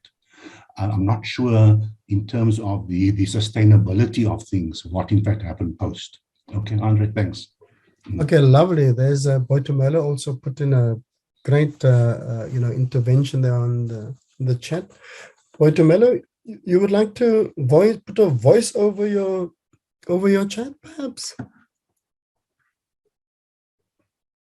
No, guys, because I'm new. I would say that my comment says everything. Just give me a chance to indulge myself in this meeting. Thank you. No, for sure. You know, I'm just trying my luck, you know, to get the discussions going. So no worries about that. So let me see. Okay, Sharon, please. Good morning, colleagues. I just want to see myself. Just also, I think it's an opportunity to be within this breakaway where we have some kind of experts in the topic. So I think, from my side, if we were to talk about institutional culture and maybe looking at the context of the multi-campus system we find ourselves in as the university, where we have in total seven campuses, so I think what is maybe for me is really important is we need to find, I'd call it a glue that binds us together as the university, irrespective of where we find ourselves in terms of location. So we need to have, that sense of what is that common thread that weaves us all together as the university, that wherever I am, wherever I'm located, if I'm in Bedford, I would still feel that actually I'm still within the Nelson Mandela University, because you can feel, the culture is the same, the responsive, the interaction of the people within that space, actually is the same, as opposed to maybe we maybe tend to be characterized by the different, I would say, functions that we do. If I'm an artist, I'm in the artistic field, therefore I would tend to follow a certain culture that defines my function. Or the area that I'm in. So I think to a large extent, when we talk about institutional culture, we need to just try and see what is it that, defines us, irrespective of where we are. We know most of what defines, organizations are the values, and it's about how then do we bring them to life? How then do we make them come alive? How then do we launch them so that we start, living them? Because once you have those well entrenched, then you are able to then say, actually, when we talk about Ubuntu, you see it demonstrated wherever you are. When we talk about excellence, it will show up in the service, the quality of service that we offer to our customers or clients. It will actually show up in how we are branded as the institution, because excellence is what we are about, so really, that values, they do play a very big part of that glue, that would bind us together. But it's about really bringing them to life and making them come alive. So I think there has to be a way of really, harnessing these values and launch them, if maybe for a lack of better words, take one value at a time per quarter and say we will just be focusing on this value, because it's really going to help us to drive the culture we want to drive as the university. So so I think that's my bit, being the space that I'm in, where I'm in multiple places at a time. Thanks, Prof. Thanks so much. And so that ties in well with Heather's fourth dimension as well. I was trying to copy those the recommendations and suggestions from the meta-analysis into the chat box, but I could only do half of it. So now I'm struggling with the document here on the side. That was to make it easy. I suppose that. Okay. My thought was to do with the question of, I suppose, implementation rather than the actual plan itself. So, I mean, all the areas that have been mentioned, I think, are really important. But then the question always becomes, how do you actually implement change in those areas that has been proposed by yourself and others? And then the question of, I don't know, I suppose, I don't know if a methodology is the right word, of how to go about implementing transformation in institutional culture, because I think that is one of the main challenges, I suppose, with any kind of plan, is how do you approach making the changes? So that was my thought. Thanks. Okay, thank you. I'm going to ask you later on again to give us some ideas on to how to implement that, Jenny. Okay. Jeanette, Kanye, Neil, Michaela. Hi, Andre. Perhaps let me chime. Kazi as well. Can you hear me? Yes, I can hear you. Let me confess first. I think my views are from a worm's eye view instead of a bird's eye view. And then the second confession is that I am a professed card-carrying member of M&E Brigade. So when I look at statements such as these, I do lean towards what Jenny talks about implementation. But at the same time, I lean very heavily as to how do we then demonstrate that we are where we need to be. So I have a critique, I would suppose, of that aspect of the university and how do you codify, if I can put it like that, M&E as a discipline or transdiscipline or as a practice throughout, so that there is relative confidence in the manner like our finance systems have got their own codes and practices and we get audited and that type of thing. How do we then do that on a, let's say, a Vision 2030 type of document that speaks of many, many aspects, and including institutional culture, and hints towards some sort of quantification measurement, even if we don't actually then understand how to measure certain things. I just find it's a mammoth task, but there's a part of me that is always advocating or say itching for those type of things to gain some sort of prominence within the university. And that is my worm's eye view. Thank you very much. Thank you so much, Kanye. Lovely. Jeanette, Michaela, Sibokazi, Neil, short, okay, and Chantel, if you want to come in. Just so that I make sure that everybody get a chance to, Kanye, to voice their voice, you know. Andre, can I come in? Yes, sure. I noticed one of the areas is African identity, and I've been thinking a lot about the extent to which, as part of arriving at some shared understanding of that identity, which a lot of people presume is automatic, we are addressing individual and social identities of the various groupings in the institution.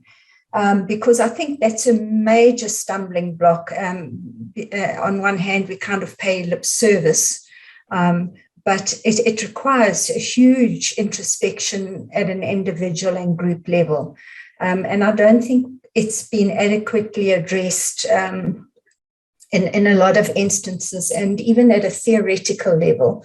I think you can find a lot of research on what identity is and how it's formed, but I think, how does one cohere these various identities around a much higher identity as an institution, or a different kind of identity? It's just a very interesting notion, and I don't know what other people think about that.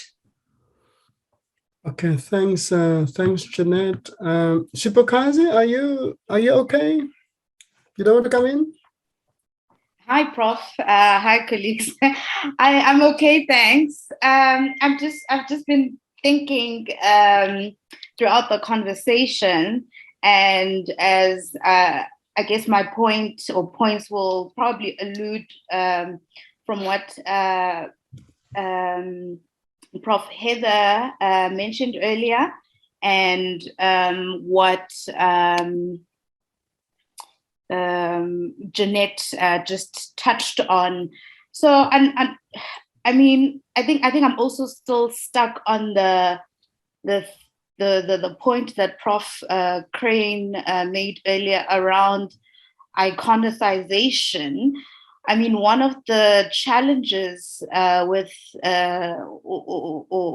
without making it a problem, but as a point, But I think one of the challenges that institutions that are named after big icons is the fact that now, okay, they tend to obviously follow the values and the way that the icon lived, and so they tend to posture themselves according to that figure that they named after. So in this instance, Nelson Mandela University was named after a great icon, Nelson Mandela, and we obviously, I think, was also looking at the questions in the survey and how they were structured. One was also, I don't know, tempted to answer in a way that you would want or want the institution or the university to live up to the values that Nelson Mandela lived according to. And I'm not sure if now, as an institution, as much as we have postured ourselves against or in line with Nelson Mandela or some of the values that Madiba believed in, are we ready to even step outside the figure Nelson Mandela? I think yesterday, I think her name was Zandile, she mentioned something about how the brand Mandela is always portrayed out there, and at the same time not internally and not necessarily living up to that. So my mind is just all over the place. I have so many thoughts, and it also touches on the way now the use of language, the signs and symbols and everything else. As much as the university strives to be like Madiba, are we even ready to step outside of that and be more than what Madiba was? And yeah, those are my thoughts currently at the moment, Prof. And Beautiful, you. Yeah. Mustn't apologize for it. It's No, it's I'm lovely. not. I'm Yeah. not. I'm not. It's just always interesting to hear the outtake, because I feel that sometimes we tend to tiptoe around the real issues, and we tend to put a band-aid on the real issues, and we tend to use the figure Nelson Mandela without actually doing what we're supposed to be doing in the institution. So yeah, those were my thoughts. Yeah, no, fantastic. Thank you so much, Sibokazi. I like this idea of more than Mandela. Neil, and then Michaela. Hi, colleagues. Thank you. From my side, I just wanted to, I suppose it's more of a question or a provocation as well again. But I just wanted to find out in terms of institutional culture. Essentially, most of us here and the people that are attending these colloquiums and Indabas are very invested in the process. And obviously, you know, everything needs to be endorsed for the need for implementation later on. But I'm just wondering, do we consider, okay, there's an interest in being part of the process, but do we consider how some individuals might be apathetic to what is happening, the processes, or is apathy a non-factor in institutional culture? So I'm just thinking, if we have individuals or staff or students that are working towards, you know, traditional outputs, outcomes-based M&E models or frameworks, you know, where's that line beyond performance? Or are we just checking those boxes? But I'm looking specifically at the implementation level, and from my side, the connection that I can make there goes back to what was discussed earlier around that sense of responsibility, that personal responsibility, that ethical agency at an individual level. And I'm just, as an example, I'll talk about a culture of participation. Looking at the Mandela survey that we did with almost 1,000 views, with only around 50 people having participated, you know, for various reasons. But I'm just wondering, is there something that's creating this a potential disinterest in participating? What is that? Can we remedy that? Does that affect transformation as we move forward, in terms of the culture and working culture and where we want to see ourselves? So I suppose that's my question to throw out there. Is apathy a non-factor in what we're doing, or how do we navigate that? Yeah, thank you. No, lovely, Neil. Thank you so much, man. Michaela, so hopefully you can answer Neil's question. Eh? Thank you so much for that and for availing yourself with it, Michaela. Well, thank you, Prof, and greetings, everyone. I'm new to the institution in its organizational sense. My primary interaction with the university has been through the students. And a prevailing theme from the students has been the sense of apathy.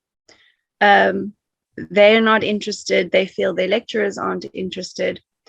And now that I'm on this side of the conversation, there's this prevailing question: are we ready? And I find that quite terrifying, that questions are being asked and the response is, are we ready? I personally find that unacceptable for my own standards. And when we've assumed the name Nelson Mandela University, it does set a standard. People are going to look at the university not for what it produces, but they're going to gauge it by its name. That's how marketing, branding works. And we've been given this amazing opportunity. We have that name. No other university in the world is allowed to have that name. And I apologize in advance to anybody who holds strong religious views. This may be considered blasphemous to you, but the same with Jesus Christ. There was a whole religious movement that developed around this one man. And Nelson Mandela has that same power. That name has the same power. And my own name, Michaela, means who is like God? It's a question. And I see it to myself as a challenge. Who can be like God? I want to be like God. And I feel that Nelson Mandela University should take this opportunity to live up to the challenge of its own name. And in building an institutional culture, you need to stamp out the apathy that seems to be rampant. So I'm very glad that Neil raised that, because that's something I wanted to highlight, that there's this sense of apathy. Students don't seem to care, and we need to find out why. And why are they perceiving that their lecturers don't care?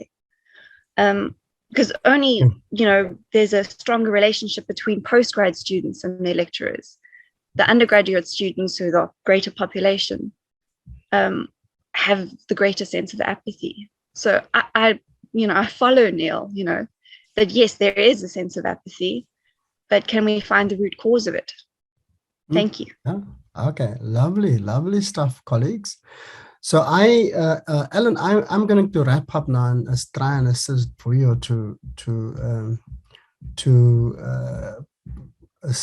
the report back. Just to say that the one thing about the name of Mandela, I assume from our side, is the striving for, and not the living out, because that's almost like an impossibility. So it's the horizon that's being set. So, and Crane already warned us this morning that the iconization of Mandela shouldn't make the burden of carrying the name too heavy to bear. Okay, so Michaela and Neil, I literally think that a switch of the mind there about what naming means would probably deparalyze those thoughts around apathy. That's the one. And then I think, because it's an impossibility to pursue in its fullness what that meaning may be. And so if we then take Sibokaze's point, it can even be more than Mandela, or sideways of Mandela, or right through Mandela, falling short of Mandela. But we have set the horizon of what the name may mean to us, which is part of the identity question that's been raised around, mobilizing around a set of values as well. So it's mobilizing around a set of values, Vuya, and this is now where the summary comes in. So mobilizing around a set of values that is imaged in the icon of Mandela. No? So it's mobilizing around those sets of values, and of course, that may assist in the university, generating a sense of cohesive identity. Now, for us working in the TMF space for decades, we know that that none of the visions in White Paper 3, which is now almost 25 years old, has been landed up in the university. So your implementation challenges will always be a real issue, a real matter for all kinds of institutions. It's almost like an ontological vocation of institutions. And that is the struggle between its vision and the implementation strategies and what it is that one put in place to bring those two together. So that's then the second arena of thoughts now that I think should then come through. Then I think what is very, very strong is the question of monitoring and evaluation, and whether we shouldn't spend more time on deconstructing the dimensions of institutional culture and knock indicators together alongside it so that it can be processed as something that may or can be monitored and evaluated. I like the codes that Kanye put forward there. So Rubian, that's one of the key areas, and I think that work should land in the institutional culture working group, together with the question of apathy that's been raised by Michaela and Neil. Okay, but one has to acknowledge, that the apathy's index and matrix is you'll find in all kinds of institutions, because people have vested interest in the way in which the university function within the present moment, which of course is steered by material and other kinds of securities that requires protection. And that's why the system needs to play itself out in the way that it does. That is, what we've learned from reproductive theories in any case. So reproductive theories will tell you that you will have a large chunk of agents within the system that will, at an emotional, psychological level, appear to be apathetic, but that apathy actually has a political function. So it's not an apathy that is unknowing. It's an apathy that knows what it's trying to achieve. Okay, both from the student side and from the lecturer side as well. So it's an active apathy. It's not a silent apathy.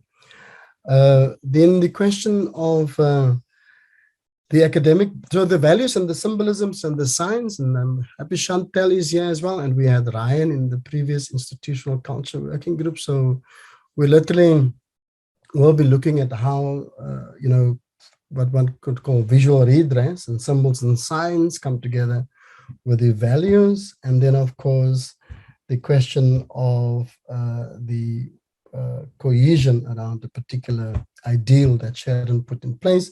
Then Heather, your academic mandates and scholarships, then language and the role of arts, and then governance and committee. So Vuyo, those will be the areas that I think can go into the plenary room. But with the permission of this group, if we can say that the meta-analysis, the report on the meta-analysis of institutional culture studies at our universities, Ruby Ann, that report becomes one of our main source documents for pulling, institutional culture closer together with the Vision 2030, outcomes that we are trying to achieve, because we have this particular rich resource within that space. Okay, and then how the barometer, aligned with the new ITP and Vision 2030. We have, many colleagues that can work and assist us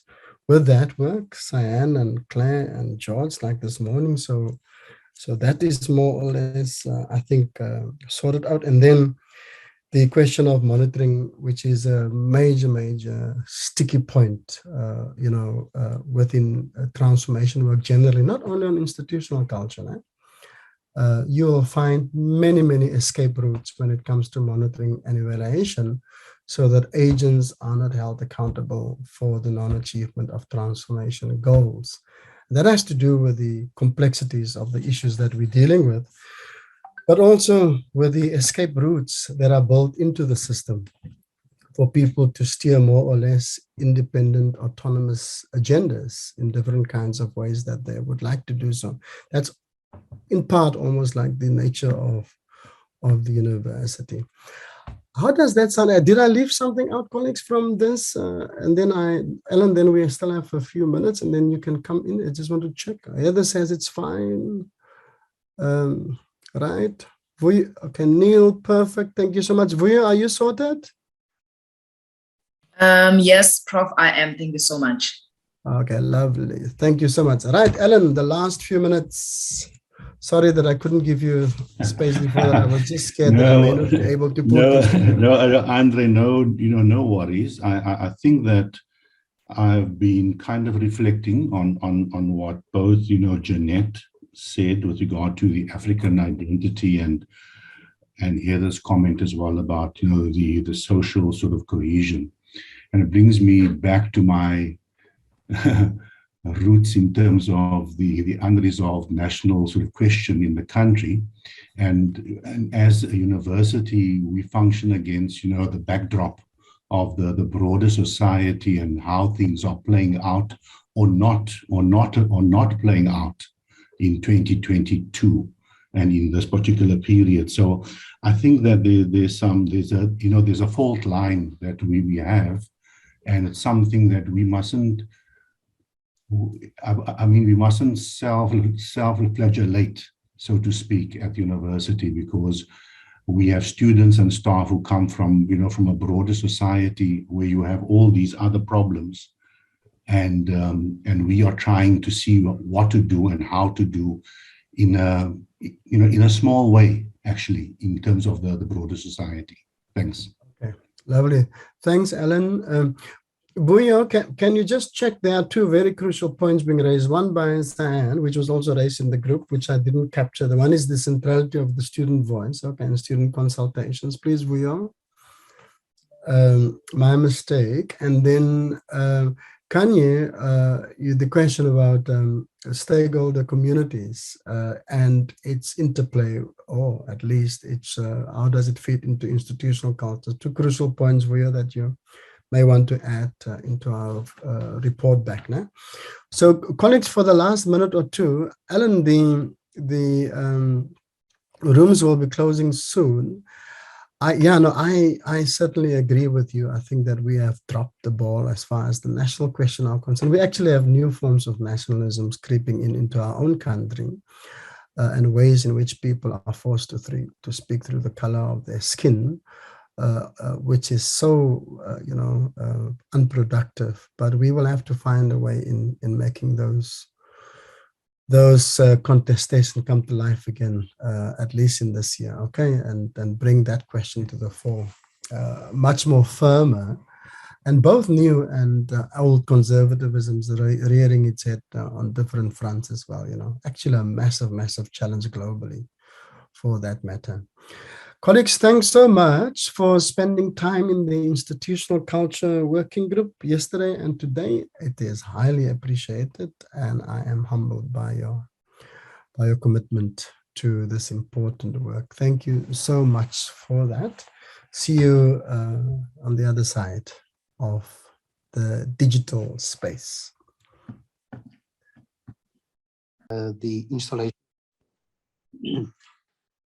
The installation of solar, and we are at the final stage of our governance process to get the approval and the funding for the relevant rollout of that implementation plan. With regards to water sustainability, we've touched on very briefly the use or the increased use of return influent for the university, and the partnership that we'll have to have with the metro we're having some current issues now, but we're addressing that. So I think that's just a brief introduction of where we find ourselves now, what we've covered thus far.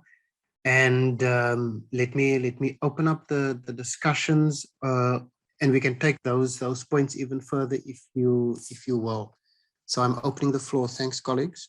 Thanks, Wayne. I think that's a very good recap. In fact, appears like the conversation yesterday from this breakaway was quite comprehensive. Now, my question more or less is how we respond to what is expected of this breakout today, because there is 3 questions and almost pointed. But of course, touching on the various breakaways. And I managed to probably capture 2 of those. The first one is how can the milestones of vision, the transformation plan be aligned to Vision 2030, which would have been very good if it followed the Heather's presentation.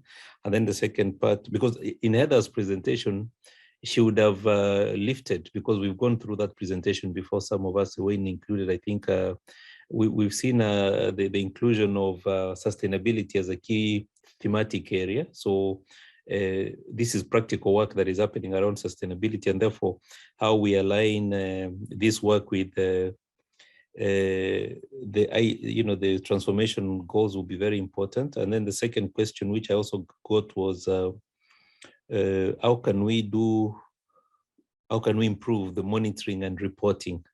In other words, with all these things, all these areas you've identified, one could actually translate them into tangible projects. And how do we then improve our M&E, monitoring and reporting, to ensure that we align we keep in track of how far we are, and ensure the consistency in alignment and prioritization with the transformation goals. The one question eluded me, but that's my understanding and the form of a question. Thanks, Wayne.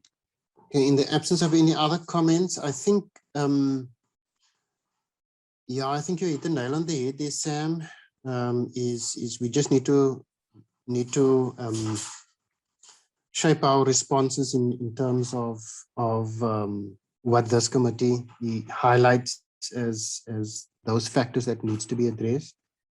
And I think absolutely, with regard to improved M&E monitoring and evaluation, maybe just to comment on that is, MANCO has put together various subtask teams dealing with efficiency projects and sustainability and academic optimization, etc., etc. And that was something that came out of Denver Web and the SRMA's work around how they see sustainability being rolled out, and sustainability and resource mobilization. Certainly the challenges there too is their points of departure, and I can almost say they what is the wording there they used, that went to MANCO. It got approved at MANCO now late in 2021. It's the can't get to that word. It's almost like the principles that they're going to use in the scope of work that they're going to perform. Let me park here, colleagues.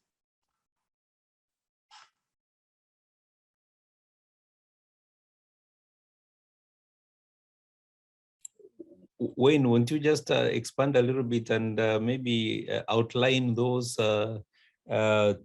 teams, because for purposes of plenary, we basically is talking about ongoing structures, including working groups that are focusing on these things. And then when we now move into the area of recommendations for monitoring and evaluation, we can sort of tie it into specifics. Maybe you can just outline those MANCO subcommittees and task teams, and what you've just basically outlined, but in more if you can enumerate them. Yeah.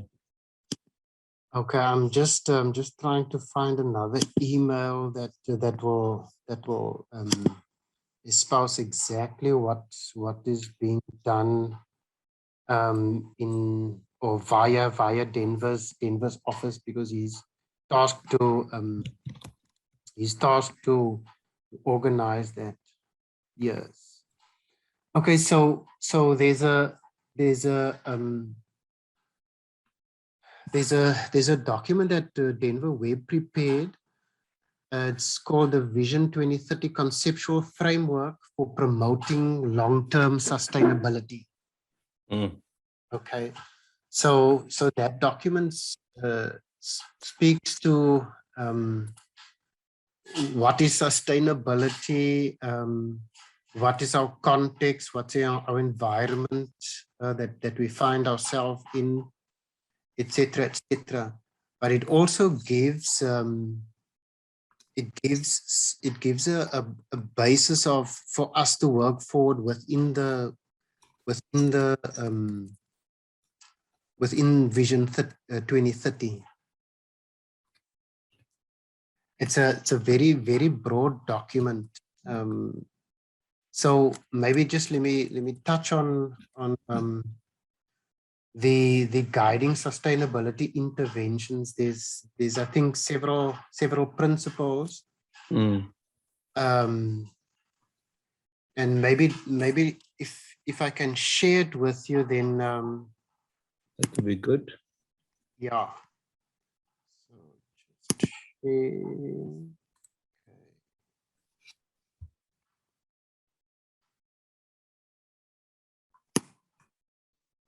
If I share my screen, can you all see? It's coming. Yeah, we can see it. Got it. Oh. So the key principles guiding sustainability interventions, as you can see on the screen, and I'll read it out, ensure that decisions are consistently guided by our common purpose and values as outlined in Vision 2030. So our values are playing a very important role in terms of Ubuntu and honesty, etc., etc. Second one, address sustainability imperatives in a manner that accelerates transformation, deepens social justice, and foregrounds the public good.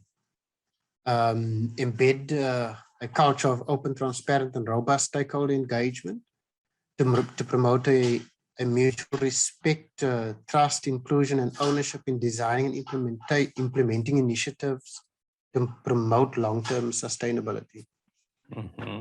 Engage stakeholders, etc., etc. So, colleagues, you can maybe read for yourselves there. So these are the bases for us that will allow us to be able to do this work properly. These principles are going to guide even the imperatives that we need to monitor and evaluate. This will be a very important point of departure in our feedback, in actually indicating that work has already gone into this area and the institution has already adopted broad principles. And actually, if you surmise them, which can always be shared, or you can make reference to the document that can be distributed to all members of plenary, because sometimes these people don't have all the information. It will inspire confidence that there's work thought through. I mean, look at even that second bullet point there that talks about ensuring alignment with transformation and accelerating transformation imperatives. You know what I mean? So yeah. Yeah. Okay, awesome. Yeah, I thought this document is quite a good one in setting us up and creating a broad guidance for us in how we shape. So this document is then there were other subcommittees. I'll have to get it very quickly. I don't sit on them. I only sit on the one forum. It's the efficiency efficiency forum where we're looking at projects to efficiency framework, which impacts efficiency, which impacts cost savings, which makes the university sustainable. And there's a range of projects, the main ones being water and energy, which are quite at the forefront of what we've done thus far. And I can speak, and I've touched very briefly on it earlier on. I would have loved to have maybe from Prof. Cheryl Foxcroft, the DVC Learning and Teaching, with regards to the academic optimization project. Now though that transformation would be rolled out. So yeah. So I think that here's a bit of background that I've also just come across, Wayne and a colleague, that the efficiencies and institution operating model working group, one of the working groups of the sustainability and institutional viability task team. So we've got a sustainability and institutional viability task team, and one of its subcomponents is the institutional operating model working group. That's correct, Wayne? Yes. I just want to write it down, man, so that I can, when I report back, yeah. So we've got the efficiencies and the institutional, we've got the sustainability and institutional viability task team. Okay. And then one of its subcomponents is the efficiencies and institutional operating model working group. Efficiencies and institutional operating model working group.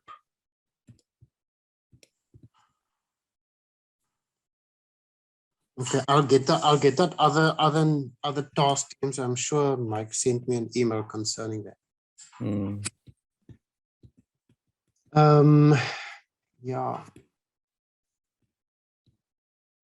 And then I think when we talk principles, I see the principles are mainly anchored, just maintaining the golden thread.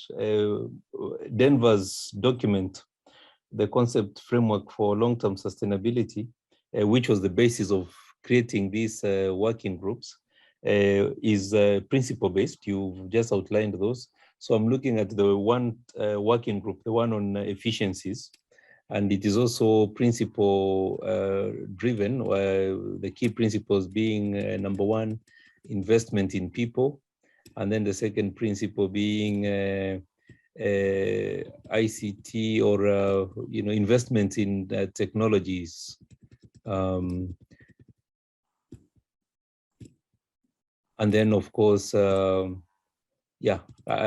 think that's in itself a good way of sort of keeping that golden thread. Why all this? Obviously, in the other projects, which then are the focus of this group, be it energy efficiency, be it the catering, transport models, etc., they're anchored on those key principles. So those are areas that, in fact, the document has called it opportunities. And all those opportunities in the form of sub-projects are intended to be areas where efficiencies can be enhanced in light of the bigger goal of long-term sustainability. Yeah. Okay, thanks. Thanks for that, Sam. Something just sorry, I'm just kind of listening here because I'm not too familiar with sort of this topic and the work that had been going on. But following from the discussion we're having now on the importance of principles, and some of the principles that I noted there was the importance of multi-stakeholder engagement, and I think it related to something, I'm not sure which speaker was discussing, whether it was Heather, but the idea that transformation needs to be at all levels, something that is reflected or that is adopted at all levels across the university. So I think that maybe trying to ensure that when we say all stakeholders, including students, and engaging with them, I think for example, with the water saving, and I liked how the university brought everyone into that. So there's like constant monitoring of how much water is used and residences, how much has been saved, what are the issues. There was a lot of engagement, and it I noticed that it even changed the way I was using. I live off campus. It even changed the way I was using water off campus. So I think that one starting from the principle of, okay, we want to engage stakeholders or all the stakeholders, and we want to ensure that transformation is something that carries across the entire university, and monitoring that and making sure everyone is aware of that. I think it's something that the university should try and adopt in other areas under this topic. So whether it's energy usage or environmental stewardship, but just that idea of getting all parties involved, making sure all parties are constantly aware of where we are and sort of those monitoring and evaluation issues. That's an awesome point. Thanks, man. Sir, can I just get your name? And I'm not sure of your name. How do you pronounce it? Oh, sorry. My name is, I don't know how we can say it here, but my name is Dan Danisa. Dan Danisa. Yes, yes, yes. Awesome, awesome. Yeah, thanks, man. Thanks.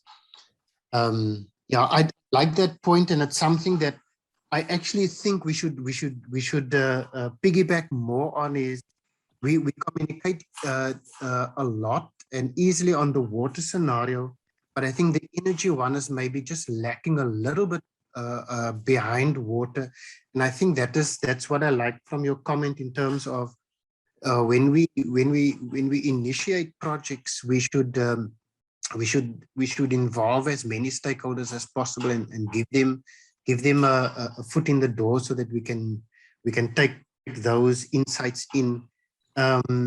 I like also the fact that we've maybe just a further comment. A further comment is that on our energy and our water, the water works that we've done thus far, we've involved the academic fraternity in a very in a very big way, and so that's quite quite good when it comes to multi-stakeholder engagement, and I like that point. Thanks. Mm. So if I may just quickly highlight those areas identified as opportunities. I know we've spoken about the waters, which is very important.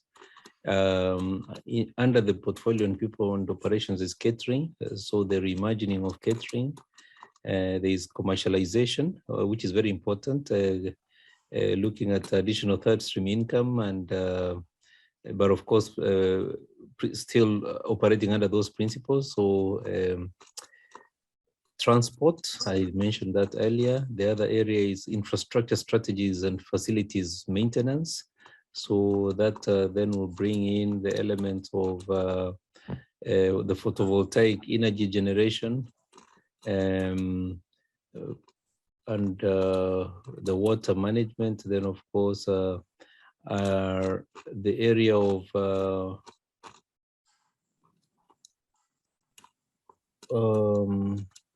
under learning and teaching. When you talk about bringing in the academy, it's a question of looking at different ways of using laboratories or labs, creation of administrative hubs and shared services, and you know, under research, innovation, and internationalization, there's the issue of, I mean, there's the idea, I would call it, of creating a virtual research community. And then here's the interesting thing. This document actually goes on to speak about potential. Can you share that document, Sam? I've emailed it to you. I sent it I actually forwarded an email to you, which has got a pack of emails. Sorry, I didn't know my our other fellow panelists' email. So if you could just share the same. And then what I was saying is that this document also contains what they've called potential performance indicators. Why are these exciting? Because they actually fit snugly into the concept of monitoring and evaluation, because with monitoring and evaluation, the starting point is potential, it's indicators, performance indicators. So that's what I wanted to just share. So maybe if you don't mind, if you give me your email, I'm happy to just send the same to you. You can put it on chat.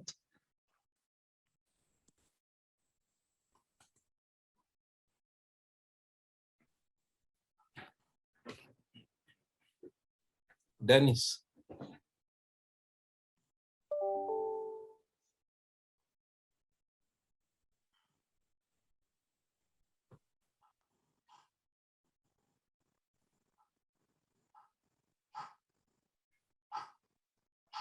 Wayne, are you there?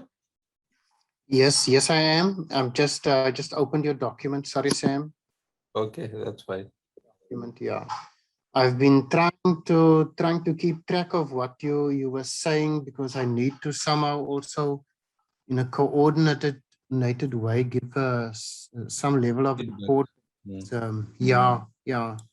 So the document that I was looking at in that pack is this one: Efficiency and Institution Operating Model Working Group Working Document, November 2021.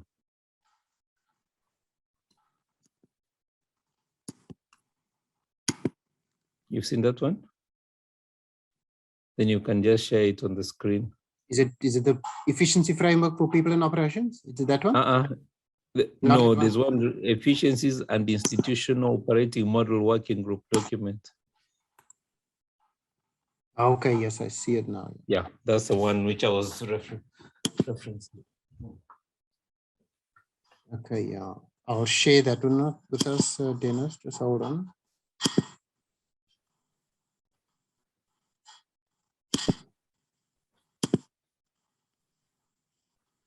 So probably not. Okay, it's this one, Sam.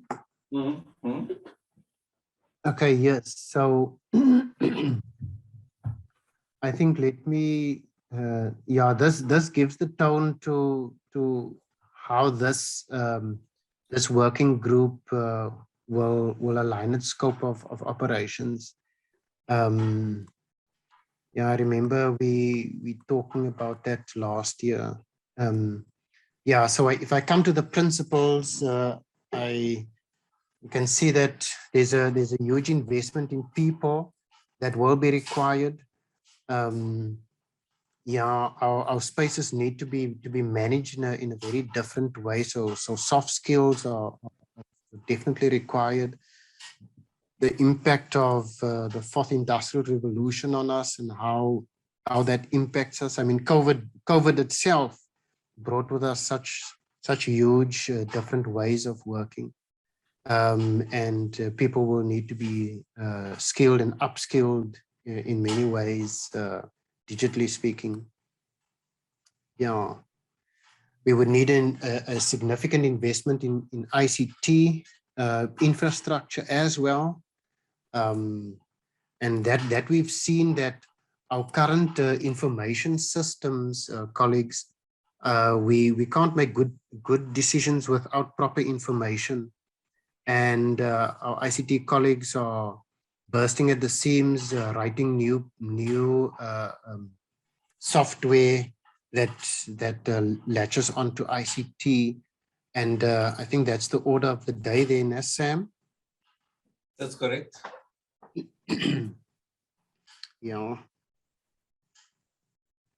Yeah, so there's Sam, I'm not too sure, and maybe you can guide us here, is in this talk of digitalization, what kind of infrastructure is ICT thinking of? Because certainly the hybrid model will still continue. And I'm not sure if we completely covered there from that perspective, from an ICT infrastructure perspective, and the risks certainly with cybersecurity and so on.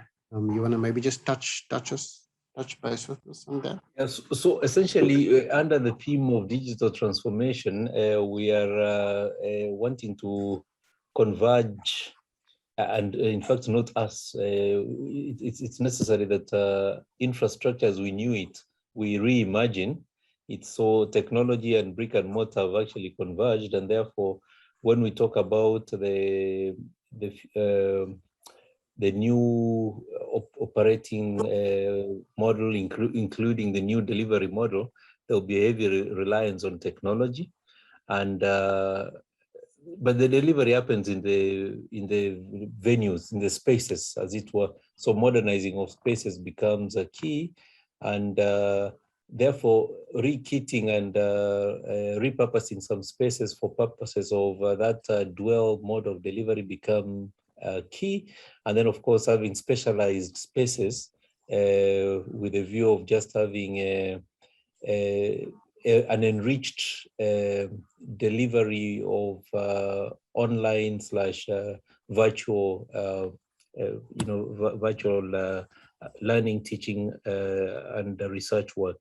So that's basically what it is. But then the ICT also, investment in ICT, that principle talks to efficiencies in how we do the back office work, because it's about speed of time, but also ease of transacting and ease of access on the part of students, etc. So I think when you talk about the investment in in technology, it is in technologies for administrative support, technologies for learning and teaching, research and engagement, as well as the rethinking infrastructure to embed heavy tech, because that is where the future is. But at the same time, I'm now coming to the transformation agenda. Inclusivity becomes key to ensure that no one is left behind in the process. Yeah, but that also entails, when we talk transformation, by the way, you spoke about investment in people. Colleagues need to operate in this highly digitalized, envisaged digitalized environment, and therefore ensuring that the requisite digital skills are imparted and expanded will be key in that regard. Yeah, you can, it's just a principal thing for me. I would probably want to focus more on those projects that are where you now are on opportunities. Because in those opportunities for the working group, there's specific things which have started working, kick in. Thank you. Thanks. Dennis, any inputs or questions or comments? Yes, I did have questions, especially with regards to the digitization and that issue of inclusivity. So I'm wondering how do we ensure that inclusivity, especially in light of sort of more or larger social structures that will prevent people from accessing computers and just in general data connections or cell phone or network connections and those issues. Like, I don't know, I guess it's not possible, but in light of those issues, what are some of the steps, aside from trying to upskill those that may have already been here? What are some of the steps that are taken to ensure that inclusivity? Good question. A number of things, maybe just to say that it still needs to be enriched. But if you look at, for example, the student connectivity projects, where we're saying, where currently, for example, we're provisioning data and also going to the residences, including off campus, and ensuring that students are connected to uncapped and reliable connectivity. That is one. When you talk about student devices, ensuring that the student laptop scheme, 12 students have a device as almost like an essential tool of learning and teaching, and massifying the same, I think is another intervention in that regard. And So there's a couple of interventions in that regard. I think because we're dealing with the principles, maybe just to note those and see that that will be one marker, a performance marker on how we close the divide to ensure that we all are included. So if you look at our students, some of our students who draw from the rural areas, so the marketing team will probably have a rural strategy. And how do we then ensure that, so thanks, Wayne. I get excited about this and I talk forever. No, you may please carry on. I think the limitation of our numbers in our group is gonna necessitate for us to maybe expound as far as possible. But I've highlighted the issue of inclusivity, which is a critical one, and that is I see that from a both staff and student perspective. And yes, the interventions are or have made a difference where we could over the past 2 years we could finish the academic years, and that was important for us. But I think more so now it is almost become the way of doing business for the 2021 academic year, where most of the students were off campus and needed a device. So the the interventions as far as NSFAS students are concerned, the book allowances were converted into available funding to cover the laptops, and that's why the massification of the student device became popular and a critical success factor in completing the learning and teaching as well as research. And from an academic support perspective, we have rolled out laptops for the pass or let's call it permanent staff complement. They all have laptops, so to a large extent they can do their work from home where possible. And this is obviously excluding the frontline staff, where certainly you need to be at your workstation to be able to provide the service. And typically your what do they call it?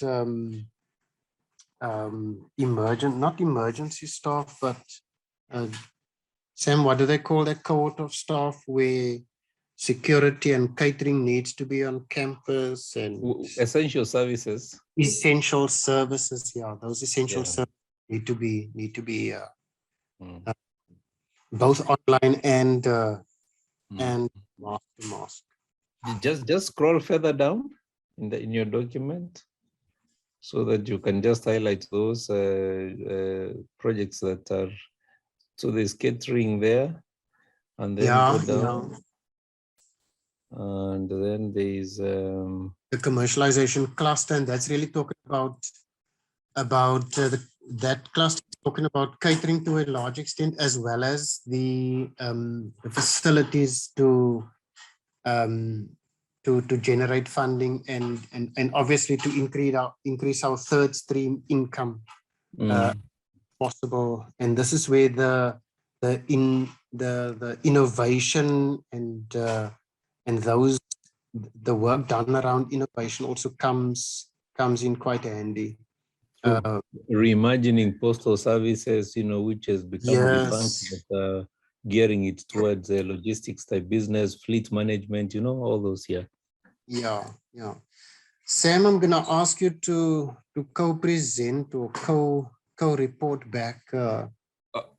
Let me request, because we don't have much time, if you don't mind, I can sweep through if necessary, but for now, if you don't mind, Wayne, just do the wrap up for us together with myself and my other colleague can just Dennis, and Dennis here could just. Now, Dennis, I don't know whether it's not Dennis as I usually spell Dennis. I was about to call you Daniso. So, is that Dennis? We've just been talking about names and the importance of pronouncing them well. help me. Yeah. You muted, Dennis.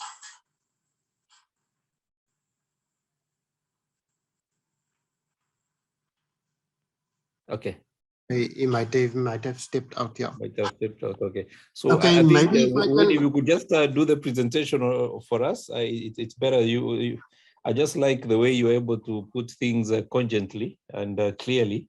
It's because I suspect we are also constrained with time, so that it becomes just quick and pointed. Yeah, thanks so much.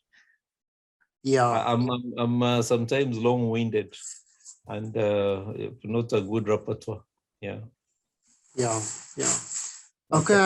I've written a few things, and maybe just I'm Sam, I'm not too sure if I must expound and how much I must expound on what we're doing on the transport and what we're doing on the energy, water, the catering, the business models.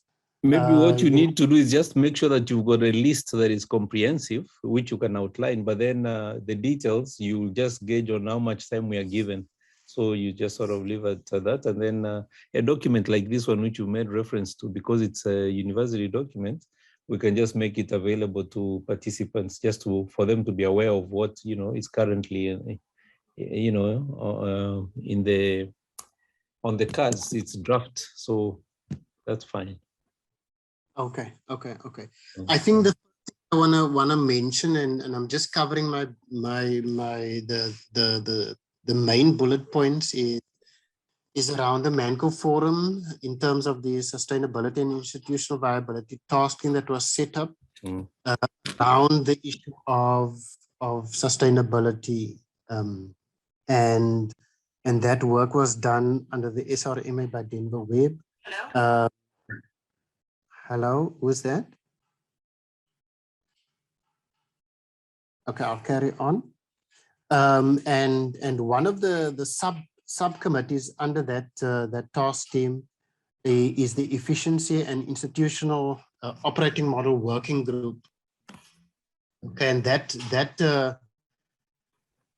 working group has got I can almost say of reference and a document prepared, and I'll share that with the colleagues. The principles and the conceptual framework, institutional sustainability, certainly its scope, and I'll touch on some of the projects that we currently busy with. I'll touch on transport, energy, water, catering, security, our digital transformation landscape that we need to be all inclusive, and the challenges there. I'll touch base on the multi-stakeholder engagement and maybe just the successes, and maybe even what we've the involvement of staff, students, and the academic fraternity on all of these projects.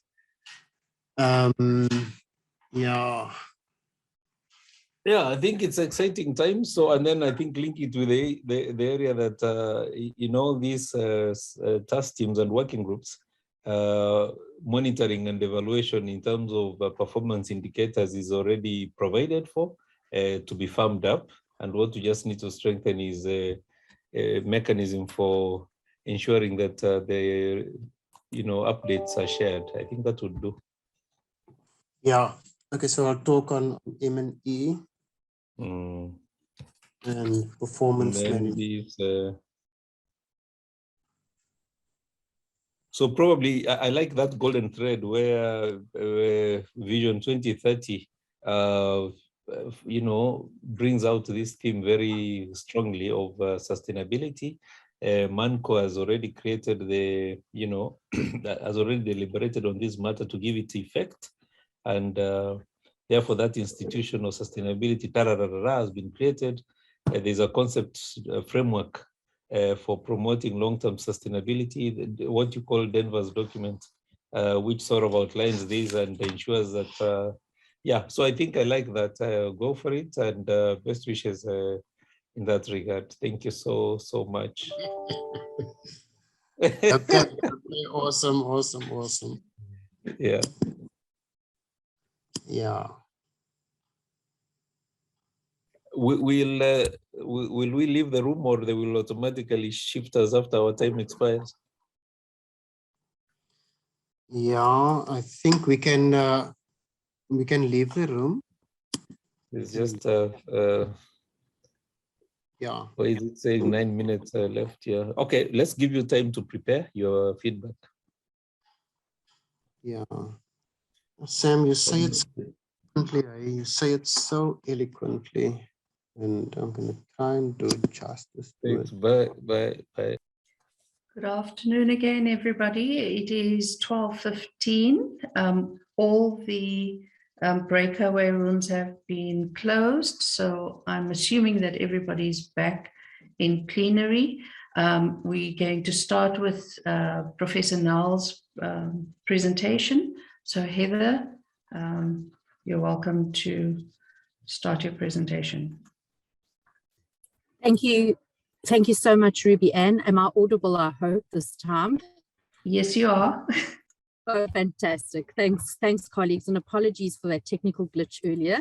It's always most embarrassing when that happens, but thank you for indulging me. And I'm going to start immediately so that I don't waste any more of your time. It's actually been lovely to have the breakaway before the presentation, because a lot of what's in my presentation has inductively been discussed in the institutional culture working group that I've just come from. So it's lovely to see confirmation of some of the preparation I did to prepare for today is already arising, and I'm sure it'll come up in the feedback from the breakaways too. So without further ado, just a quick overview of what I had prepared. I won't be able to speak to everything that I had in the presentation because of time constraints, but you will get the full presentation as part of the conference proceedings, and you'll be able to look at it at your leisure. Firstly, I'm just going to say what informed Vision 2030 as it relates to transformation. What indicators have we been tracking and will we potentially be tracking going forward?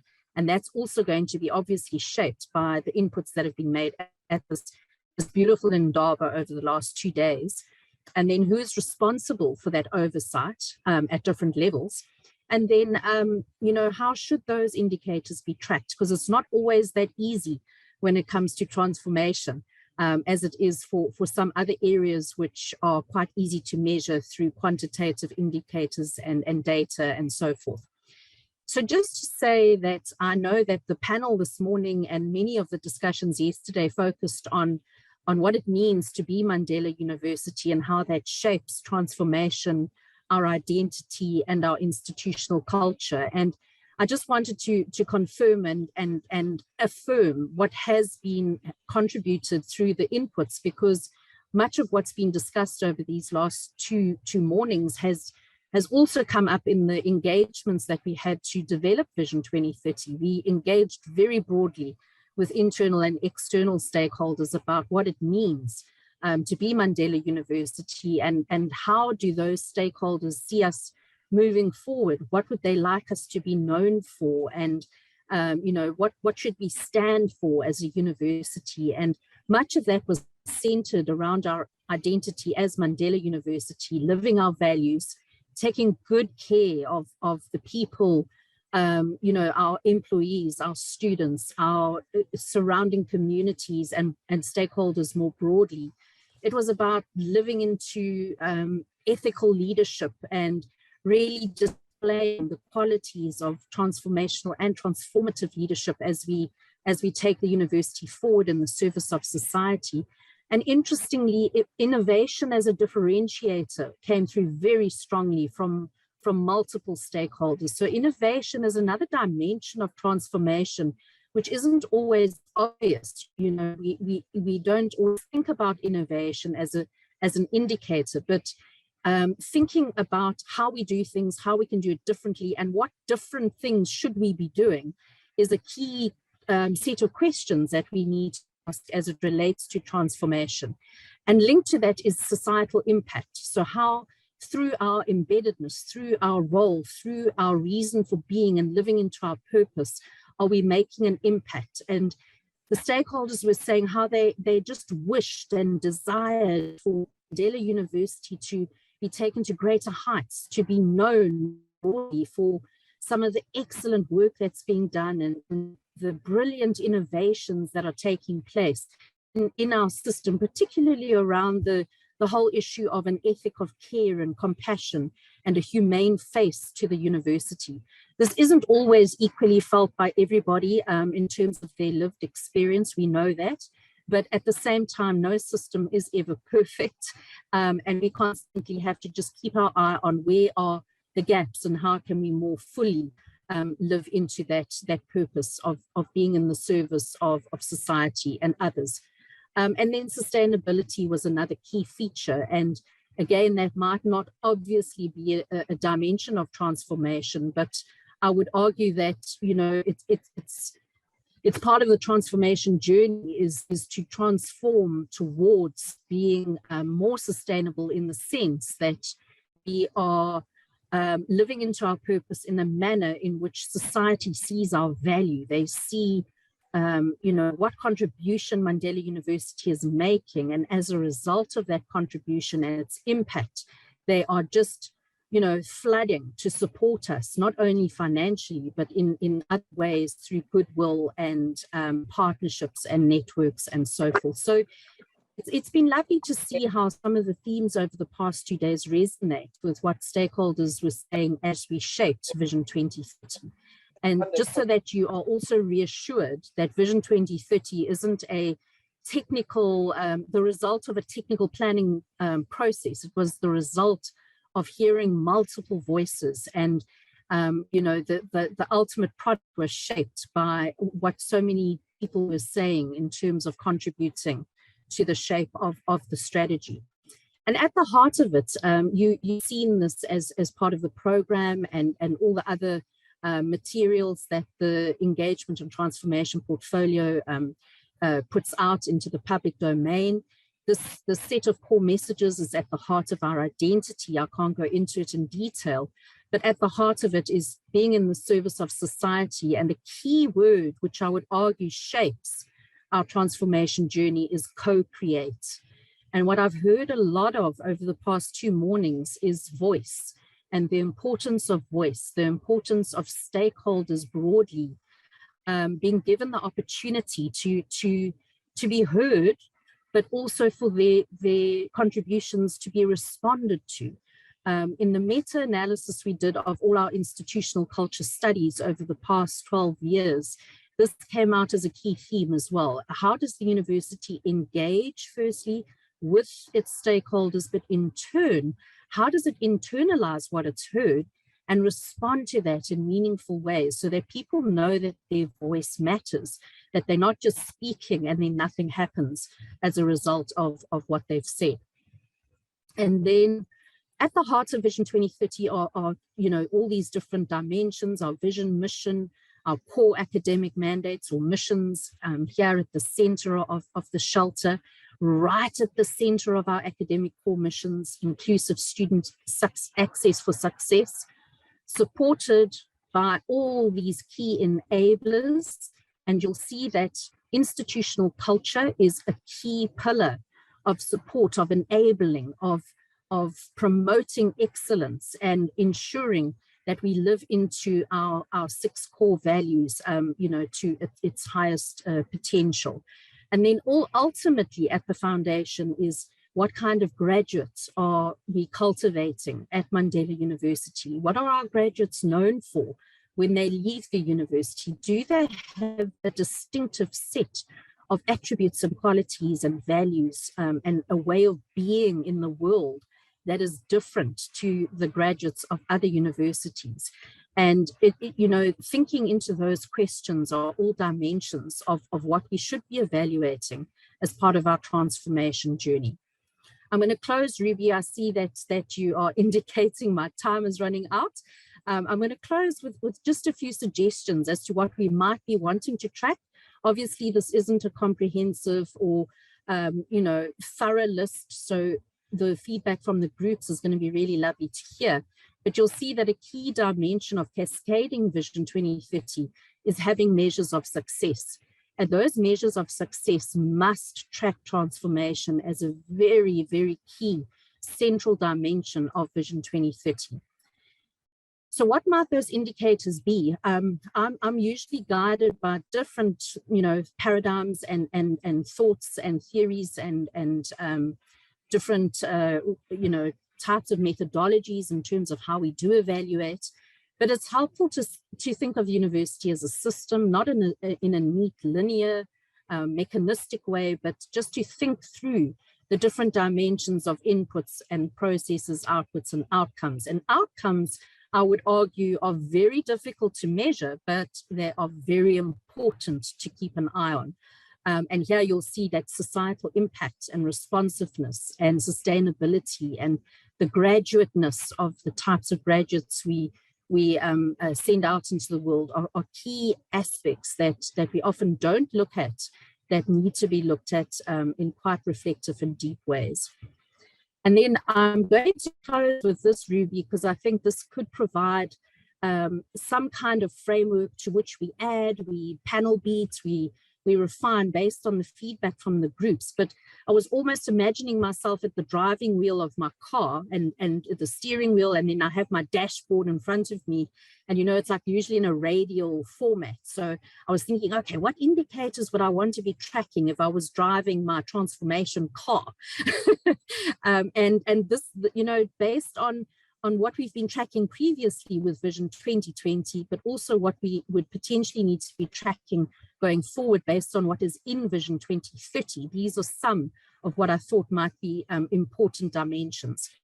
Our history and our context, very important foundation for tracking these indicators, because it shapes our contribution and how we show up in terms of our purpose. Our vision, mission, and values, to what extent are those lived and experienced on the ground? Our governance and leadership and how enabling those are they ethical? Are they values driven? Are they inclusive in terms of how the leadership happens? And that links to stakeholder engagement and partnerships. How are we reaching out to internal and external stakeholders, building relations, building friends and networks, both locally right through to the globe? Inclusive student access for success, key to our identity as a comprehensive university, but a mandate of all universities. Our core missions, this is rich in indicators for transformation, from the curriculum through to learning and teaching, through to student support, through to the kinds of research we're conducting and why and for what purpose and what questions we're asking, and then through to our transformative engagement paradigms as well. Core missions at the heart.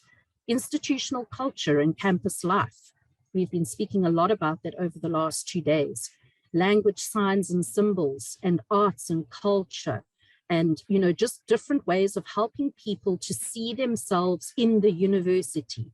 One thing that struck me really deeply during Fees Must Fall was students saying to us, they don't see themselves in the university. They don't see themselves reflected in the curriculum. They don't see themselves reflected in the language, in the signs and symbols, in the artworks, in the building designs. So that's a really crucial dimension. Equity, diversity, and redress. And by redress, I'm including complaints mechanisms, which is really key. And we've seen how improvements in that area over the past 2 years have really fundamentally impacted on a more positive institutional culture. And then last but not least, we mustn't forget about institutional systems, processes, and infrastructure. It sounds very technical, but these have a fundamental impact on institutional culture and how people experience the university, whether it's user-friendly or not, and whether we are saying something in our brand promises, but we're delivering something very different when it comes to how people experience our systems. And then last, but definitely not least, is how do we mobilize resources and how do we allocate resources? A great deal of power rests here. And it's often through committees that those resources are allocated. And who makes those decisions and what guides those decisions are very important questions to ask. And how do our resources enable our transformation agenda to flourish? So colleagues, those are just a few ideas as to what could be on the dashboard, but I'm really looking forward to hearing the feedback from the groups, because I know it's going to enrich this even further so that we come up with a mosaic of indicators. And just a last word, Ruby. Yeah. You know, when we say who should track these indicators, let's not forget the individual. Every one of us are responsible for tracking transformation. It's done at a systemic level, it's done at an institutional level, but let's not forget our own responsibilities and agency in contributing to how we track transformation going forward. And a big dimension of that is to constantly reflect. Ask these three questions: what, so what, and now what? And I want to leave you with the now what as well, because once we know these things, once we've tracked the indicators and we know whether we're making progress or not, what are we doing with that information? How are we making the changes we need to make based on what the different voices in the system are telling us? So thanks, Ruby, that's me. And thanks for accommodating me despite the glitches of earlier. Okay. Thanks so much, Heather. May I then call upon the first rapporteur from Curriculum Transformation to please provide feedback in a succinct way, 5 minutes, actually 4 minutes, and then we'll go on to the next one. So please, can the rapporteurs get themselves ready and try and keep it in thematic format rather than descriptive. Thanks so much. Thank you, Ruby Ann. Amanda Singleton here for this group. We focus primarily on the third question: how can we measure progress more effectively? And I think if I can summarize the conversation around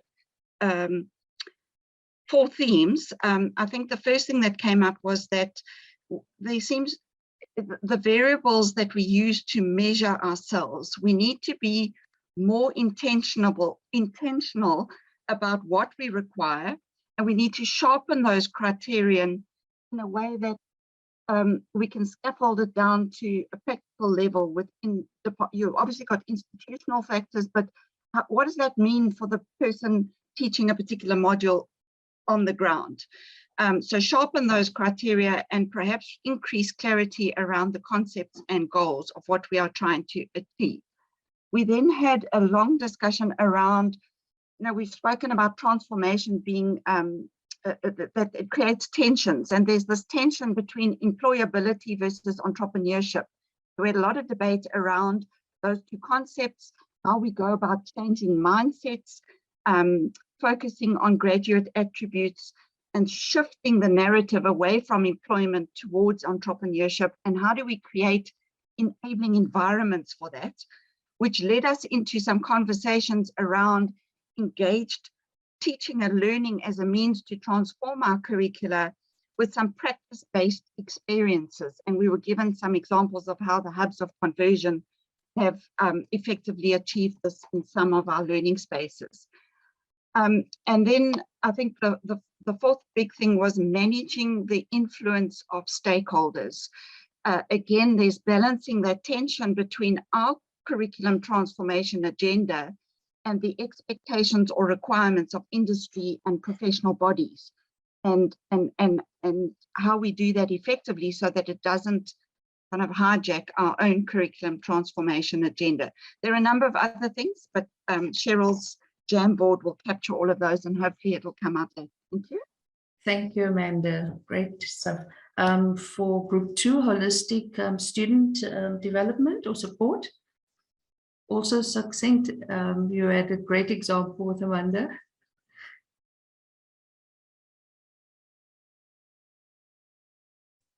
Rapporteur 2. Can we move on to Rapporteur 3 then? Rapporteur 2, is it holistic student development? Yes, Bernard. Yeah, I think I'm ready. I can start the floor. Okay, great. Yeah. Look, thanks, Chair.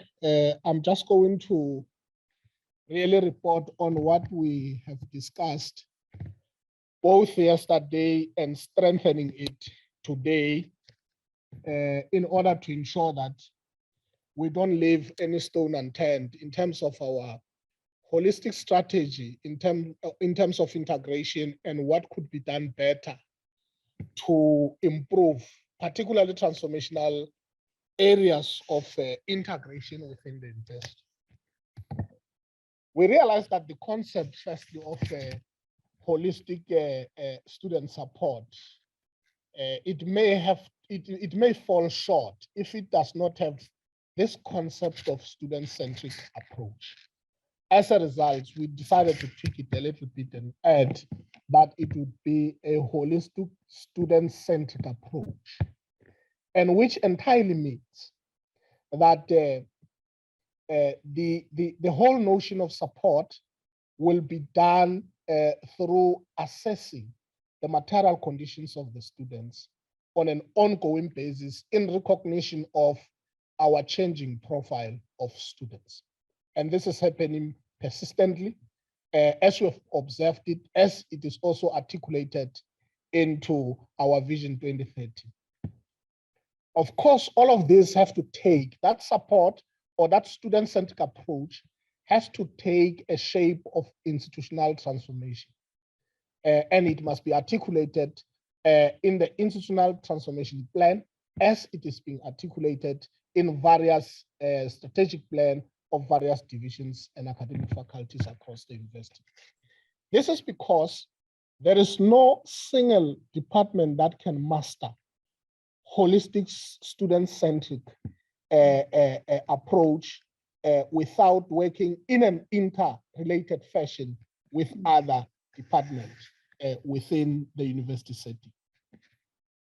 Obviously, we decided to be quite specific and catalytic in how we really model the kind of the programs, or we be pragmatic in our approach in terms of accelerating the impact. And in that way, we price the whole issue of innovation, we price the whole issue of collaboration internally in order to ensure that we remain relevant to enhance what is within the value system of the university, which is stewardship. Among other things which we have picked up, they are about, in principle, 5 key issues, so that we don't really go out of context and have a list that will not be possible to implement from the starting phase of our integration point of view. Bernard, sorry, Bernard, would you be able to give us a list of those 5 and maybe not go into detail because we're going to run out of time, if you don't mind? All right. Okay. No, that's fine. I think the first issue is really to define and facilitate what we call African university, what exactly it means to all of us. I think it's the first thing that we need to drive. The second part is really about redefining what student-centric university is. And as I indicated in my intro, it must be a work of all divisions, departments working side by side. The third part is really about a culture of recognition of diversity. This is stemmed from the fact that we are different in our own upbringing, culture, what we believe, and so on.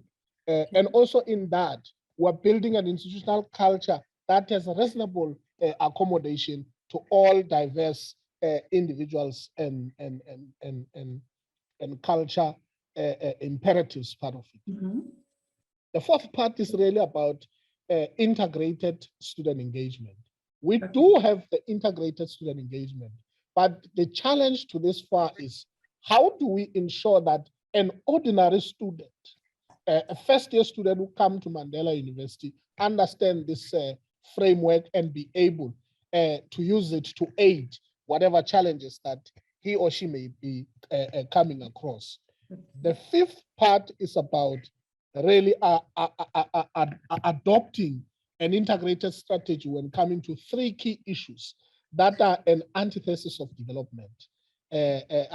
human development, which is student hunger, student health, and safety. These are the three key issues that define the university and what it is all about in bringing about comfort in the discomfort of general issues that students come across and restore that confidence in our ecosystem to take care of the needs of the students. I think that's where I'll stop. Thank you very much. No, that was a fantastic summary. Thanks so much. Could we get Rapporteur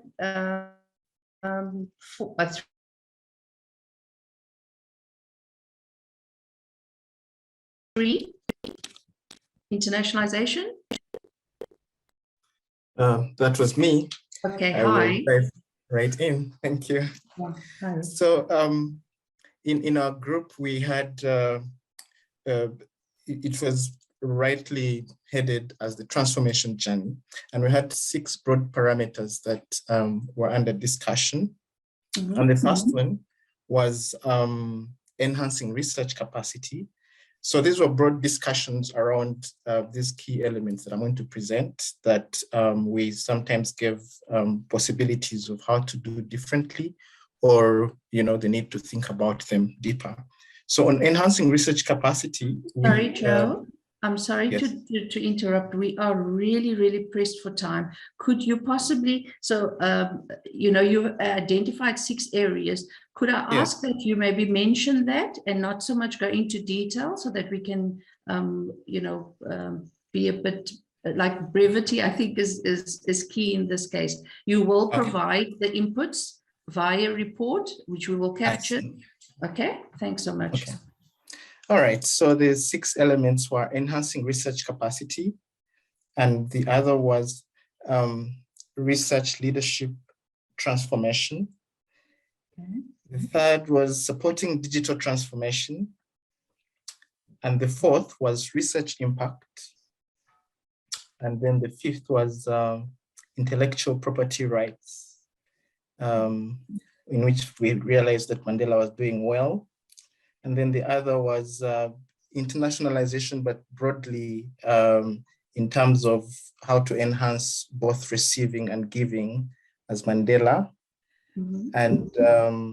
And the transformation of numbers in terms of international exchanges. Mandela as a recipient of students from abroad and as a giver of students to go abroad. If I have a minute, could I say anything more, or is that sufficient? I was just the last category. Did that also include staff, or was there specific focus on student enrollments? In the discussion, we mainly focused on well, it was research exchanges, but also a huge focus on the students to be, to go out and come in. Yeah. Okay.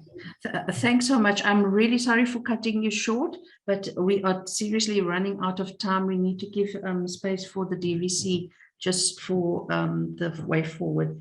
Thanks so much, Joe. Ruby Ann, yes? it's yes? okay. He still has 2 minutes to go. So okay. He wanted to say something. So okay, sure.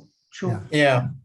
Yeah, so in the broadness of these elements, especially around the enhancing of research capacity, one of the key elements that comes up is that whereas there's funding that is available to students, it is still inadequate funding, but also there's the need to expand funding from the government to find other sources of funding. So I thought that was a key point from that.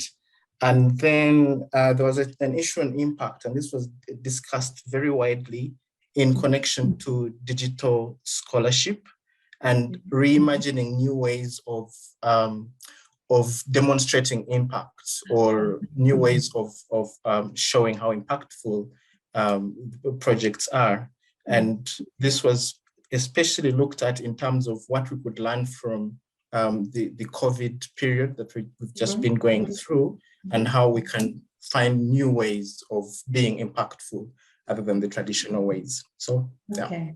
As opposed to H factors. So thanks so much, Joe. Much appreciated. Right, okay, then employment equity. Do we have the rapporteur available? Yes.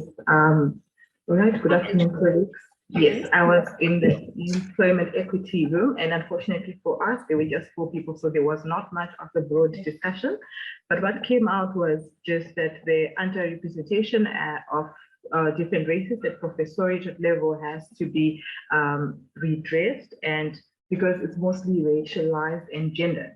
So the university has to try by all means to be intentional about it. They're intentional about the policies of redress, but it's not much intentional about what is really happening practically. Are we really building up the early academics and the missing middle to the point that they get to the professoriate level? So there is need for capacity building. There is need to develop them further. There are support programs that should be there to develop them further. Gender transformation should just not be seen on paper, but it should also be done. So someone has to be accountable to say, this is the plan. Why are we not yet here? Someone has to read the stats and come up with an idea of this is why we are here, and we're trying to do this and this and this so that we get to where we are supposed to go. Also, one speaker said there was need for a state of the university address so that we really hold each and every department accountable to produce the professoriate level that we envision as a university. There's also the transformation regarding gender and racialization and the staff levels that has to be redressed, and it has to be intentional as well. There has to be good representation across the board. The employment cycle as well needs to be looked at. People are eventually going to retire. So if they're going to retire, there is need for them to be mentors to those who are coming so that we cater for the missing middle. Yeah, basically that was it from our group. Thanks so much, Rachel. Much appreciated. Then institutional culture. Thank you so much, Doc. So institutional culture, we actually talked about mobilizing around the set of values that is an image of the icon Dr. Nelson Mandela, and how this may actually assist the university in generating a sense of cohesive identity. We also talked about implementation challenges, the struggle between the institution's vision and its implementation strategies, and how we should actually bring those two together. We spoke about monitoring and evaluating. There was a question of empathy as well that came through, how Prof. Kit highlighted that the importance of having active empathy, the importance of values of symbolism. We also talked about values of symbolism in science, the question of cohesion, academic mandate, how we engage in learning and teaching, language as well, the role of arts as well. Not forgetting governance and leadership engagement is also important, and student voice and student consultation was also one of the issues raised, and stakeholder engagement, Doc, or stakeholder communication, and how that fits into institutional culture. Thank you so much. Thank you very much for you. And then the last one is sustainable resource stewardship. I gather that would be Wayne. Yes, thanks. Hi, Wayne. Thanks, Rubianne. Yeah, we were just 3 in the group, so I'm going to save you a bit of time. The main points that came out of our task team was that the university has set up a task team dealing specifically with sustainability and institutional viability.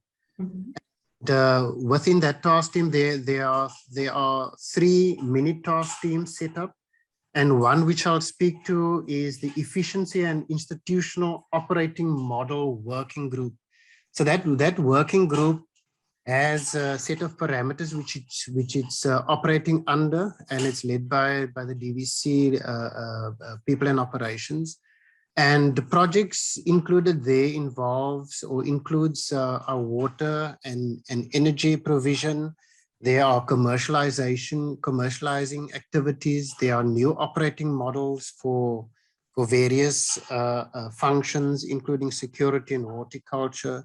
We're looking at transportation and how that is best run in bulk form. The digital transformation has also been a huge factor and has multi consequences that we need to take out, that we need to consider. Yes, so one of the other factors that came through is the theme of multi-stakeholder engagement when developing these models.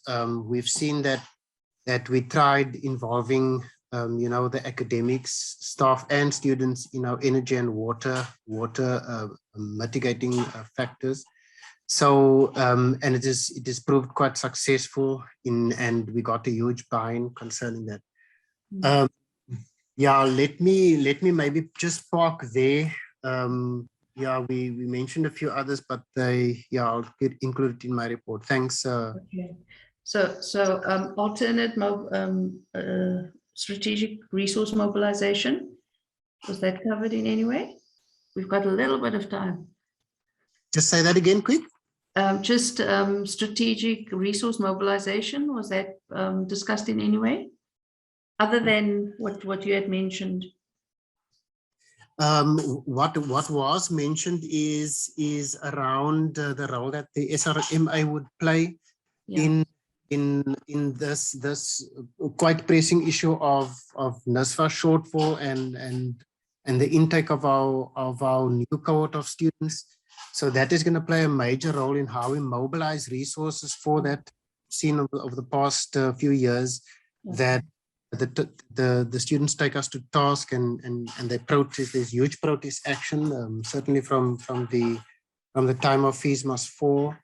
But that's been a major one. But the university has responded quite successfully in that space, where bursaries have been found for many cohorts of students as they have specific criteria. Yeah. Thanks so much for that. So we've completed the feedback sessions. Prof. Keat, are you available to provide the way forward? Yeah. Oh, share some ideas of where this thing may go. No? The way forward sounds so biblical, too much of a burden to carry, I suppose. Huh? Sorry, Prof.